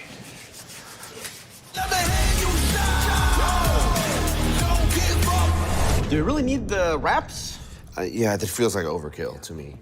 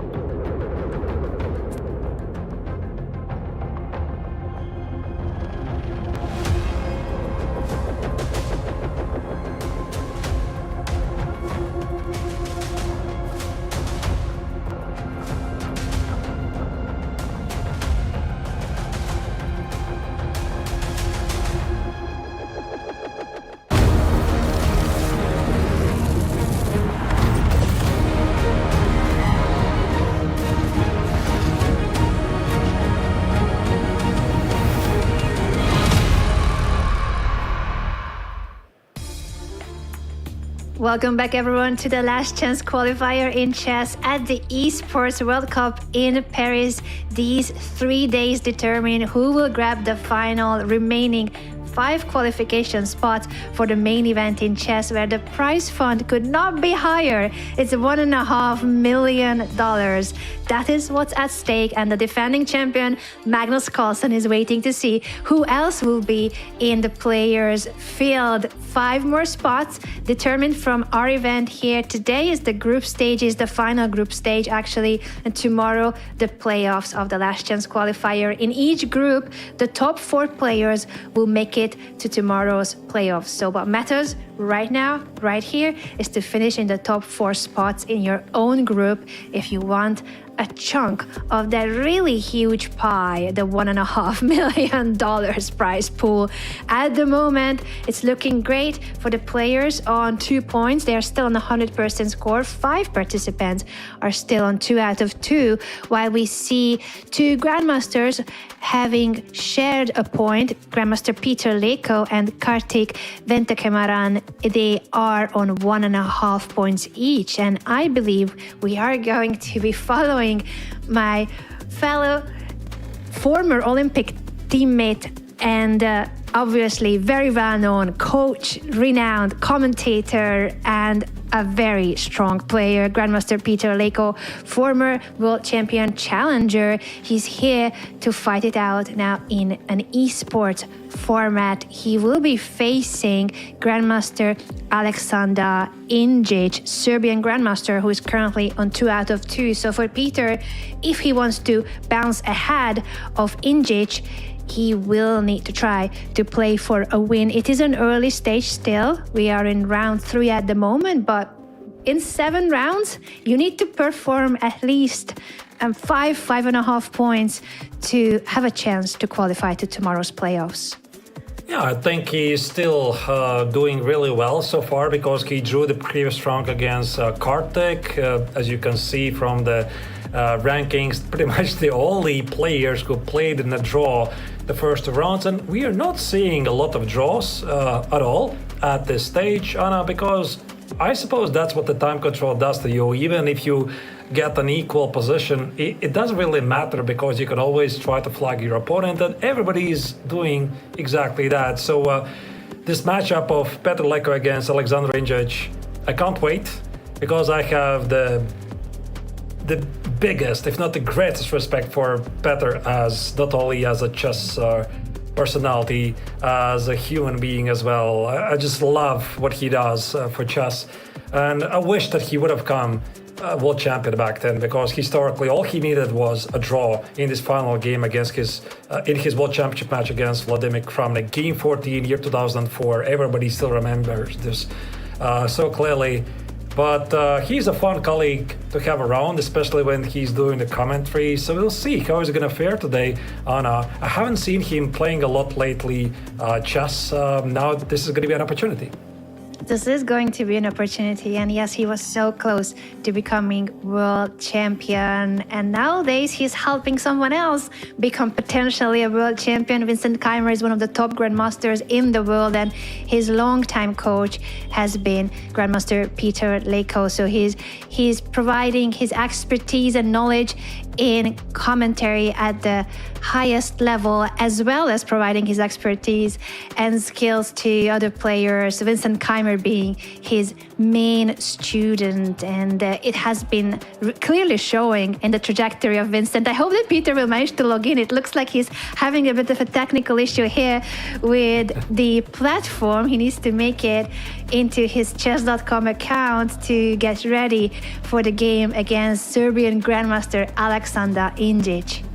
What I'm really also amazed is that Petr always dresses so nicely. There's always a suit. I remember every single comment we have done together.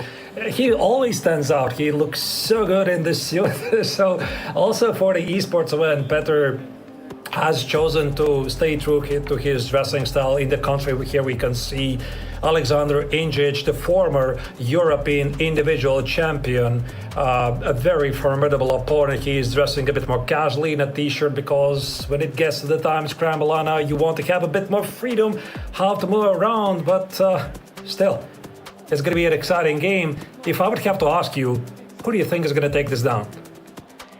I'm really curious, and I'm also curious what's happening to the chair of Grandmaster Peter Leko. It looks like we're going to have a bit of an adjustment in terms of the height, so to make sure that he is seeing the monitor and the board at the right level, that it's comfortable. It's all about getting into the zone and everything and anything that can help with that. The Secret Lab chairs, the noise-cancelling headphones, and Injic as well is asking for some help, or maybe he's already ready. It's hard to tell because the round is about to start. Yeah, so we're waiting for the first moves. There you go. Peter Leko is officially opening up the game with a king spawn move, e4, and Injic is quite not ready. He's asking for some kind of an assistance. I assume there's something wrong with his headphones or something, so the game has officially started. But the Serbian Grandmaster is yet to make the first move here. Yes, I'm a bit puzzled by what's occurring on his end. He might need a bit of assistance and we might need to reset the game. He's waiting to be able to start. All right, Peter Leko just chilling. You know, he knows that it's part of the game. They were just asked, let me know if you're ready to start, and they are getting ready to start. And Anna, you're totally spot on. The clocks are being reset to 10 minutes each, so no loss on time here for Alexander Injic, the Serbian superstar. Here we have a pretty sharp Sicilian Najdorf, very, very classy setup by both players. And G4 immediately going after the opponent's throat with a very aggressive kingside pawn pushes there, Anna. You love to see it. You know, Grandmaster Peter Leko, such a classical player. He has been there for so long in the very best of the best in the chess world. And he's going for this very aggressive approach. I like it. It's great. It's great. I mean, it usually means a lot of action is going to happen there. The valuation bar, it does say that white is much better. But to be honest, the viewers, I'm not really sure it matters at this stage. It's all about, do you know the lines really well or you don't? And I think that the Hungarian chess legend is really, really deep in the prep here.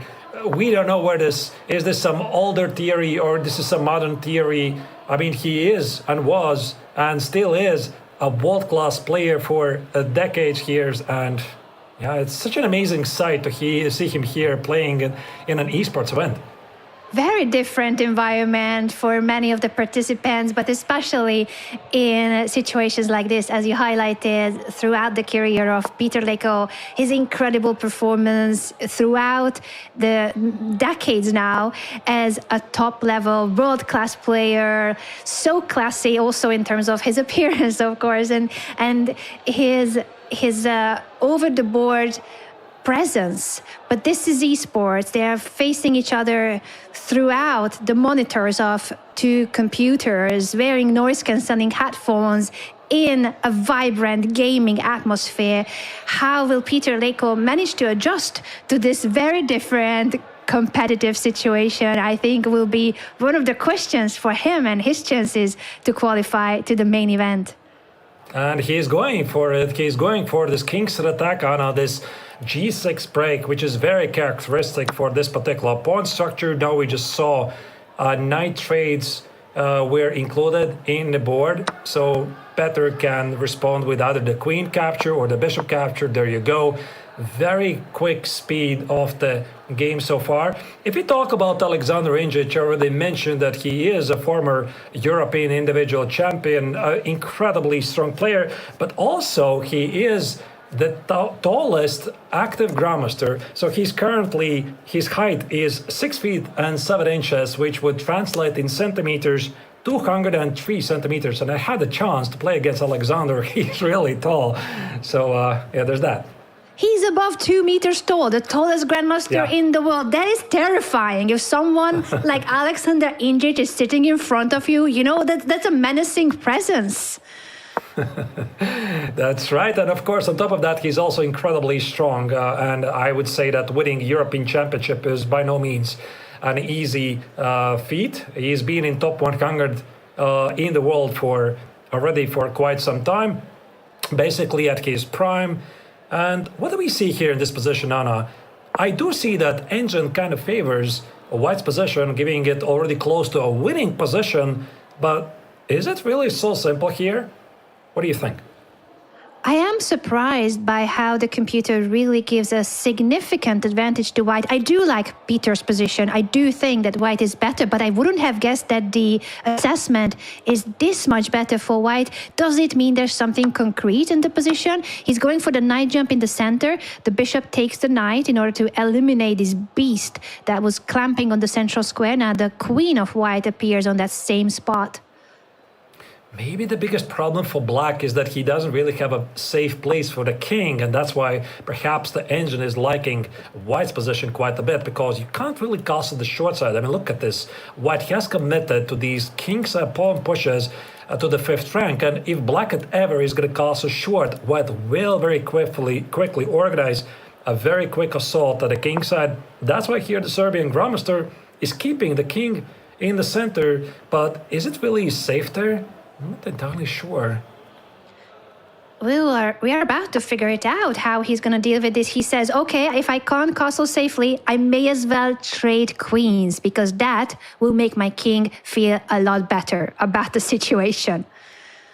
That figures. It's a pretty logical take, and I think also from Peter's perspective, keeping the queens on the board does make a lot of sense. So queen e2 would be my first choice here, but maybe there's also something else? I don't think so. Like, I think I would love to play against this weakened king. It's also a moment when the players are slowing down a bit after the speed in the opening phase, Anna, trying to reassess position. This time control is something that not everybody is so used to. You want to play the blitz. It's not the blitz, it's not the rapid, it's like a hybrid, and before you know it, you're in a time scramble. And when you're in time scramble with no increment, this is 10 minutes with no increment. The players are now on 7 minutes each, 7.5 for injits. It's crucial to keep the pace, to not fall behind on the clock much, because yes, we have seen so many games decided in the heat of the time pressure, and flagging skills matter so much as well in speed chess especially. Look at the last choice that Petr Leko did. He just traded the queens to play bishop f1, and even though the engine doesn't fully support this, I think it's a very human plan, because he was not entirely sure that his direct attack is going to proceed, and he's simply going for this weakness. Look at this Latko bishop, Anna. It's perfectly aligned against black's 2 queenside weaknesses. One of them is here on c4, the other one is on a6. What is definitely better here? I like a lot his decision. The computer was a bit saying that maybe that wasn't the best, but it's such a practical decision. And now pushing the pawn to further attack the c4 pawn. Black can trade the c4 pawn, but behind it, the diagonal is opening up, and the a6 pawn is weak, very weak. You have to either push it or go back with the rook to defend it. You can defend it from c6 as well, or counter-attack, as you are highlighting, which honestly is looking like the most promising for black, and that's what Injic does indeed. And Injic is fighting back. By the way, he's fighting all the best moves so far. First, provoke the white rook to go to d3, which would disconnect this Latko bishop here on f1. And I think here the Hungarian chess legend really wants to somehow get his Latko bishop on c4. If he does this, he's going to be doing better. Instead, he fixes the king side. Look at this. He plays h6, so the pawn is never under attack. And black is looking for his counterplay f6 by the Serbian Grandmaster here. That was an important move to have more space for black's pieces and also get rid of the g-pawn of white. I wonder how Petr Leko will follow up. He is improving his king, placing it on b2 in an endgame. It's of course very important to activate your kings as well, and he might be ready to trade rooks with rook c3, as you are showing, Arturs, that you want to somehow get rid of this c6 rook. That is one of the most active pieces of your opponent.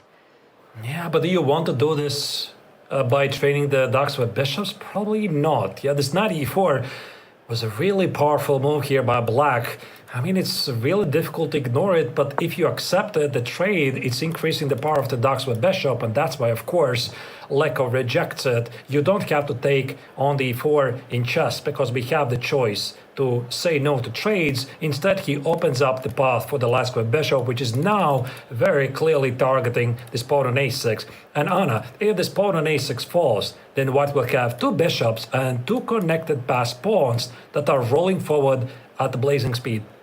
Such a pragmatic and a very natural way of continuing. I really like this plan by Peter Leko, simply saying, if I get rid of the rook, if I trade them, then the a6 pawn has no defenders. He doesn't mind giving up his own pawn. The black knight is attacking the f3 pawn, but as you said, what matters is if the a6 pawn of black falls, White will have two connected pass pawns. So this is now a really critical moment for the Serbian grandmaster. How will he face these questions, and can he hold on to his a pawn? Maybe push it forward at some point. I don't know. I mean, I don't want to give it up. And I'm also wondering, should I take the pawn here on f3? Maybe the viewers, you're watching this, you're wondering, why not take the pawn on f3?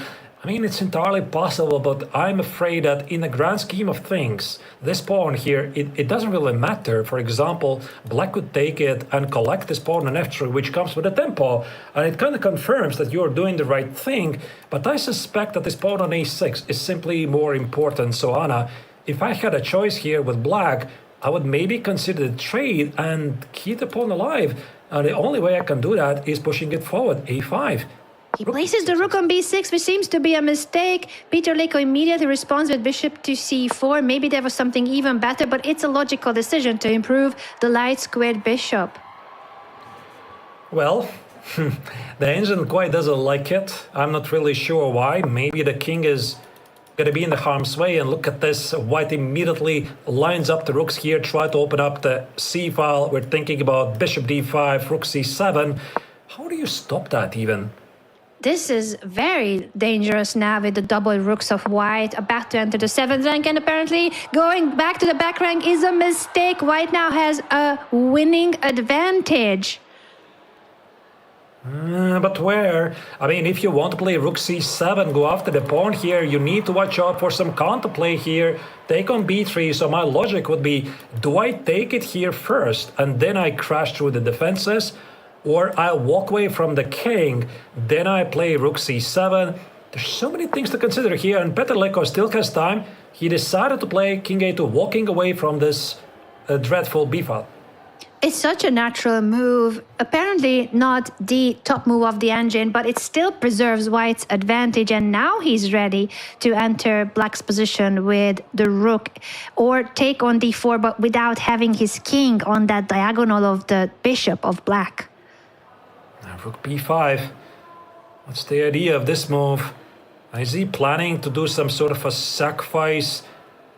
He just walked away from the pin. Now I understand it. So with rook b5, Anna, I think he is preparing to meet this rook c7 with knight takes on b3. Very important move here, so that the rook on b6 is no longer attacked. But we have a lot of moves incoming here. According to an engine, White is close to winning here. Opposite colored bishops, but with two rooks for each player, and White's pieces are dominating the position. The bishop in the middle of the board, the rooks double, the rook coming to d7 now is the threat. Rook c5 is the only move. It's the only move Rook to stay c8 alive. is the even bigger threat. I forgot to mention the checkmate threat. Oh, goodness me. Luckily for Injic, he did not forget about it. He says, rook to c5, I'm not allowing checkmate with rook c8. I mean, it was a small miss by Peter here, because I don't think he wanted to trade the rooks, but he still keeps the better position. And Injic is desperately holding on to the game. And I think also this is a good trait for every good player. As soon as you sense you slightly misplay the position, you slow it down a bit, try to reassess the position. And this is what precisely Peter Leko is doing. So rook on the 7th rank, the bishop here is very strong. If he gets to the pawn on h7, Anna, it's going to be all over for Black.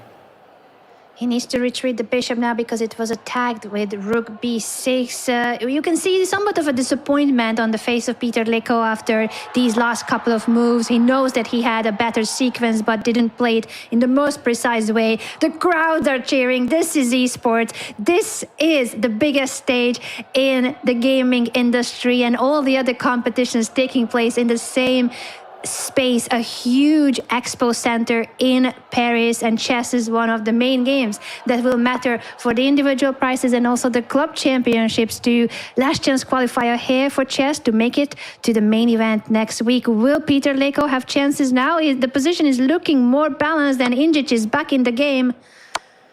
He has a draw in his pocket. Maybe he's going to bail it out. So we have a repetition of the moves right there. And he's shaking the head. He's like, oh, how did I get there? I had such a commanding position. 2 rooks on the 7th rank. And this one small misstep on this rook c5 defensive move by Ingic apparently allowed the Serbian Grandmaster to escape with a draw. And I think we're seeing a draw here. A second draw for the Hungarian legend Peter Leko, an escape, a very important save by Alexander Ingic, who was in trouble in this game against Peter. And we see the players shaking hands as well, and they will definitely be checking to what happened in the game and talking through some of the key moments. Let's actually try to listen to them as they analyze the game.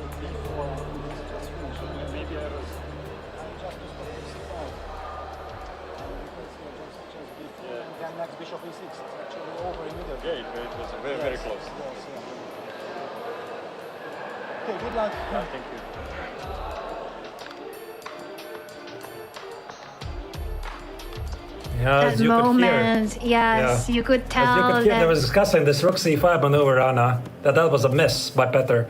Huge miss, and Peter Leko noticed it already during the game. That's when he was shaking his head. He knew that he had that missed winning opportunity, and that would have been giving him a very important point. Instead, we see a draw in this game. The second draw for Peter Leko. Of course, there's still 4 more rounds to go, but it's a 7-round event, the group stage, and you need to be in the top 4 spots in order to make it to the playoffs of tomorrow. And this is the last chance qualifier, the final chance for the players to qualify to the main event in chess and fight for a portion of a $1.5 million prize pool in chess at the Esports World Cup. So it's absolutely huge. This could be the biggest opportunity to all of these participants, and we are now getting closer and closer to figuring out the bracket. Arthurs, since we have already concluded 3 of the groups earlier, this is the final group, and these were some of the key moments in the game of Peter Leko against Alexander Ingic, with the bishop coming to the central square, opening up the c5 for the rooks. White is winning. You can see the evaluation bar jumping all the way up. He knew it. He was executing the plan well, but then in the final key moment, this bishop e6 was not the right way. It misses that rook to c5 was going to be able to trade the rooks just in time. And that's what they were actually discussing after the game. So they also felt that if White had not allowed the rook trade, it would have been game over. And here we see this was the final repetition of the moves. And also at the very end, of course, Peter Leko remained a gentleman. He congratulated the opponent for a successful escape and wished them luck in the upcoming rounds. Because, I mean, the tournament is only heating up. It's only 3 rounds. Played 4 rounds to go, and everybody can still make it, including the Hungarian chess legend and the former World Championship challenger Peter Leko. Still all the chances for Grandmaster Leko and all the chances for Ingic as well. We will be getting those results in from the remaining games. There's still a couple of games on the way in round 3, and every single point matters so much. As you said, 4 rounds to go, and in the previous group stages, you had to score usually at least 5 points in order to qualify to tomorrow's playoffs. So 5 points is the magical number, or even 5.5, depending on how the other players in your group are doing. But there's quite a lot of points. You need a winning streak, and Grandmaster Peter Leko will start to have to get that winning streak in. He definitely will be a bit disappointed, at the least, for the missed winning chances in this game, but we will see how it goes for Peter and the rest of the competitors in Group D for the upcoming 4 rounds. I'm so curious, Arturs, how many people will still remain on the 100% score, if at all. It's getting harder and harder to keep winning. I think also we might be seeing more and more draws, because this is essentially what's happening when you're pitting grandmasters against each other. And here you see these are the results after round 3. We have only one leader. His name is Alexander Grishuk, the 3-time World Blitz champion. He is here in Paris playing and attempting to qualify for the group stage event. Zherebov, Antoine Marché and Alexander Injic and also Kartik Venkataraman, they are behind by half a point, but everybody else, Peter Leko, Ivic Velimir, José Iglesias, Jesus Javier Jara-Segovia, by the way, who has managed to come back with 2 victories in a row after this first round loss. Anna, he's still there. He's still there, and not only he's still there, he has won 2 games in a row ever since he lost in the first round against Zherebov. And Antoine Marché on 3rd place. He's a 2153 rated player, 2100 in classical chess, I believe. So his online chess skills, of course, can be higher than that, but that is still quite an upset in the field to score 2.5 points out of 3 and be sharing 2nd place together with 3 grandmasters. In the next round, we will be following the leader of the tournament, Alexander Grishuk, as he takes on Yaroslav Zherebov. So Zherebov half a point behind Grishuk. In case of winning, of course, for Zherebov, that would be amazing. Then he can bounce ahead of Alexander Grishuk. And as for Grishuk, if he wins, he will extend his lead and he'll be remaining as the only player on 100% score. That is a game that's gonna be, I think, spectacular. I'm not expecting a solid draw. I'm expecting fireworks, Arturs. That's my prediction. I love your prediction, Anna.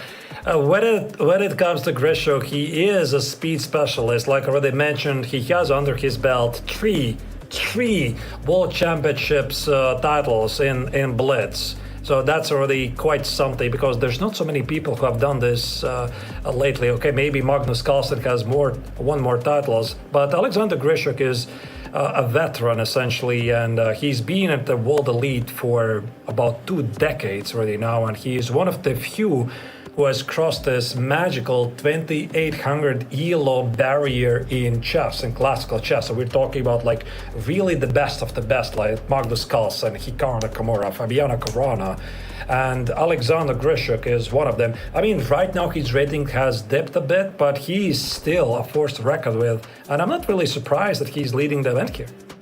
I'm not surprised either, and I would not be surprised if he'll be making it to the playoffs. Right now, it's looking great for Grishuk, of course. He's the only player on 3 out of 3, and round 4 is about to start. This is going to be an absolutely critical, crucial clash between Grishuk and Zherebov in their fight in the battle for the qualification spots to tomorrow's playoffs. Again, what we have is a last chance qualifier here, 3-day event. First, the players start in groups. You need to finish in the top 4 spots of your group to qualify to tomorrow's playoffs. And then in the playoffs, there will be 5 spots to qualify to the overall main event in chess. $1.5 million is at stake. We keep repeating this number because it is a very unique, very special occasion for us in the chess world. It's not something that we are used to. Millions of dollars at stake, Arturs. Everybody wants their slice of the big pie, naturally, and it's of course the 1.5 million up for grabs, but there's also extra 50k for the last chance qualifier, extra prize money, and that's why, I mean, monetary issues are very often one of the main reasons why everybody wants to play in good tournaments, and especially in the Esports World Cup. So I think that everybody who's going to make it already to the knockout stage tomorrow, they will be granted already quite some nice prize money, but yeah, everybody wants to make it to the main event, the group stage, to play against the likes of Magnus Carlsen, Hikaru Nakamura, Alireza Firouzja, and fight for the top prize money. And wow, yeah, I can only imagine what it feels like. You're saying you can only imagine, but Arthurs, we are hoping that next time maybe you will be trying to qualify too at the Esports World Cup. David was saying the same yesterday, that so many of his friends were trying to convince him to go. Maybe next time both of you will be there fighting for those qualification spots. Right now, yes, please, please. I will cover your games. I will cover your games, David's games, and you guys, you will fight it out. Jaroslav Žerbuk is there, though, in Paris to do that right now. He wants one of those qualification spots. He will be playing with the black pieces against group stage leader Alexander Grishuk, the 3-time World Blitz champion. Yeah, very, very important matchup, obviously. Žerbuk is playing with a black color, probably thinking about, again, his prep, trying to recall his previous encounters, because very often at this level, chess professionals, they already have faced each other before. Once again, as you can see, this is the featured match. There's Alexander Grishuk getting ready, the chess legend from Russia, one of the world's best players in the past 2 decades, 3-time World Blitz champion, speed demon, who, by the way, recently in an interview said that he quite doesn't like playing classical chess. I mean, his favorite time control always has been Blitz. Not surprising, not surprising. He's so good at it. He has been really good at classical chess too, but Blitz is where he became world champion, and the online format suits him as well, I feel. Same goes to Jaroslav Žerbuk. I think both of them are very familiar with the online competitions, speed chess, but how they adjust to the gaming atmosphere, the esports environment of this Esports World Cup held in Paris, that is a very different story. When you play online in Title Tuesdays on chess.com, when you play in the Speed Chess Championships, usually you're playing from home, from your own comfort zone. This is a very different kind of challenge where you also need to adjust to the environment and this new competitive scenario. Yeah, look at them, and both of them are getting in the zone, trying to concentrate for the game, because the focus is part of the success. And the game is officially starting, Anna. It's e4, e6, the French defense, one of the most fighting defenses from the Black's perspective, when we immediately see a pawn trade in the center by Black. This is one of those variations where where Black is willingly giving up his central pawn. The d5 pawn is traded for the e pawn, and at the moment it's giving White more space. But the idea is this very solid approach where you are now offering a knight trade, and you will have less space but a very solid formation. Speaking of solid, Grishuk is anything but solid. He's pushing his h pawn before even developing his pieces. I love it. What is this? What is this? I have never seen this move in my life, Anna. I mean, I'm not really a big expert of this particular line, but being an active chess professional, you gotta know pretty much every single opening, and that's a move I do not recognize immediately at all. This is something really modern, and also judging by the lack of immediate response of Žerbuk, he was trying to understand, how do I meet this very ultra-modern move? And this is so important in speed chess, in any chess, I believe, but speed chess even more so, when you get to surprise your opponent, the element of surprise, the element of shock, the precious seconds your opponent spends on figuring out how to meet this surprising way that you are handling the opening, and in this case a very aggressive way of handling the opening.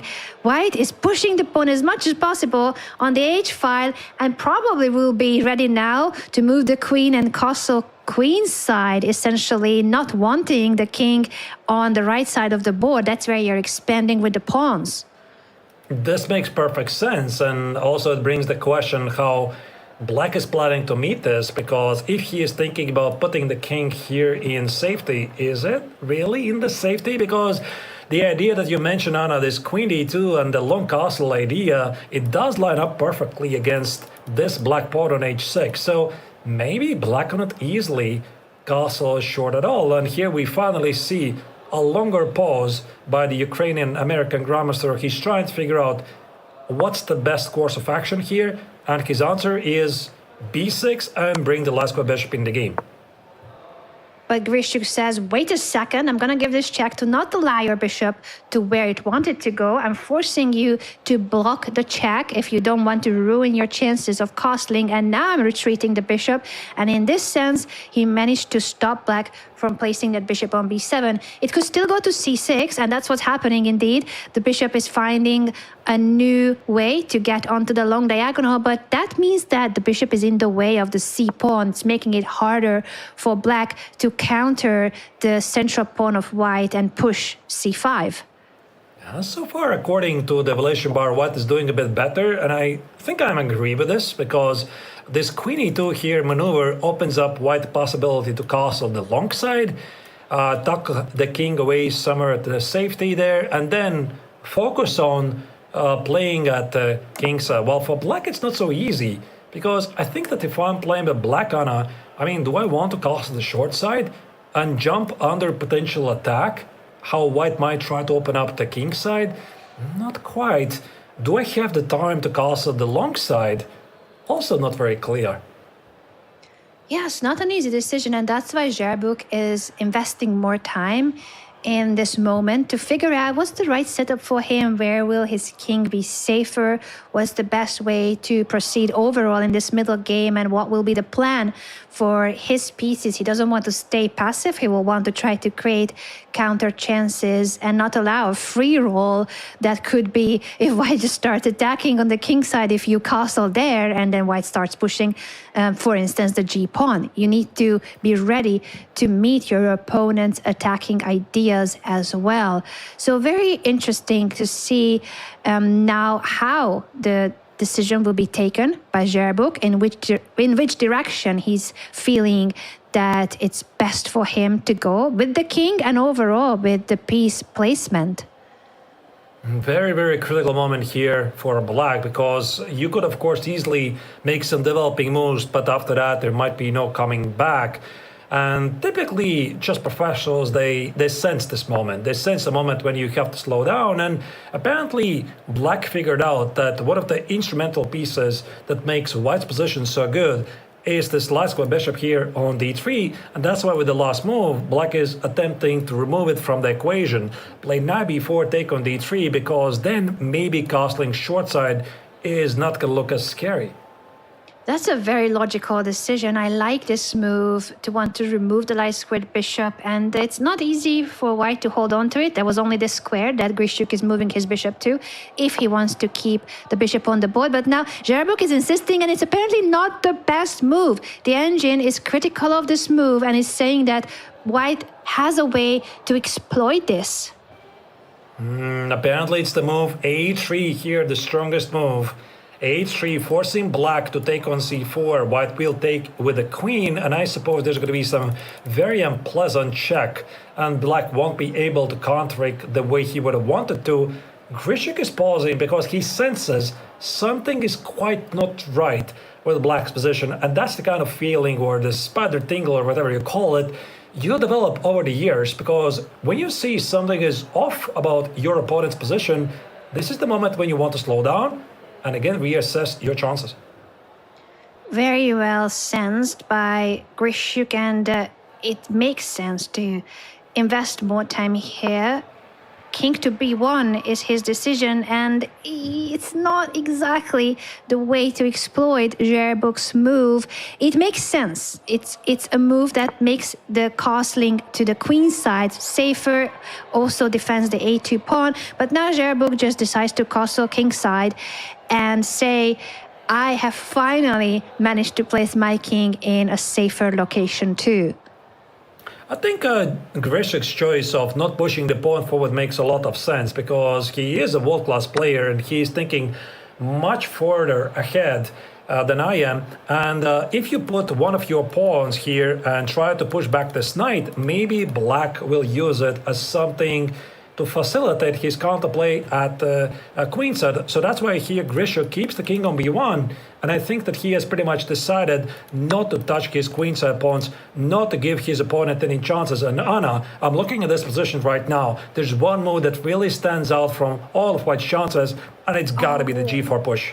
Oh, it looks really like that the pawn capturing on d5 was not the right way to go. It had to be the knight taking back on d5, and now g4, g5. The attack of white on the king side is looking menacing. There's no defenders around the black king other than the pawns. So if you get to trade the pawns, get them out of the way, you will have a very successful kingside attack. And black is trying to counter it with his rook e8, some sort of a pin, meaning you cannot take it a couple of times because black has some tricks, meaning he can take twice on g5 and the white queen on e2 will be left defenseless. But to be honest, I think that white can improve this idea. How about a simple move? Walk away with the queen. How about improve the threats, sliding over the queenside rook to g1 to prepare this g5 push? White has many interesting opportunities here. So many opportunities. Grishuk is taking his time to figure out the most precise way to execute his attack. He knows that this is his chance. This is a very dangerous looking attack, but he wants to make sure he executes it in the best possible way. The only thing I slightly don't like about the queen e2, I was thinking, trying to get a bit in the mind of Grishuk, he might be thinking about maybe there's some queen f6 move, and the queen is suddenly targeting the white knight here on f3. Perhaps he's thinking about a pawn sacrifice here, g5, Anna, which according to an engine, by the way, is the top choice.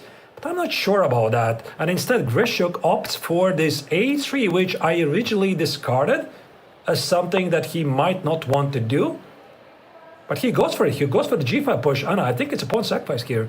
A pawn sacrifice that's very much supported by the computer as well as the best move. And now queen to b5, which means that he's unpinning the bishop, ready to take on g5. The knight was hanging on c6 as well. It's trouble for Yaroslav Zherbuk. The position of black is about to collapse. Yeah, white's attack is just looking too good here. Any simple move like bishop takes on g5, capture this pawn, or maybe also play h6, open up the h file for the white rook. With the queens on the board, this position is looking really dangerous for black. Black would love to trade the queens, but how do you do this? Grishuk already is looking for ways to maybe even win the position on this spot because the attack, it just looks too good.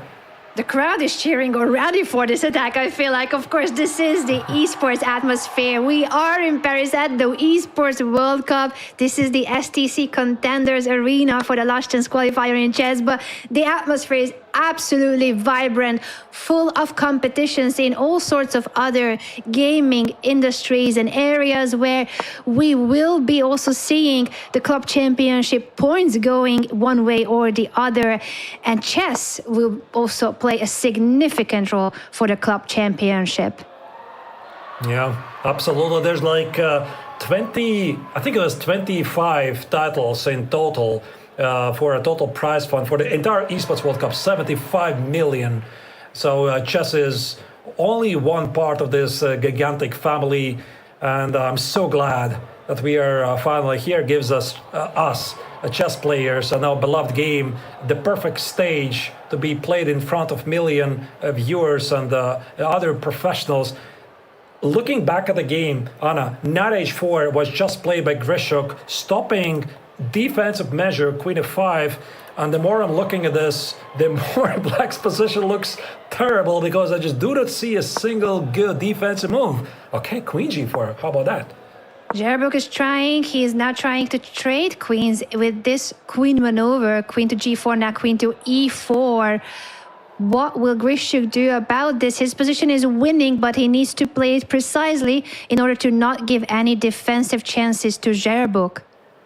There are some immediate ideas like winning material, something like getting the queenside bishop to h6, but this involves trading the queens.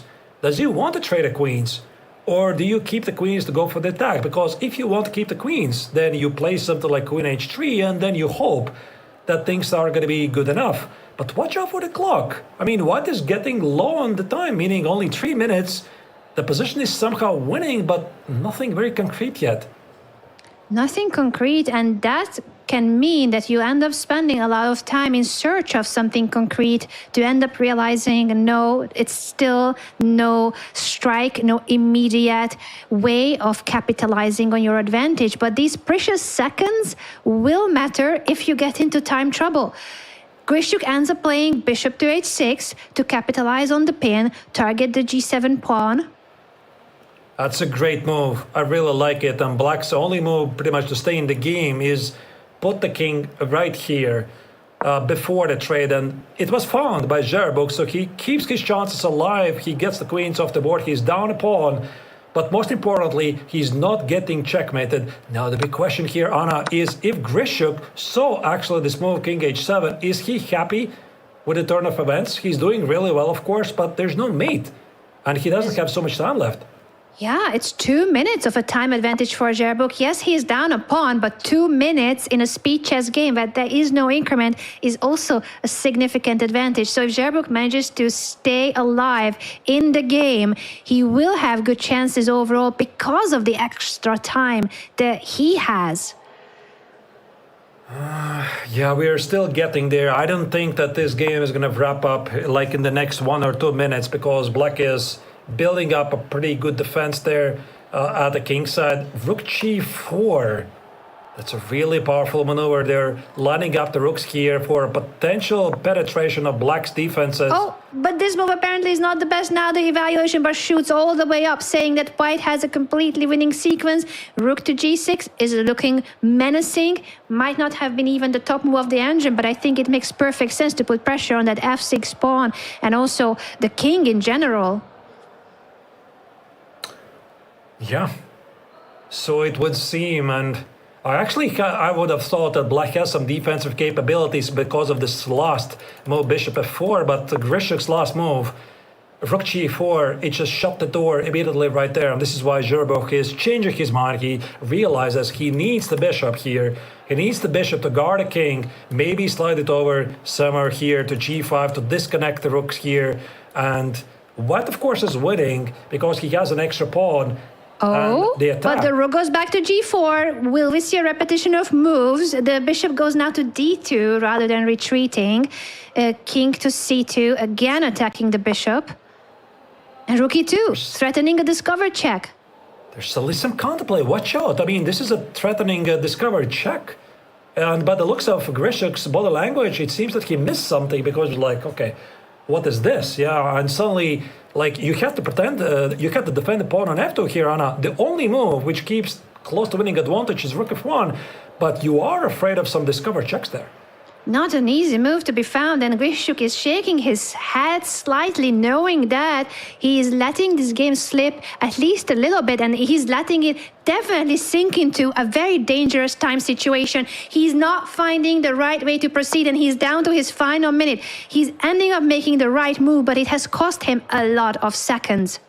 The nerves are really kicking in at this stage, so you can definitely sense that the Russian chess legend is so unhappy about the last choices that he did. And look at his clock, on only 1 minute left. And of course, Black, first and foremost, is going to make sure he's not getting checkmated there and try to extract those precious seconds. Is Alexander Grishuk going to make it? Can he win this? Technically, it's winning, but his time is ticking. His time is ticking. The second rook of Black is coming into the game. The f2 pawn is hanging. The b2 pawn are also hanging. Grishuk with the hand gesture signaling that things are actually a bit going out of control for him, and he's down to his last 44 seconds. Knight e3 here. He's trying to disconnect the rook and the bishop. He's unhappy about something. I don't know what really. Maybe about his decisions that he did in the game. Rook takes an f2. White is winning a piece, but it's all about is he going to make it in time, because only 42 seconds left for him. Only 42 seconds. There is no increment. You run out of time, you lose the game. So Yaroslav Zherbuk down a piece, but he's collecting a few pawns for the piece, and he has a lot more time on the clock. It will matter how these next couple of moves will turn out, with the pawn being pushed to gain the knight. So White is no longer up a piece. And he's no longer winning, even more important than that, because apparently the last sequence of moves, Zherbuk was able to recapture the piece with some very precise moves right there, and Grishuk might not even win this. I mean, Anna, he's down to the last 38 seconds. Now his material advantage is gone, just like that. He's having the better position, but Black is doing a really good work to save this game. Incredible defense by Yaroslav Zherbuk, making it back fully into the game, and now he's the one with the winning chances because he has a lot more time. It's about an equal position, but the time situation matters so much. This is speed chess, no increment, 34 seconds left for Grishuk. Here comes the Grishuk's king. King c3, king b4, king c5. Use the king as a weapon. Try to get to these weaknesses that Black has at the queen side. But is he going to make it? Maybe it's not going to be all about the subtleties of the position. It's going to be all about the time management. And I think that Zherbuk senses he has an amazing opportunity here to cause an upset. And a knight, to have a knight in a time scramble, such a tricky, dangerous piece. The knight jumps at the moment, White is doing a great job to face that piece, but Black is ready to activate it more. The problem for Zherbuk is that there's less and less material on the board, more pawns are being traded, so the position is simplifying, and he's also getting down to his final minute on the clock. This last move by Black apparently was not the best one, and White still keeps some sort of an advantage, but it's essentially 1 minute versus 30 seconds. We have seen this happening before, Anna. The position is still balanced. Are we going to see some flagging here? I don't think there's going to be a peaceful outcome of this game. The pawn is gone now with the check. The rook and the knight were hanging, and now bishop is ready to guard the bishop just in time. So that is an extra piece, but it's pinned. They're trading. Only one pawn left in the position for Black. Will he try to flag Grishuk, or they are actually accepting a draw with this pawn push that was basically a draw offer once the bishop takes Black's pawn? There's only 2 kings remaining on the board. Alexander Grishuk had a great chance to win this game. He had a winning position, but Zherbuk played so fast and defended so well that he played himself back into the game and then was even closer to winning chances at the end of the game than Grishuk, because of the low time of the 3-time World Blitz champion, who is going through the game here clearly frustrated with what happened because of his own play and how he didn't manage to exploit his winning advantage. This was a bit strange also to see from Grishuk's perspective, and you can read literally all of his emotions, what he means about his converting phase of the game, because he had enough time. And if I remember correctly, he had like 4 minutes with a winning attack, and he was thinking, how do I capitalize on my attacking choices? He decided to go after the pawn, which I think was maybe not the best choice. For Grishuk, this is a pretty big miss, but yeah, what a remarkable comeback by Zherbuk there. Huge comeback by the Ukrainian-American Grandmaster Yaroslav Zherbuk, who nearly even managed to turn the tables fully. These were some of the key moments in the game. Alexander Grishuk was still winning here, up a piece, but that pawn, watch out for that pawn. It's about to win the white knight. Now Black is back in the game, and he had so much more time on the clock that if he tried, maybe he could have tried to even win on time. But Zherbuk is a gentleman, and he ended up just playing the most natural moves. The position simplified, everything got traded. The knight disappears, but now the Black king will approach the white bishop, and the rooks are traded to one final pawn left, and once it's pushed and the bishop takes it, 2 kings left on the board. It's a draw. Quite a remarkable miss for Grishuk's caliber player, but we have to move on, and also Grishuk needs to do the same. He still keeps the lead in the tournament because this allows him to stay ahead of everyone else by half a point. And there's, by the way, Petr Leko, Anna. He has 3 points out of 4. He has scored a victory. Also Yaroslav Zherbuk, Ivic, Velimir with 3 points out of 4. Actually, the list is even longer because I'm checking it's up to 7 players are sharing the second place, including Ayelen Martinez, right now in the 8th position. And your Shout out to our colleague at chess.com, Women International Master Ayelen Martinez. Ayelen is doing incredibly well now in the group stage. I'm sure rooting for her to have a chance to qualify. That would be quite the upset, you know. She's playing in the field together with professional grandmasters, and yet she's sharing second place together with the likes of Peter Leko and Yaroslav Zherbuk. So far, an incredible tournament for Ayelen. And Grishuk still in the lead, half a point ahead of the field. We are going to take a short break, but when we are back, this is the final 3 rounds of the group stage. Those will be the critical, decisive rounds that will determine which 4 players will make it to tomorrow's playoffs from Group D. This is the last chance qualifiers at the Esports World Cup in Paris to earn the right to play at the main event next week for a prize fund of $1.5 million. The stakes could not be higher. We're going to take a short break, but when we are back, this is the final 3 rounds of Group D. Play is in our DNA.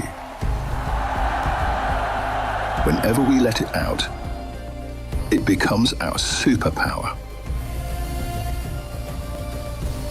Now imagine an entire city being built to supercharge it. Kadir City, powered by play.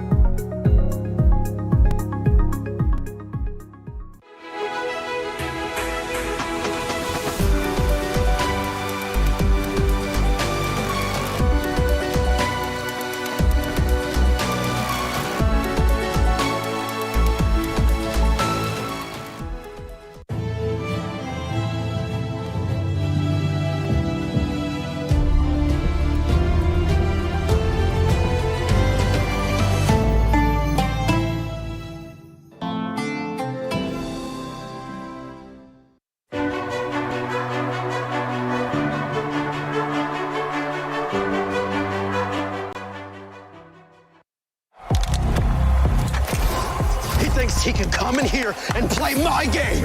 He knows nothing but go! Tyler Wine, you're done. This is my ladder. You can't climb it. It's better than being hard-sucking masters. You're going too far now. Your eyes buggy. Your elbows ashy. That airline? That's an L airline. Somebody better hold me. Okay, yeah. Do something then. Raw energy. Hard from blow the house down.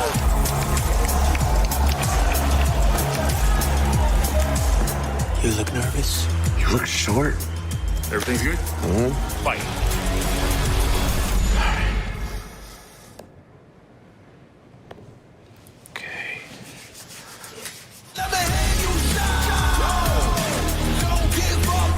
Do you really need the wraps? Yeah, that feels like overkill to me.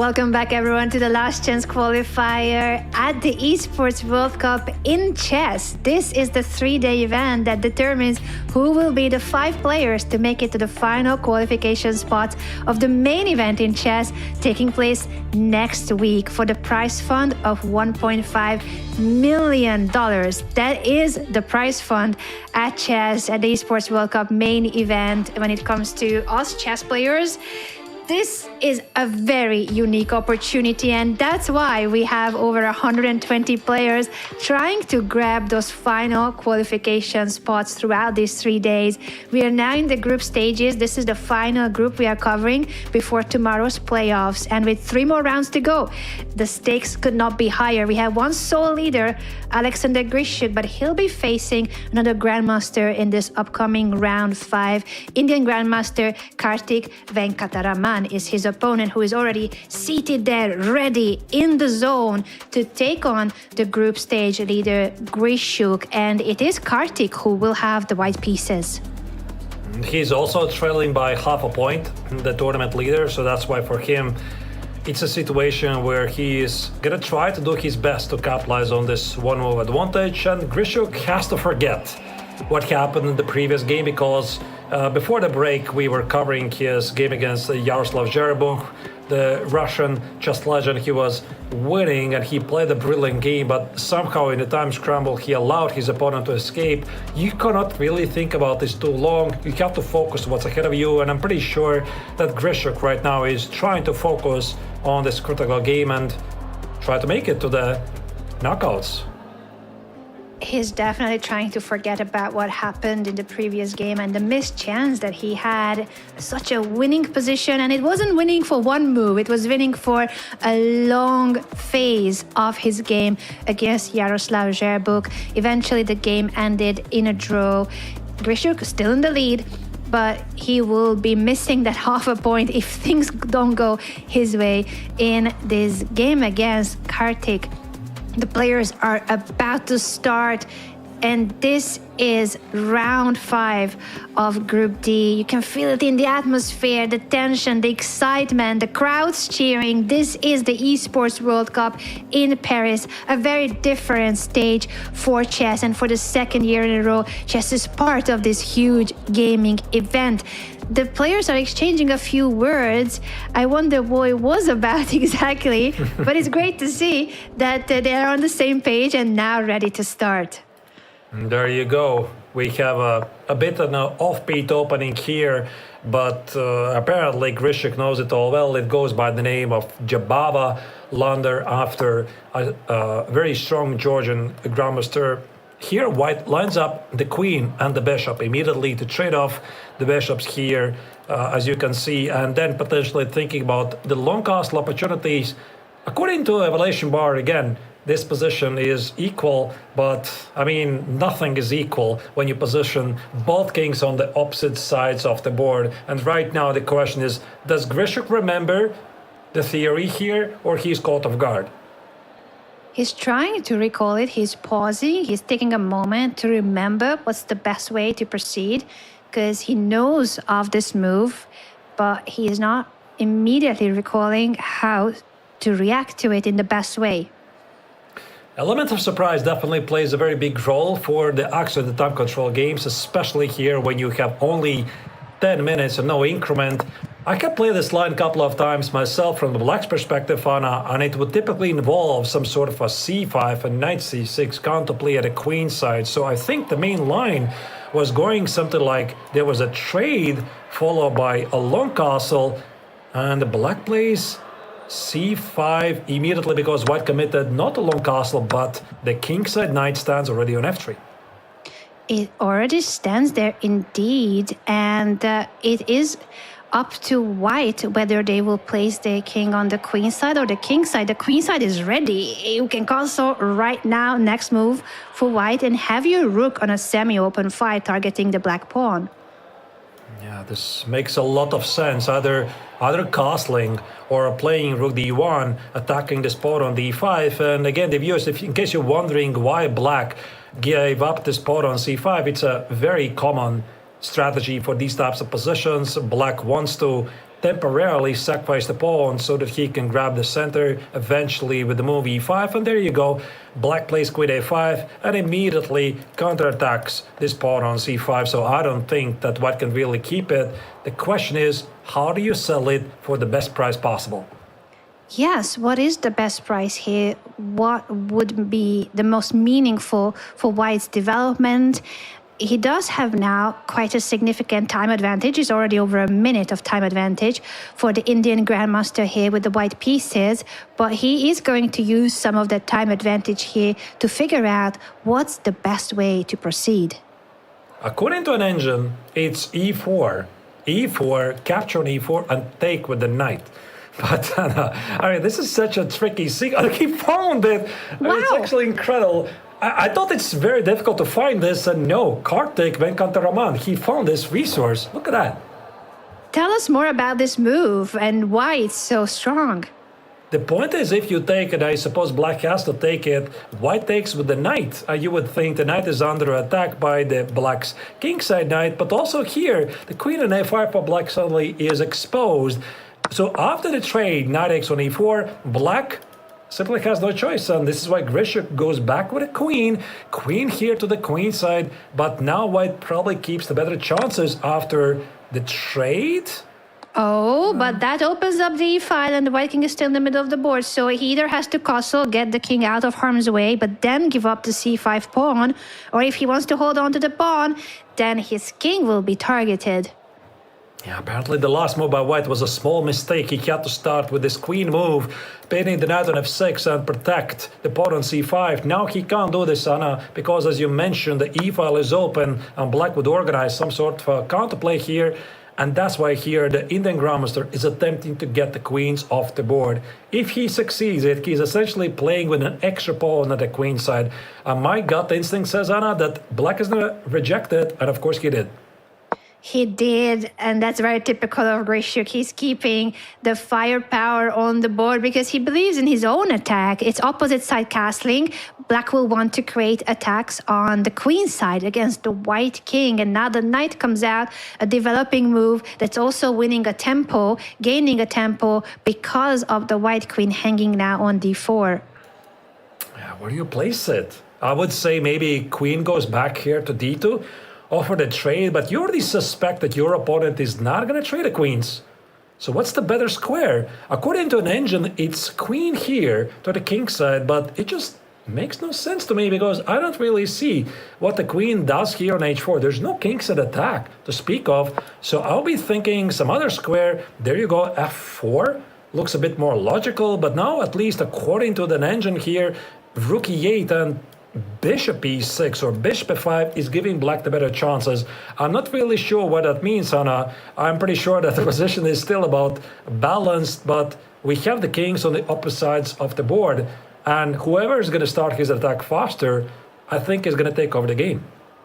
That's oftentimes the case indeed with opposite side castling, and it's so true to this position with the kings placed on opposite sides of the board. Whoever will manage to speed up their attack, get there first, will have a very good chance at succeeding with their attack. That rook, it really is looking at the sixth rank. The pawn push on the edge of the board would help open up the position for the other rook of white that's still sitting in the corner. But it might just stay in that corner square if you are able to push the white pawn successfully on the king side, then open up a file for it. Big moment here. A head shake by Grishuk. It was like, I see something, but then I don't. He pushes g5 after that bit of a frustrating moment.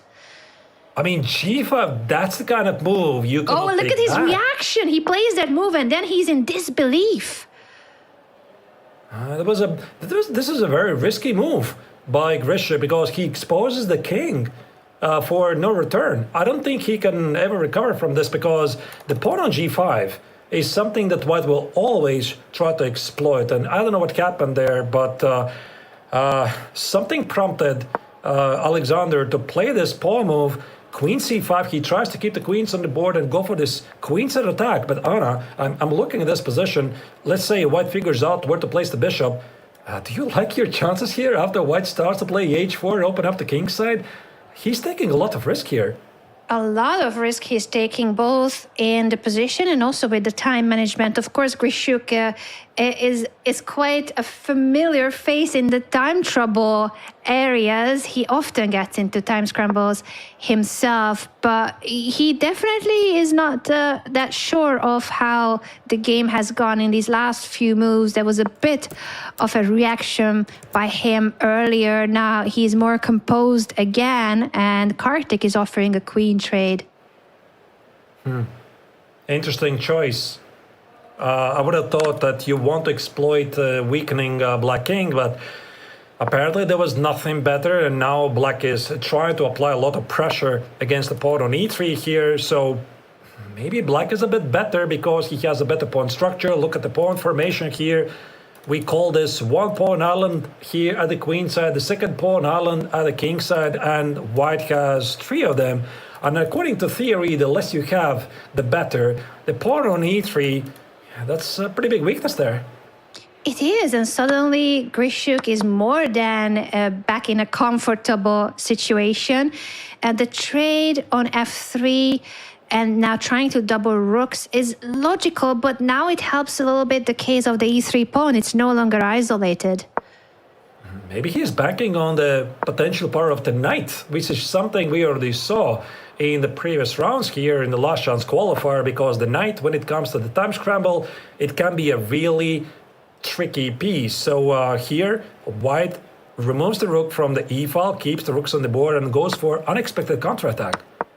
Unexpected counterattack indeed, and after capturing on g5, Grishuk immediately pushes his f-pawn. He doesn't want to see the g-file opening up, which means that the white rook is now kind of stuck in the corner and is blocked by his own rook. You will need to start pushing the h-pawn if you want to give space for the rook or rearrange your pieces. The rook coming back to d1 is another solution for getting your rook out of the corner.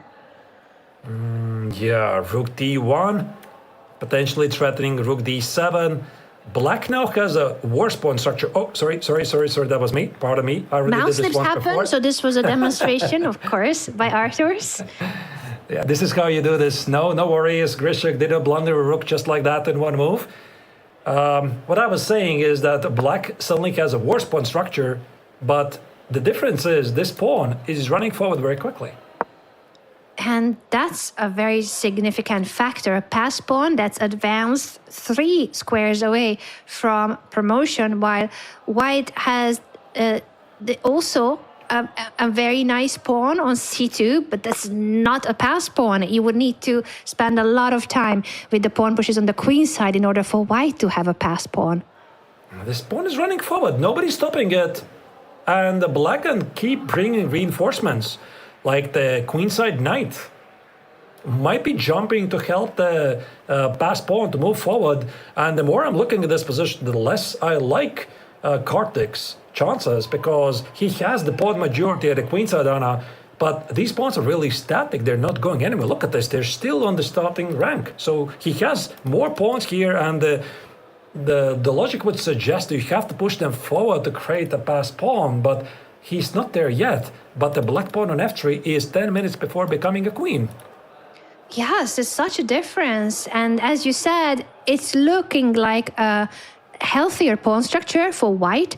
But here, what matters is that those doubled pawns, the f3 pawn especially, is a really advanced pass pawn for Black. You always need to keep an eye on that pawn and make sure that you're not allowing your opponent to advance it even further. There was another reaction by Grishuk about this move of his opponent, or maybe he was already contemplating whether to push h6 or not. He does stop White from being able to push the h-pawn, and after capturing on h6, the h5 pawn is hanging. Yeah, do you sacrifice it? I completely understand Kartik's choice. He's trying to expose the black king, and maybe he felt that Black cannot do this. Black cannot play h6, and Grishuk said, hold my pawn. I am doing this. So he did play h6, and maybe here White is thinking about some rook check ideas, and I have a feeling that Black can simply grab this pawn and escape, because there's not so many pieces to hunt down a king. The pawn at f3 still remains incredibly strong. It is really the main problem for White, how to deal with that pass pawn, and that's why Kartik is spending quite some time here. He does have a time advantage, but he's going to need to use a good chunk of that time now on figuring out how to proceed and how not to get into a really bad situation. It's already quite difficult for White to find the best continuations here. Very difficult. Because I'm thinking if I'm attacking this pawn here, Black is going to immediately bring the knight. And also look at the time disadvantage that Alexander has. It has disappeared, basically, because now he has the easier moves. And Kartik feels that this is the critical moment when he might change something. But the moves are not coming easily. They're not coming easily at all, and now the time situation is completely balanced. In fact, Grishuk starts having the higher amount of time left on his clock because Kartik is still thinking. It's a tough decision to make how to proceed, not just the next move, but what is the plan for White, how to stay in the game. I wish I had an easy answer here, and okay, there you go. White commits to bishop d5. I mean, of course, it makes sense, but what about Black defending the pawn? And there you go, immediate rook d4. So I think after the centralizing move, White's idea is get rid of this pawn as quickly as possible. Park the rook here on f4, hope it works, grab the pawn on f3, and pray that Black has no tactics there. That's exactly what he decided to go for. The Indian Grandmaster here with the white pieces, trying to defend a difficult endgame against the group stage leader, Alexander Grishuk. Now check on the second rank. The king goes back to d1, hanging in there by a thread. And maybe this is more than a thread. Now that the white king is close, you are starting to capture the f3 pawn, finally. Oh, I just realized this was a trap. I didn't realize that white can play king d2, king d1.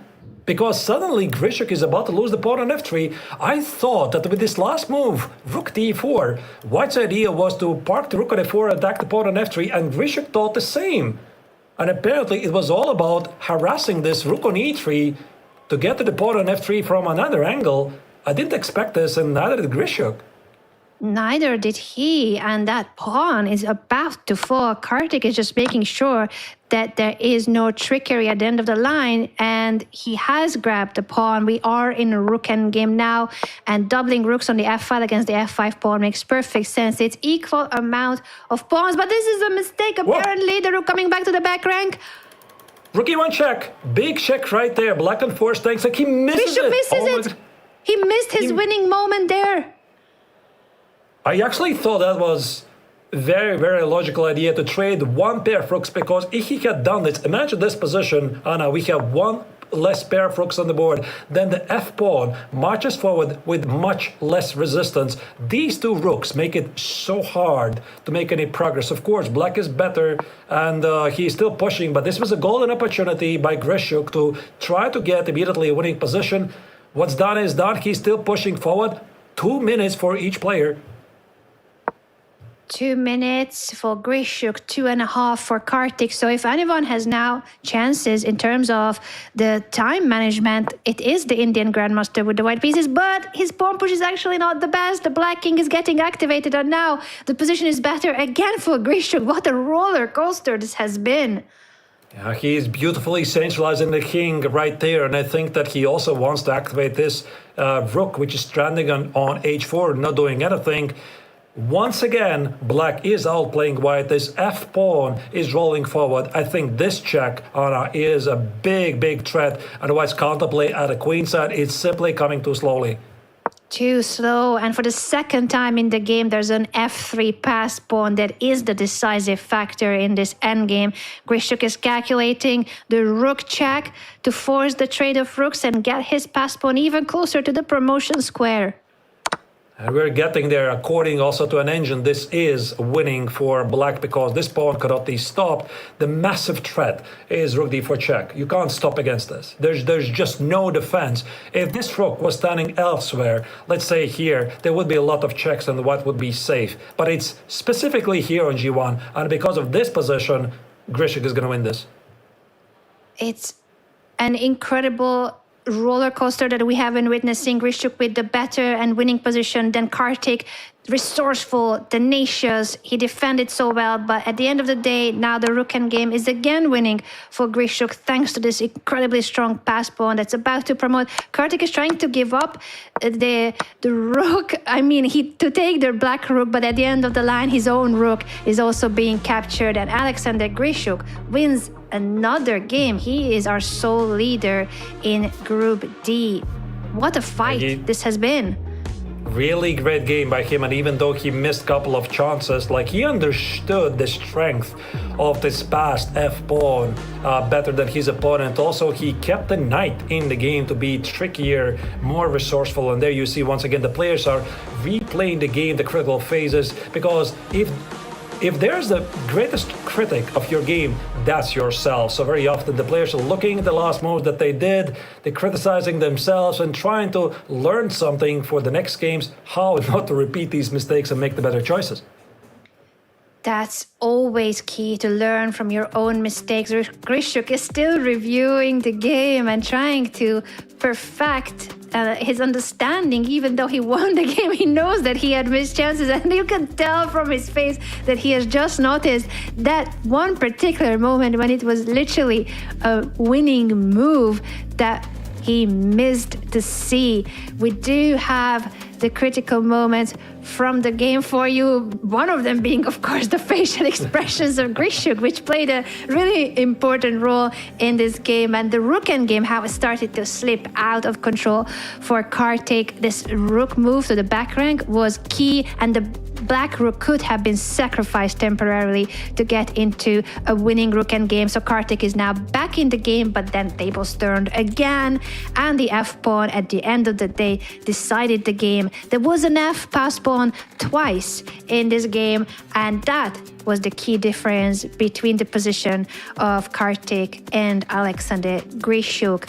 The sole leader of Group D is therefore the three-time World Blitz champion Alexander Grishuk, who now moves on to 4.5 points out of 5 with 2 rounds to go. He's still alone at the very top. 4 points for Yaroslav Zherebuk, and on 3.5 points we have 4 players tied for third place. In the group stage, it is crucial to finish in the top 4 spots. They are the players that will advance to tomorrow's playoffs, and therefore everyone else there on 3.5 or 3 points, you'll need to really do your best in the last 2 rounds. Only 2 rounds remaining, and the stakes are so high. The qualification spots for the main event in chess with a $1.5 million prize pool, it's something that everyone would love to have as a paycheck, at least a portion of that gigantic pie of $1.5 million is a huge prize fund. We wish there were more chess events like this where the prizes and the stakes are this high, and that's why so many participants are still trying to qualify. Over 120 players are present at the last chance qualifier. 2 more rounds to go, Arturs. Yeah, it's getting really tight race there, because what you could sense in the rankings, okay, Grishuk is running away and Zherebuk is half a point behind, but there's such a very tight race with 3.5 points out of 5, and I have a feeling that 5 points out of 7, which would be enough for the first 3 groups we saw, like today in the Group C and also Groups A and B yesterday, it might not be enough. It might be also 4.5 might be good enough to qualify, because this group is super close. We're seeing a lot of draws, and nothing is yet in stone. Okay, Grishuk looks really in a great shape here after especially this victory, so his chances look very good, but everything else, it's wide open. Wide open, and the opponent of the group stage leader Alexander Grishuk for the next round will be none other than Hungarian chess legend Peter Leko. We have talked about Peter and his career so many times already earlier in the broadcast, but we cannot not emphasize how this is a clash of 2 of the most long-time elite players in the chess world, Alexander Grishuk and Peter Leko, and now they're facing each other in not what they are most used to. This is not a classical tournament. This is not over-the-board chess. They are at the Esports World Cup, playing on a computer screen with noise cancelling headphones. Mouse skills matter, flagging skills matter. Very different, vibrant atmosphere with the crowds cheering around you. So how will they manage in this crucial penultimate round? Peter Leko, if he wins, his chances of qualifying will hugely increase, but it's not easy to try to win against a Grishuk that clearly is in good shape. Yeah, it's going to be really hard, and one thing I think it is very difficult to accomplish, Anna, is winning on demand, especially with the black color against a world-class player. So maybe Petr is not really thinking about this at this stage. He's just enjoying the game, get out of the opening, a fighting position, and then see what happens. Yeah, so it's really amazing to see them playing here. Who would have thought, that already being veterans of the game, they're gonna face each other in Esports World Cup qualifier. But there they are, and they're playing on a feature table. It should be fun. Board 1 at the last chance qualifier, Group D, penultimate round. This is the final moment in the group stage. Tomorrow it's all about the knockout format in the playoffs and who will qualify to the main event. But in order to get to the playoffs, you need to finish in the top 4 spots of your group. Grishuk so far looking great for the qualification to tomorrow's playoffs, but Peter Leko definitely wants to qualify too. And as you mentioned, these two have faced each other very many times, but I don't think they ever have played against each other in an esports environment. So there's a first for everything, and two world-class players, elite chess players for decades by now. They are competing on a computer screen at the Esports World Cup right now in Paris. The game is about to start and the stakes could not be higher. Grishuk has the one move advantage. He's playing with a white color. Here you see in the left corner we have the 3-time World Blitz champion Alexander Grishuk, one of the members of the 2800 ELO club. In the right corner we have the former world challenger Petr Leko, a true chess legend. They're facing each other here in round 6 of the Esports Last Chance qualifier. It's fine. Let's go. It's time for the fight. I love the commentary archers. And they will not be wearing the gloves though, even though they are in the ring. They're going to be using their mouse skills. And Grishuk will also put on his noise cancelling headphones as soon as he's ready. By the way, I'm surprised that not more players were listening to their favorite songs this time. In some of the other groups, we have seen head bopping or even singing along. Alexander Bortnik was one of the players, one of the grandmasters, who was basically producing a karaoke of his own, because you can, and why not? You can listen to music, you can enjoy yourself, but of course chess players are mostly used to silence in the playing hall, and that's what most of the participants are opting for. There you go. The game is starting.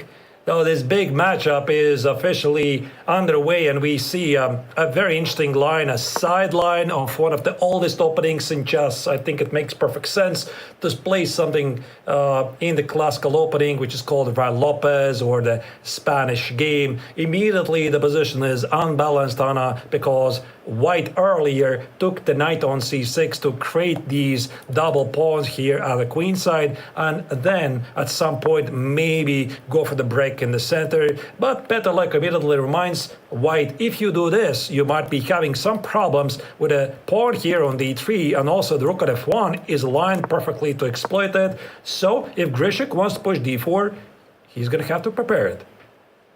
That's why he's placing now the rook on d1, getting out of the pin and starts supporting the d3 pawn.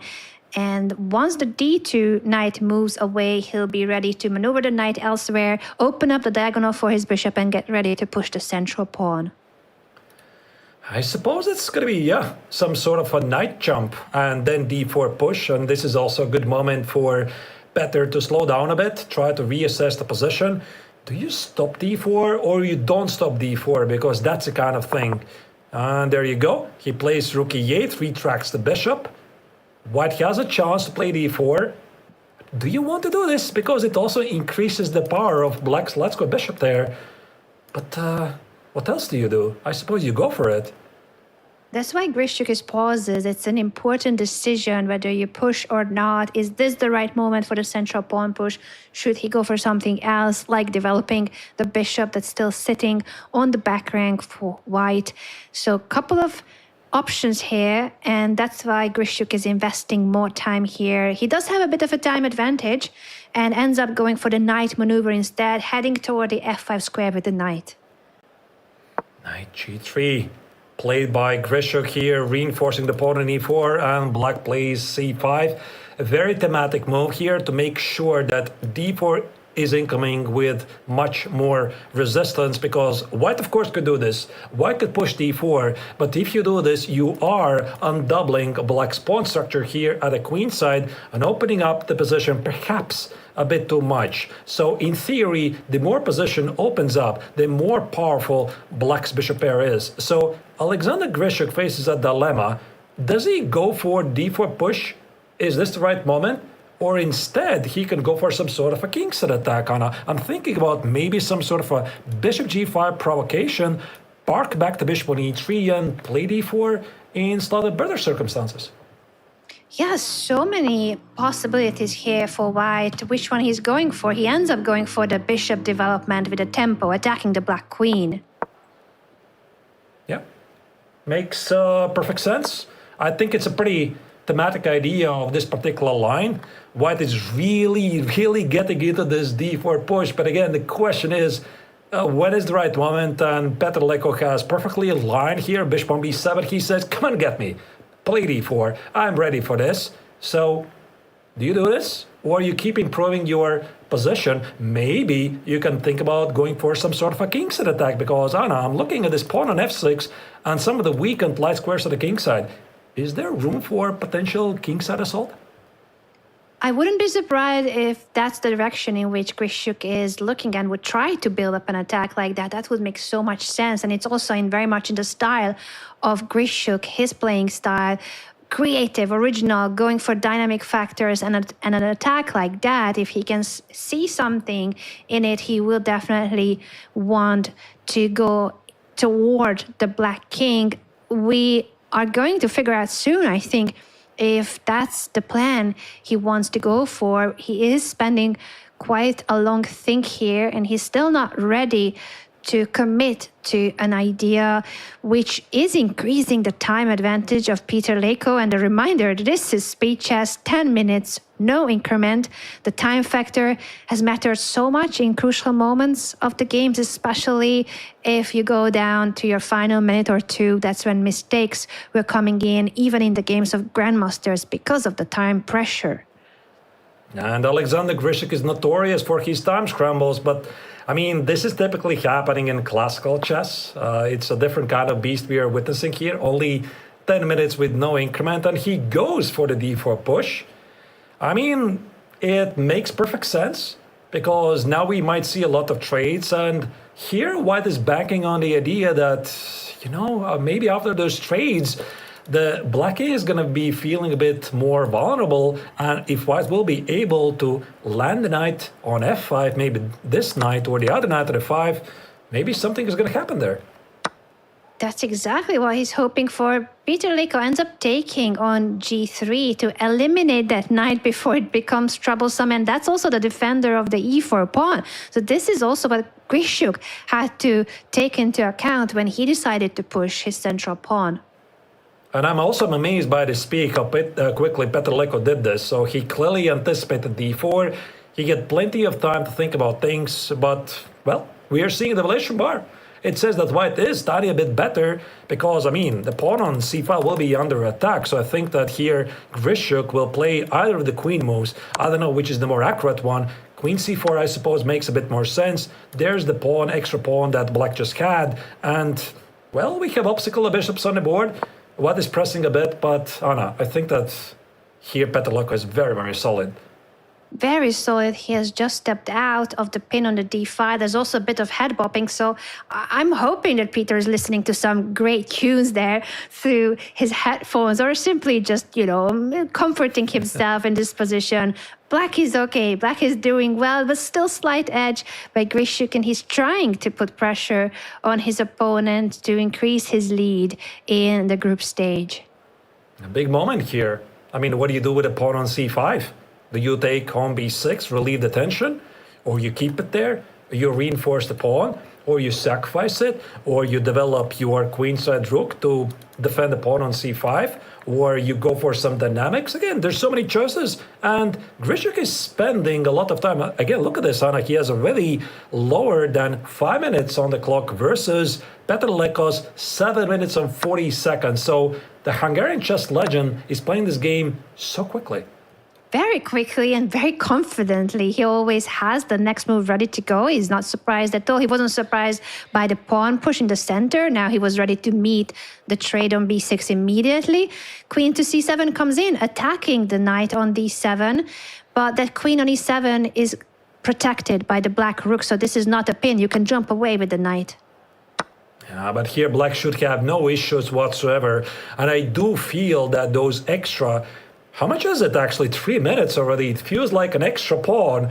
I don't really know. I think in over the board chess we used to have a joke. When you're playing classical chess and having extra 20 or 30 minutes, it feels like an extra pawn. So what do we make of this? How many extra pawns should it be like when you have extra 3 minutes in a 10+0 time control game? I feel like the way David was assessing it's as if every 1 minute extra is like a pawn. So having 3 extra minutes, 3 pawns, that is quite an advantage on a grandmaster level. Probably a bit too much, to be honest. But yeah, black, at least on the clock, has really, really nice position there. But white's position is pretty simple. We just saw white playing a4. The idea is to play a5, try to get those weaknesses there at a queen side. And yeah, right now Leko can figure out things. Does he want to be ambitious? Does he want to be solid? Because again, the tournament situation, I'm not really sure he's happy with a draw here, Anna. He would love to keep the game going.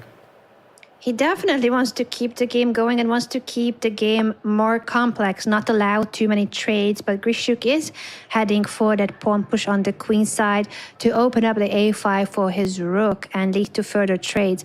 At the same time, Grishuk, I think he's also the kind of player that is not looking for a draw. Yes, he has less time, but I think he's always optimistic even in time trouble. Definitely right. That's what makes him a world-class player. And a 3-time World Blitz champion. King G8 played by black makes perfect sense. I mean, this is very often what I'm teaching to my students. When you don't know what to do, always improve your pieces. And I'm pretty sure that Petr Leko always knows what to do. But I mean, the king on h8 was feeling so far away. You want to improve it. There we just saw a4, a5 pushed by white. Couple of pawns were traded. And a6. I think that black wants to keep those queenside pawns somehow alive. Yes, ideally, if you manage to keep those pawns on the board, you are increasing your chances because of the time situation. It's an even position, balanced, but more pieces on the board usually makes it more complex. Bishop to d3, I like your suggestion there, Artus, to hold on to the a6 pawn, not allow white to trade the a pawn for the b pawn. Yeah, but maybe... Oh, bishop b7. This is actually a very ambitious move. I think that... It kind of discourages white to play b4, and yet it happened. But hang on, white is trying to play b4, b5 here, offer the pawn trade. And how does black remain ambitious in this position? Because if those queenside pawns disappear, it's going to be really hard to win this. And that's what's about to happen. The pawn push, now supported by this knight in the center as well. Petr Leko continues with the head bopping, with the little dance moves in a way, both on the board and off the board. I would love to know what playlist he's listening to, but I'm so happy to see that he's enjoying the game, he's enjoying the atmosphere, and he's embracing fully the esports vibes. But okay, it's going to be a draw in the very end. I think both players are perfectly understanding that with all the queenside pawns being traded, we have obstacle and bishops on the board. The body language, I think it spells it all, that most likely this game is getting to a peaceful outcome, unless, of course, here Black finds a way to keep at least a pair of rooks on the board. But I don't really think that Peter is going to try to flag Grishuk in this position. What do you think? No, I think Peter, like always, a gentleman. And with 3 minutes still for Grishuk, it's not even close to flagging territory. I think this game is heading toward a peaceful conclusion now, with the rooks being traded. It's opposite colored bishop endgame with just 3 pawns for each. A very drawish position, and I wouldn't be surprised if the remaining pawns will be traded now as well. Yeah, there you go. All the pawns are disappearing from the board, and finally Grishuk simply offered a draw. A draw was agreed. Very, very solid performance by both players. And I think also from Alexander's perspective, it didn't really make a lot of sense to go for risks. He sensed that Black had successfully solved all of the opening problems. Probably on top of that, there was the huge amount of respect he has for the former World Championship challenger. He's doing really well. There's a smile. There's the congratulations. They're just very happy to play against each other. Yes, of course, 2 world-class players who have faced each other very many times at top-level chess events. Let's listen to them, actually, if we can. Yeah, but I was a bit afraid that you will take. Or, I mean, maybe I take on F1 also. Yeah, king probably and queen e7. This is what I didn't know. Okay, but computer says that's what I should play. Okay, some a bit. Because after what you played... H4. Yeah, H4, but okay, then it's a very fighting. Diagonal knight of knight e6.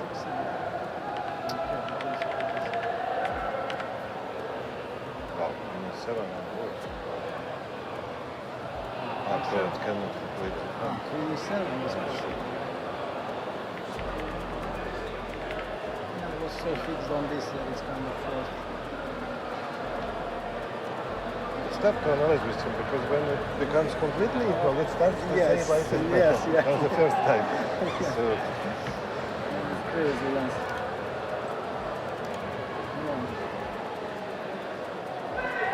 All right, best of luck there.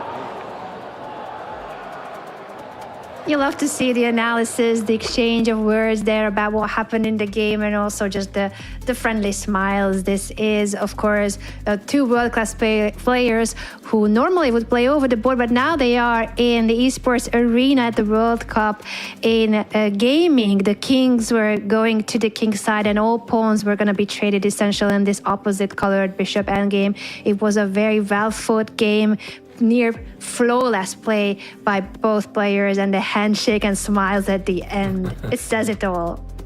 Yeah, this was really actually amazing to see. So chess is still a gentleman's sport, and even though they're rivals playing against each other for this insane amount of prize money, they're still colleagues. They love the game, and yeah, those sides are always fascinating to see. But when it comes to both players, Anna, I think that draw is for Grishuk pretty much guaranteeing him to get to the knockout stage tomorrow. He currently sits at 5 points out of 6, but things are not also over for Petr here, because he just played against potentially one of the most dangerous opponents of the group with the black color, and if he's going to succeed in the next game, presumably with a white color, he might make it to the knockout stage.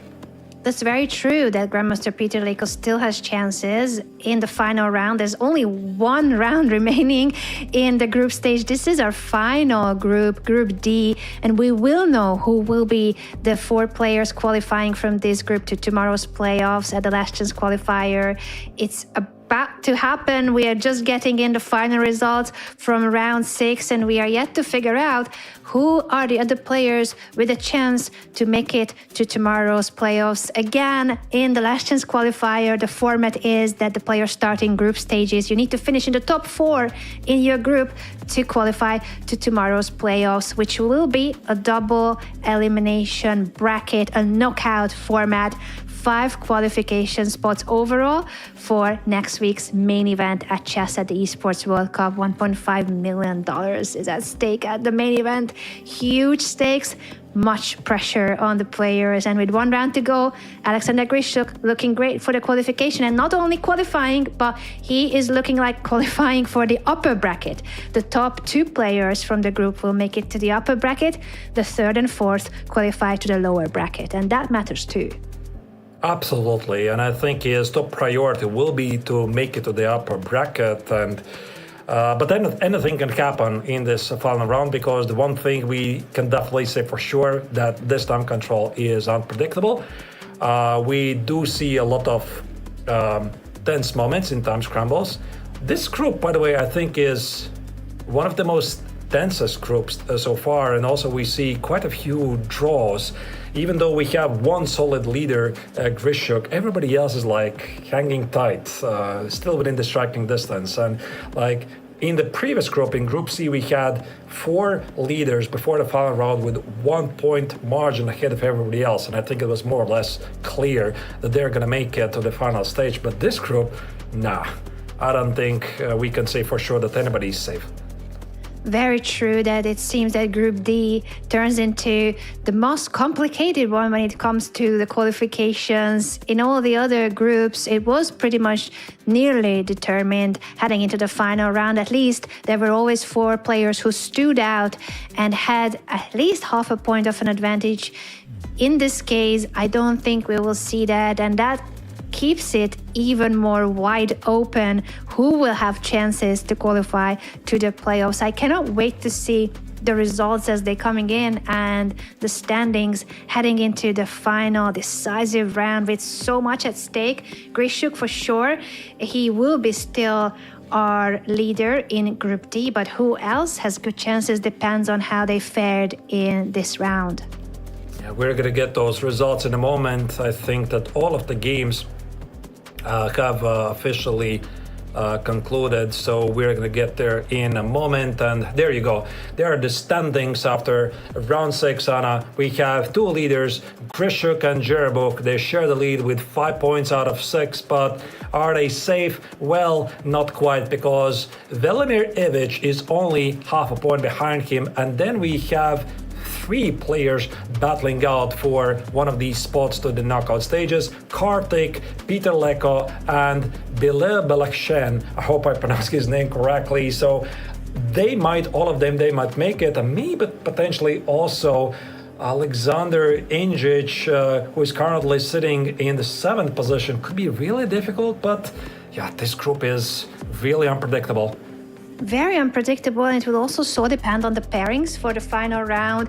If you are facing someone who is half a point ahead of you, you will have your fate in your own chance, at least the chance to try to bounce ahead of your opponent if you manage to win. Not easy to do so, but I think you're right that even the players on 3.5 with a win in the final round, and if the results go in the right way, they still have a mathematical chance at making it to the top 4 spots. Looking great, of course, for Grishuk and Jerebuk, who are sitting on the 1st and 2nd place, but they want to hold on to the 1st and 2nd place to make it to the upper bracket of tomorrow's playoffs and have a better chance overall to qualify to the main event for next week.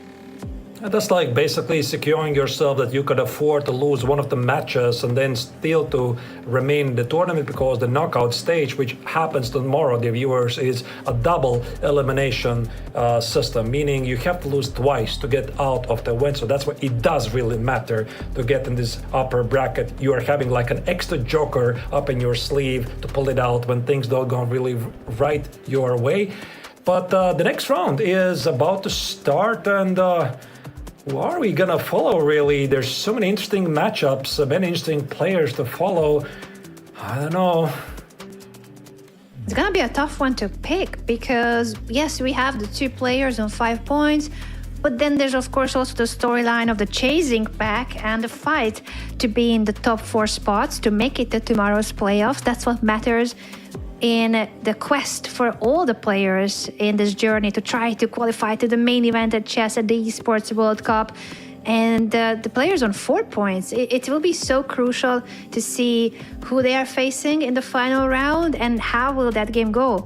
Depending on the other results as well, they still have a chance. And the players on 3.5, again, still mathematical chances. So this is one of the wildest groups, if not the wildest, where the door is pretty much still open toward that qualification spot if you manage to win and everything else goes in the right way for you as well. It's gonna be a lot of ifs, but this is sometimes how chess is.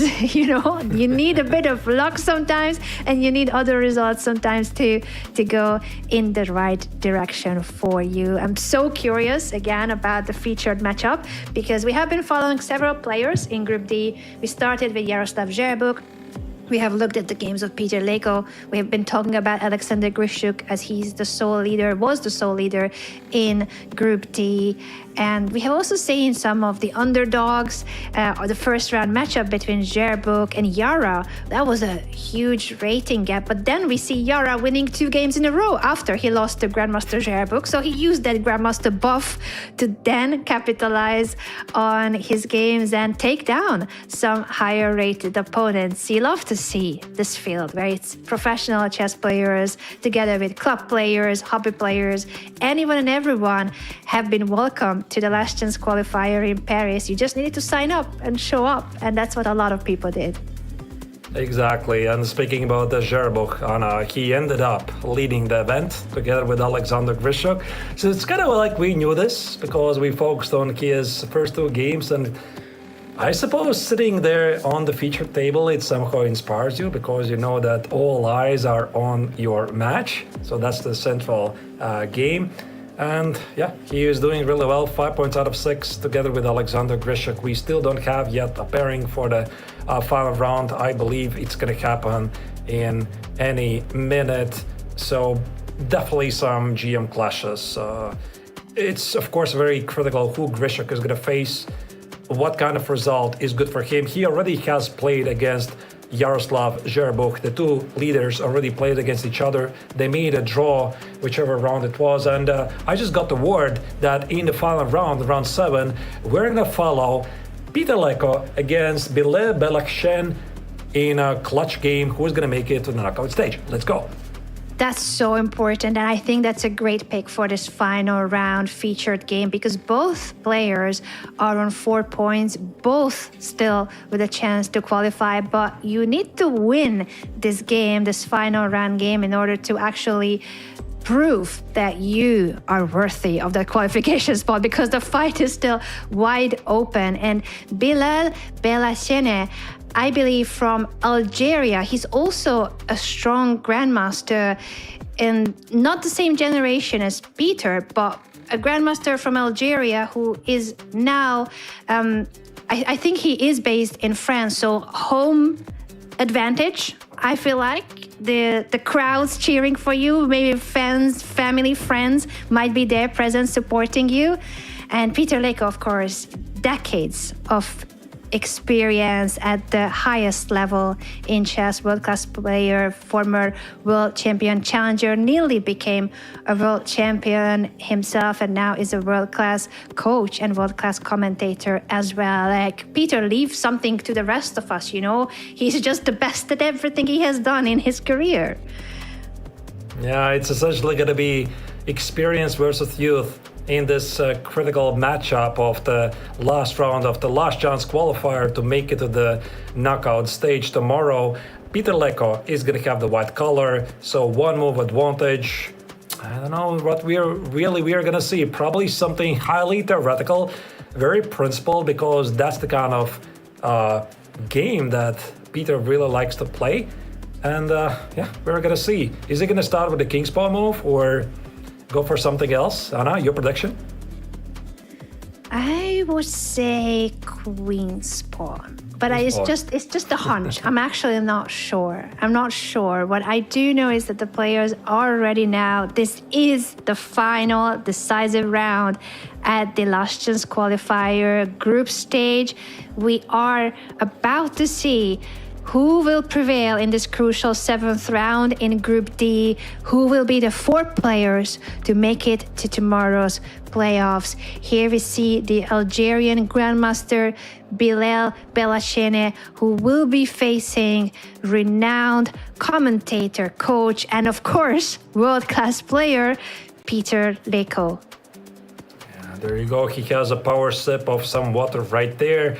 They're receiving their final instructions. This is the featured table. All eyes are on them. And after this round, this group stage will be over. We're gonna have all the names who have made it to the knockout stage, which starts tomorrow. Of course, we're gonna be covering that as well. And I sense that this is gonna be a great game, because typically when you're following in featured matches, they rarely disappoint, if ever at all. Peter needs a victory here, which pretty much goes the same for the Algerian Grandmaster. I don't think a draw is secure for either of them, and this premise suggests that this is going to be a sharp game.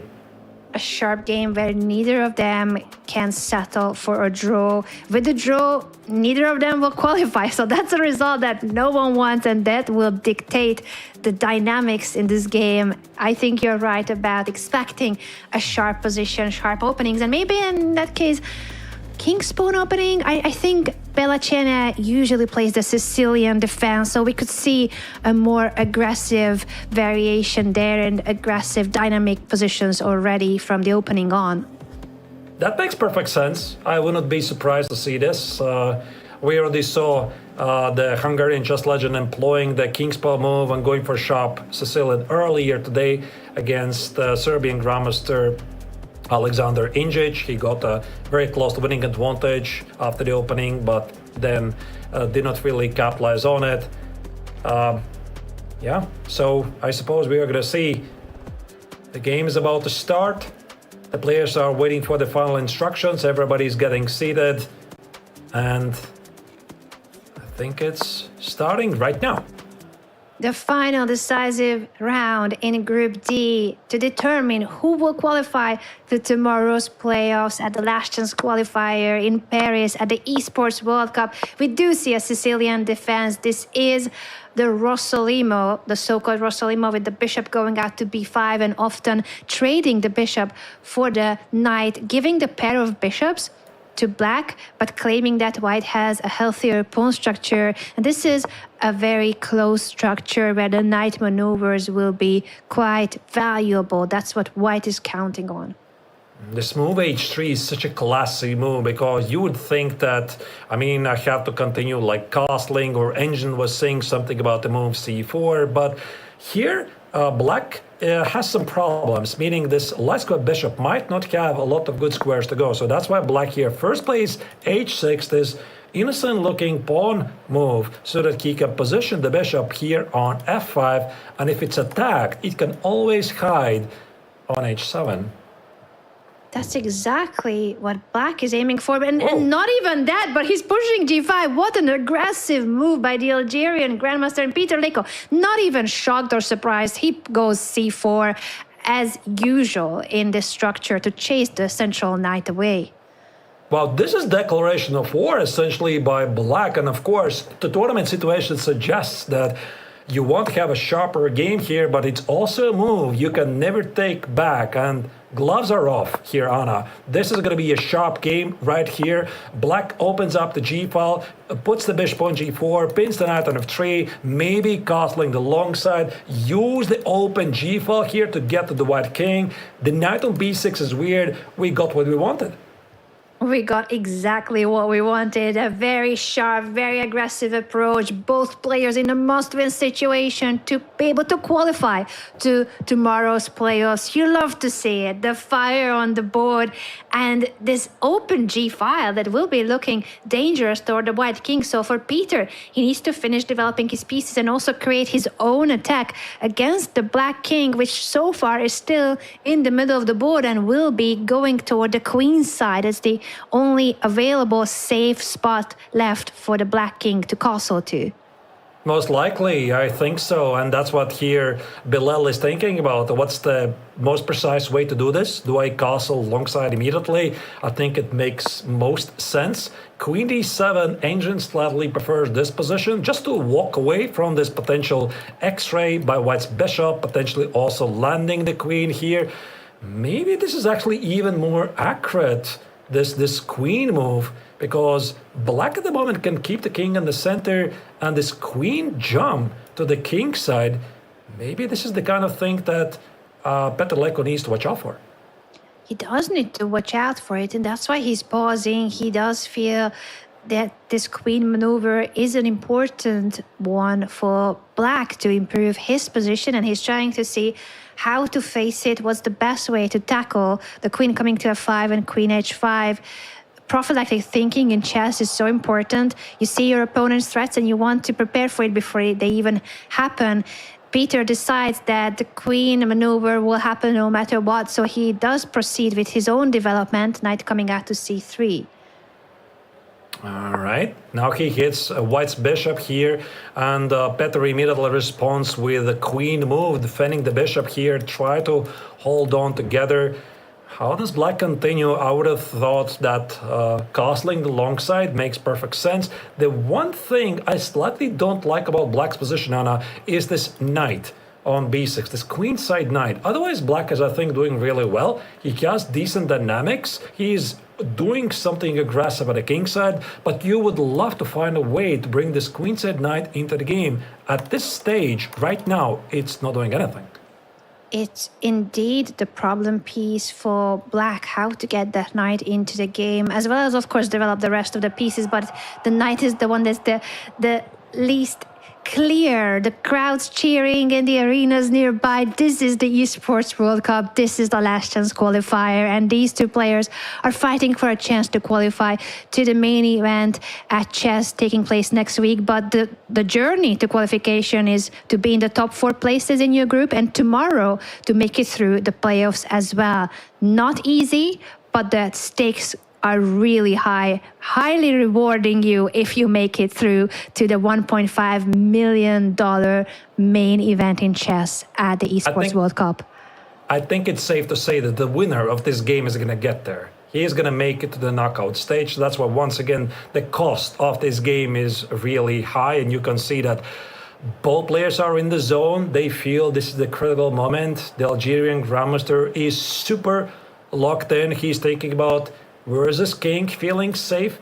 Do I need to castle the long side at all? Because ultimately you castle only for a simple reason. I mean, actually there's 2 of them. You secure your king's safety, and the second thing is you connect your rooks. That's it. There's no other reason. He decided to take on f3 and improve the queenside knight first. And now the rook is coming to the e5 to support the central pawn, but black continues targeting the central pawn by placing the bishop on g7. That's a very interesting choice. Maybe there was something that he didn't like about castling the long side, and perhaps he is thinking about rerouting this knight here to this square, to this e6 square. So it's not really about attacking the pawn on e5. I mean, sure, if he can grab it, he's going to do this. But I think the big idea here is rerouting the pieces. Thinking about the larger picture, the knight on e6 for black would stand perfectly, blocking all of white's attempts to be aggressive at the king side, and also eyeballing for this d4 weakness here. Eyeballing for that weakness. The crowds are cheering. Everyone is going crazy. This is the Esports World Cup. This is the last chance qualifier. And for these 2 players, this is an incredibly important game. Which grandmaster out of these 2, Leko or Belacena, will make it to tomorrow's playoffs with a chance to qualify to the main event in chess? Huge chance for both, and so much pressure in this position. Looking at that square that you are highlighting, Arthurs, will we see the knight jumping there, the rook coming there? The pawn is under pressure on e5. I personally like knight e4 more, because it comes with some tricks, like there might be some tactics to explore. I'm pretty sure that Leko is looking at them right now, and also this knight is not doing anything at the queen side. I'm thinking I could get the knight here to g3, but no. Instead, he went for the queen trade instead, which I suppose it does make sense, because he reinforces the e6 threat, and he makes sure that his king is never going to be in danger. Yes, after the queen trade, it does make the king situation safer. It keeps his pawn alive on e5.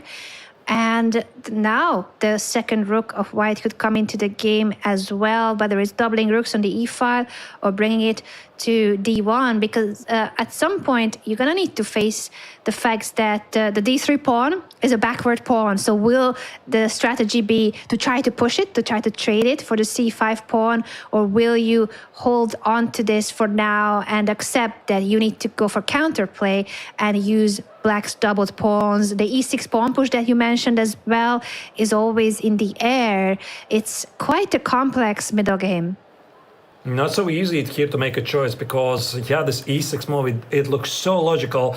You're opening up your ducks with bishop. You're creating some weaknesses here against the pawn on e6. Now, what I slightly don't like is that it would allow black to activate the bishop. Here we see Petter decide to play rook d1, which is a nice solid move, just in case protect the pawn here on d3. So I think that Bilal here is going to start by improving his knight. Oh, pawn to f5. So Wow. that's a move that's inviting the capture en passant. Could happen right now. And Peter Leko does know the rules of the internet. He captures the pawn. This very peculiar move in chess en passant has just happened. And bishop takes back on f6. But this was a pretty surprising move, this f5. I would have thought that Bilal all along wanted to improve this knight, and now look at this, he can't do this anymore. So I understand, of course, why he did this, Anna. He played f5 to try to close the position, and if white takes on en passant, then black at least activates the ducks with bishop. But this also comes at the expense of this knight, which is still not fighting any good squares. And here comes white's counterplay, a3. I think here white is definitely eyeing for the b4 push and try to get to the black king there. I think that's exactly what Peter Leko is thinking about, because even though the queens are off of the board, you still have this situation where, thanks to the bishop of white cutting the black king, and now the knight maneuver, threatening a knight fork. This is looking dangerous now for Belacena. How to face all those threats? This knight is such a tricky piece. And yeah, black has some big problems here. So we have both players down to the last 5 minutes. Once again, both of them, they are in a must-win situation. Both Peter Leko and Bilal Belakchen, they need to win this game to make it to the final stage. I don't think draw is going to be enough. Maybe for the better tiebreaker there. Rook f8, knight e6 by play by both players. And this knight on e6, it's such a beast. I just don't want to take it on d4, Anna, because I just love it there. That's an absolute monster, the knight sitting on e6. Yes, the bishop is looking good on d4, but the knight is even stronger. So I also think that Peter Leko will not be trading it. In fact, he's pushing b4 to say you cannot touch that pawn because that's the pawn holding on to your bishop. h4 by Bilal trying to push h3 to open up the files for the rooks on the king's side. Now we saw some trades at the queen side. White is improving the position a bit, but wait a second. What about the pawn on a3? What about black's counterplay at the king side? You can't really underestimate that as well.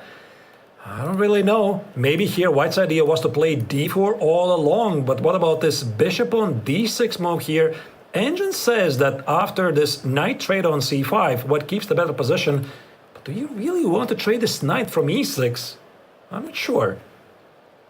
No, that's not an easy decision to make. I agree with you. It's looking beautiful on e6, and yet Peter Leko assesses it correctly that, yes, that was a beautiful knight, but now the bishop of white will be a really strong piece in the middle of the board. It's cutting both the king side and the queen side. It's a long-range piece fighting in an open position against a short-range knight. Now h3 is the threat of black king stepping out of the g5. Very classy way of dealing with that threat, and it's all now the pressure on black on how to improve his position.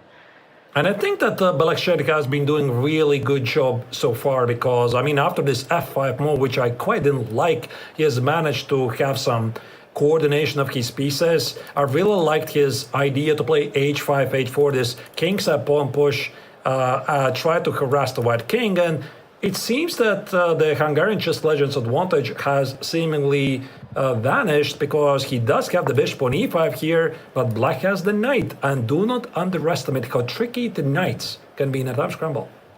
They can be so tricky, and both players are now below 4 minutes. Again, there is no increment. Time scramble have been such a key and decisive factor in so many of the games in the last chance qualifier.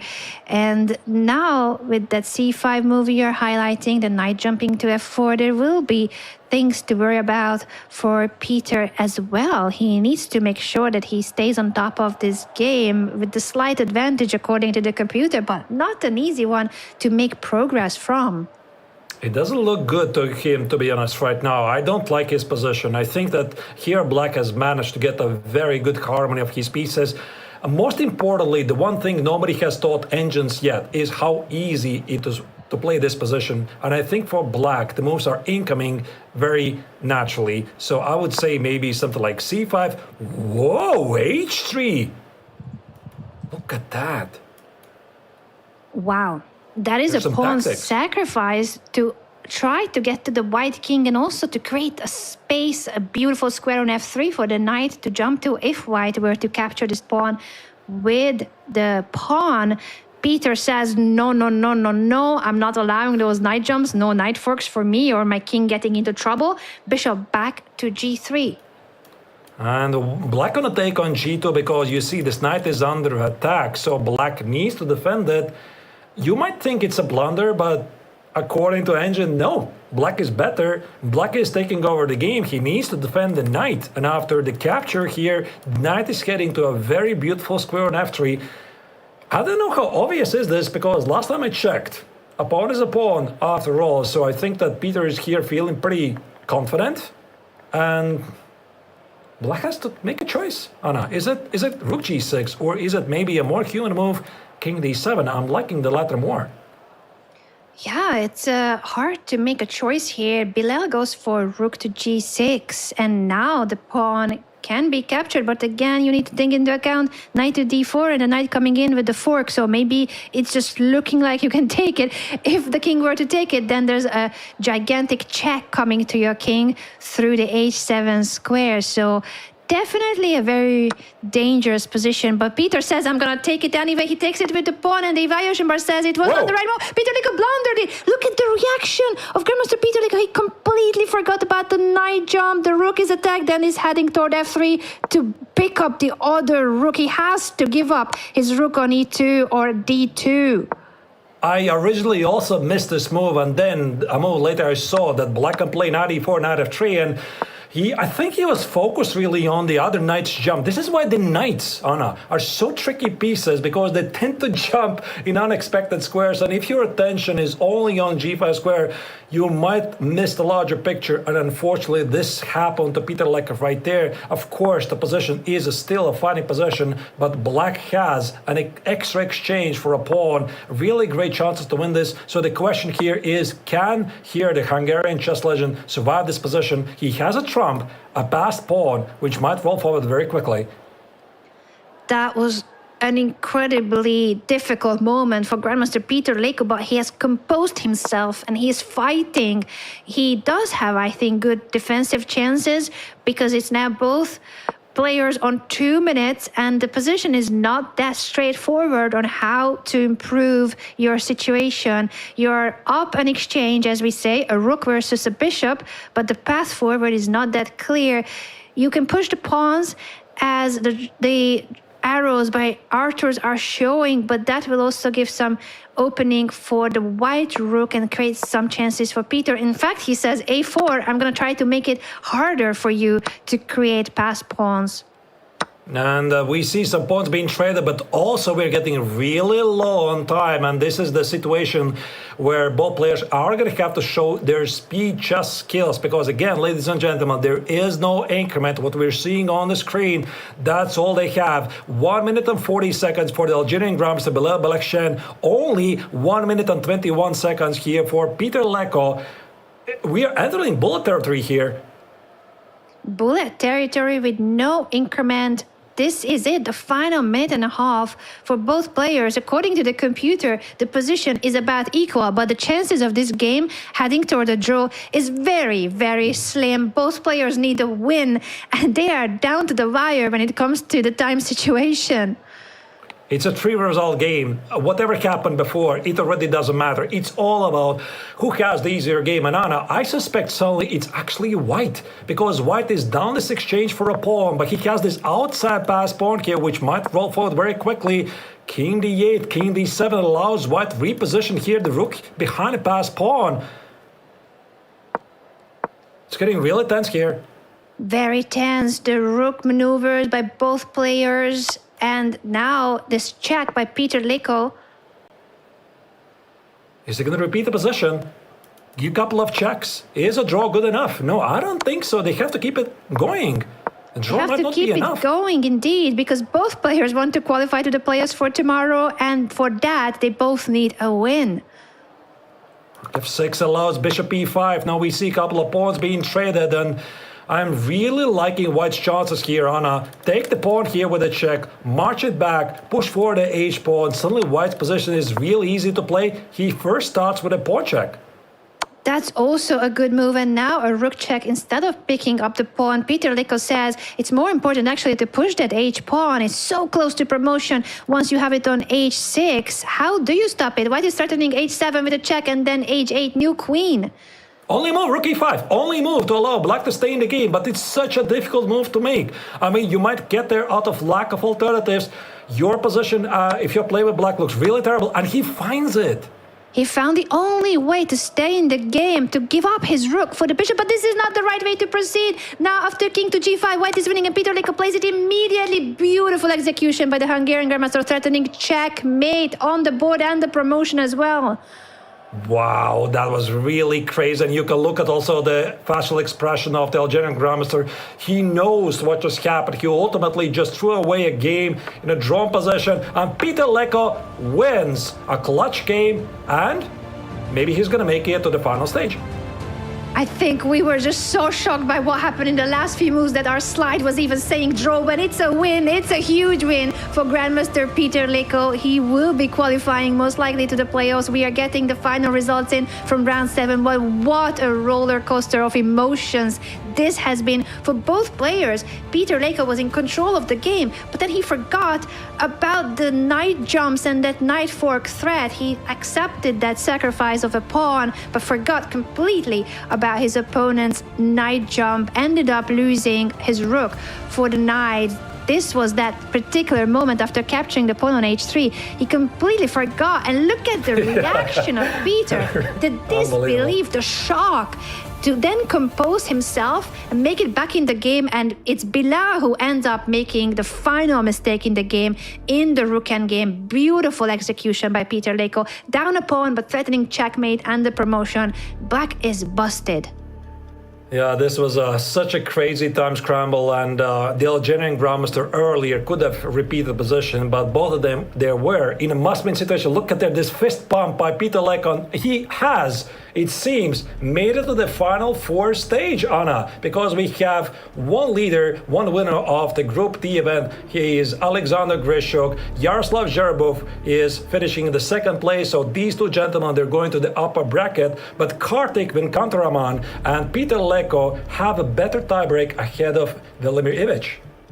And those are the 4 players who will be fighting their way through in the playoffs of tomorrow. Everyone else is eliminated in the last chance qualifier.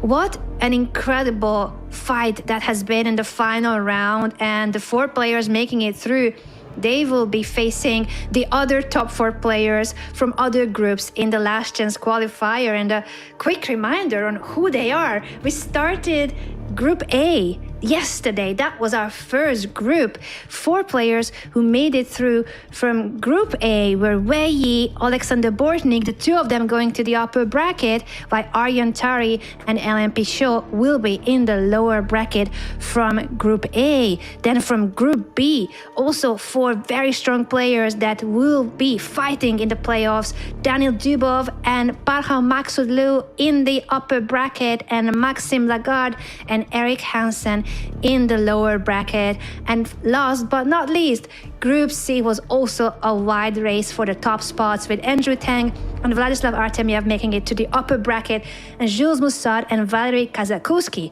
to the lower bracket to tomorrow's playoffs. Yeah, and we just saw also Group D essentially wrapping up, and one unlucky player, Ivic, unfortunately didn't make it. I think it was the only one from all the groups where 5 points out of 7, it was not enough. But once again, this was one of the toughest groups. So congratulations to everybody who made it to the knockout stage tomorrow. For everybody else, I suppose, it was thank you for your efforts. Unfortunately, something was missing, but ultimately, I think everybody who came over to what was the title of Porte Versailles in Paris, as you said, the heart of the city in Paris, this great exhibition center, to live this amazing atmosphere in the Esports World Cup Last Chance qualifier. It's a brand new thing for chess professionals and chess fans alike, and this is a tradition. I hope it's going to be there to stay in the coming years. We all hope the same. And the reason why already over 120 players showed up for this event is because the stakes are so high. Out of 120 players, we are now left with 16 players. They continue the last chance qualifier. Tomorrow is the final day of this qualification tournament, and it will be determined in a double elimination bracket knockout format, even more ruthless, even more brutal than what we have just witnessed throughout these 2 days. So tomorrow, the final day of the last chance qualifier, it will determine who are the 5 players only, will make it to the main event for next week in chess, where the stakes, the prices are the highest they could ever be, $1.5 million at stake. This is why the 16 players who qualified will be trying their best to get a good night's sleep and be in their very best shape tomorrow. Thank you so much to all of you tuning in, both online and on site in Paris. Artus, thank you for the commentary, the production team, the entire Esports World Cup. That has been an incredible event for us chess fans to be a part of. And tomorrow we continue, same time, same place, for the final day of the last chance qualifier. See you there tomorrow.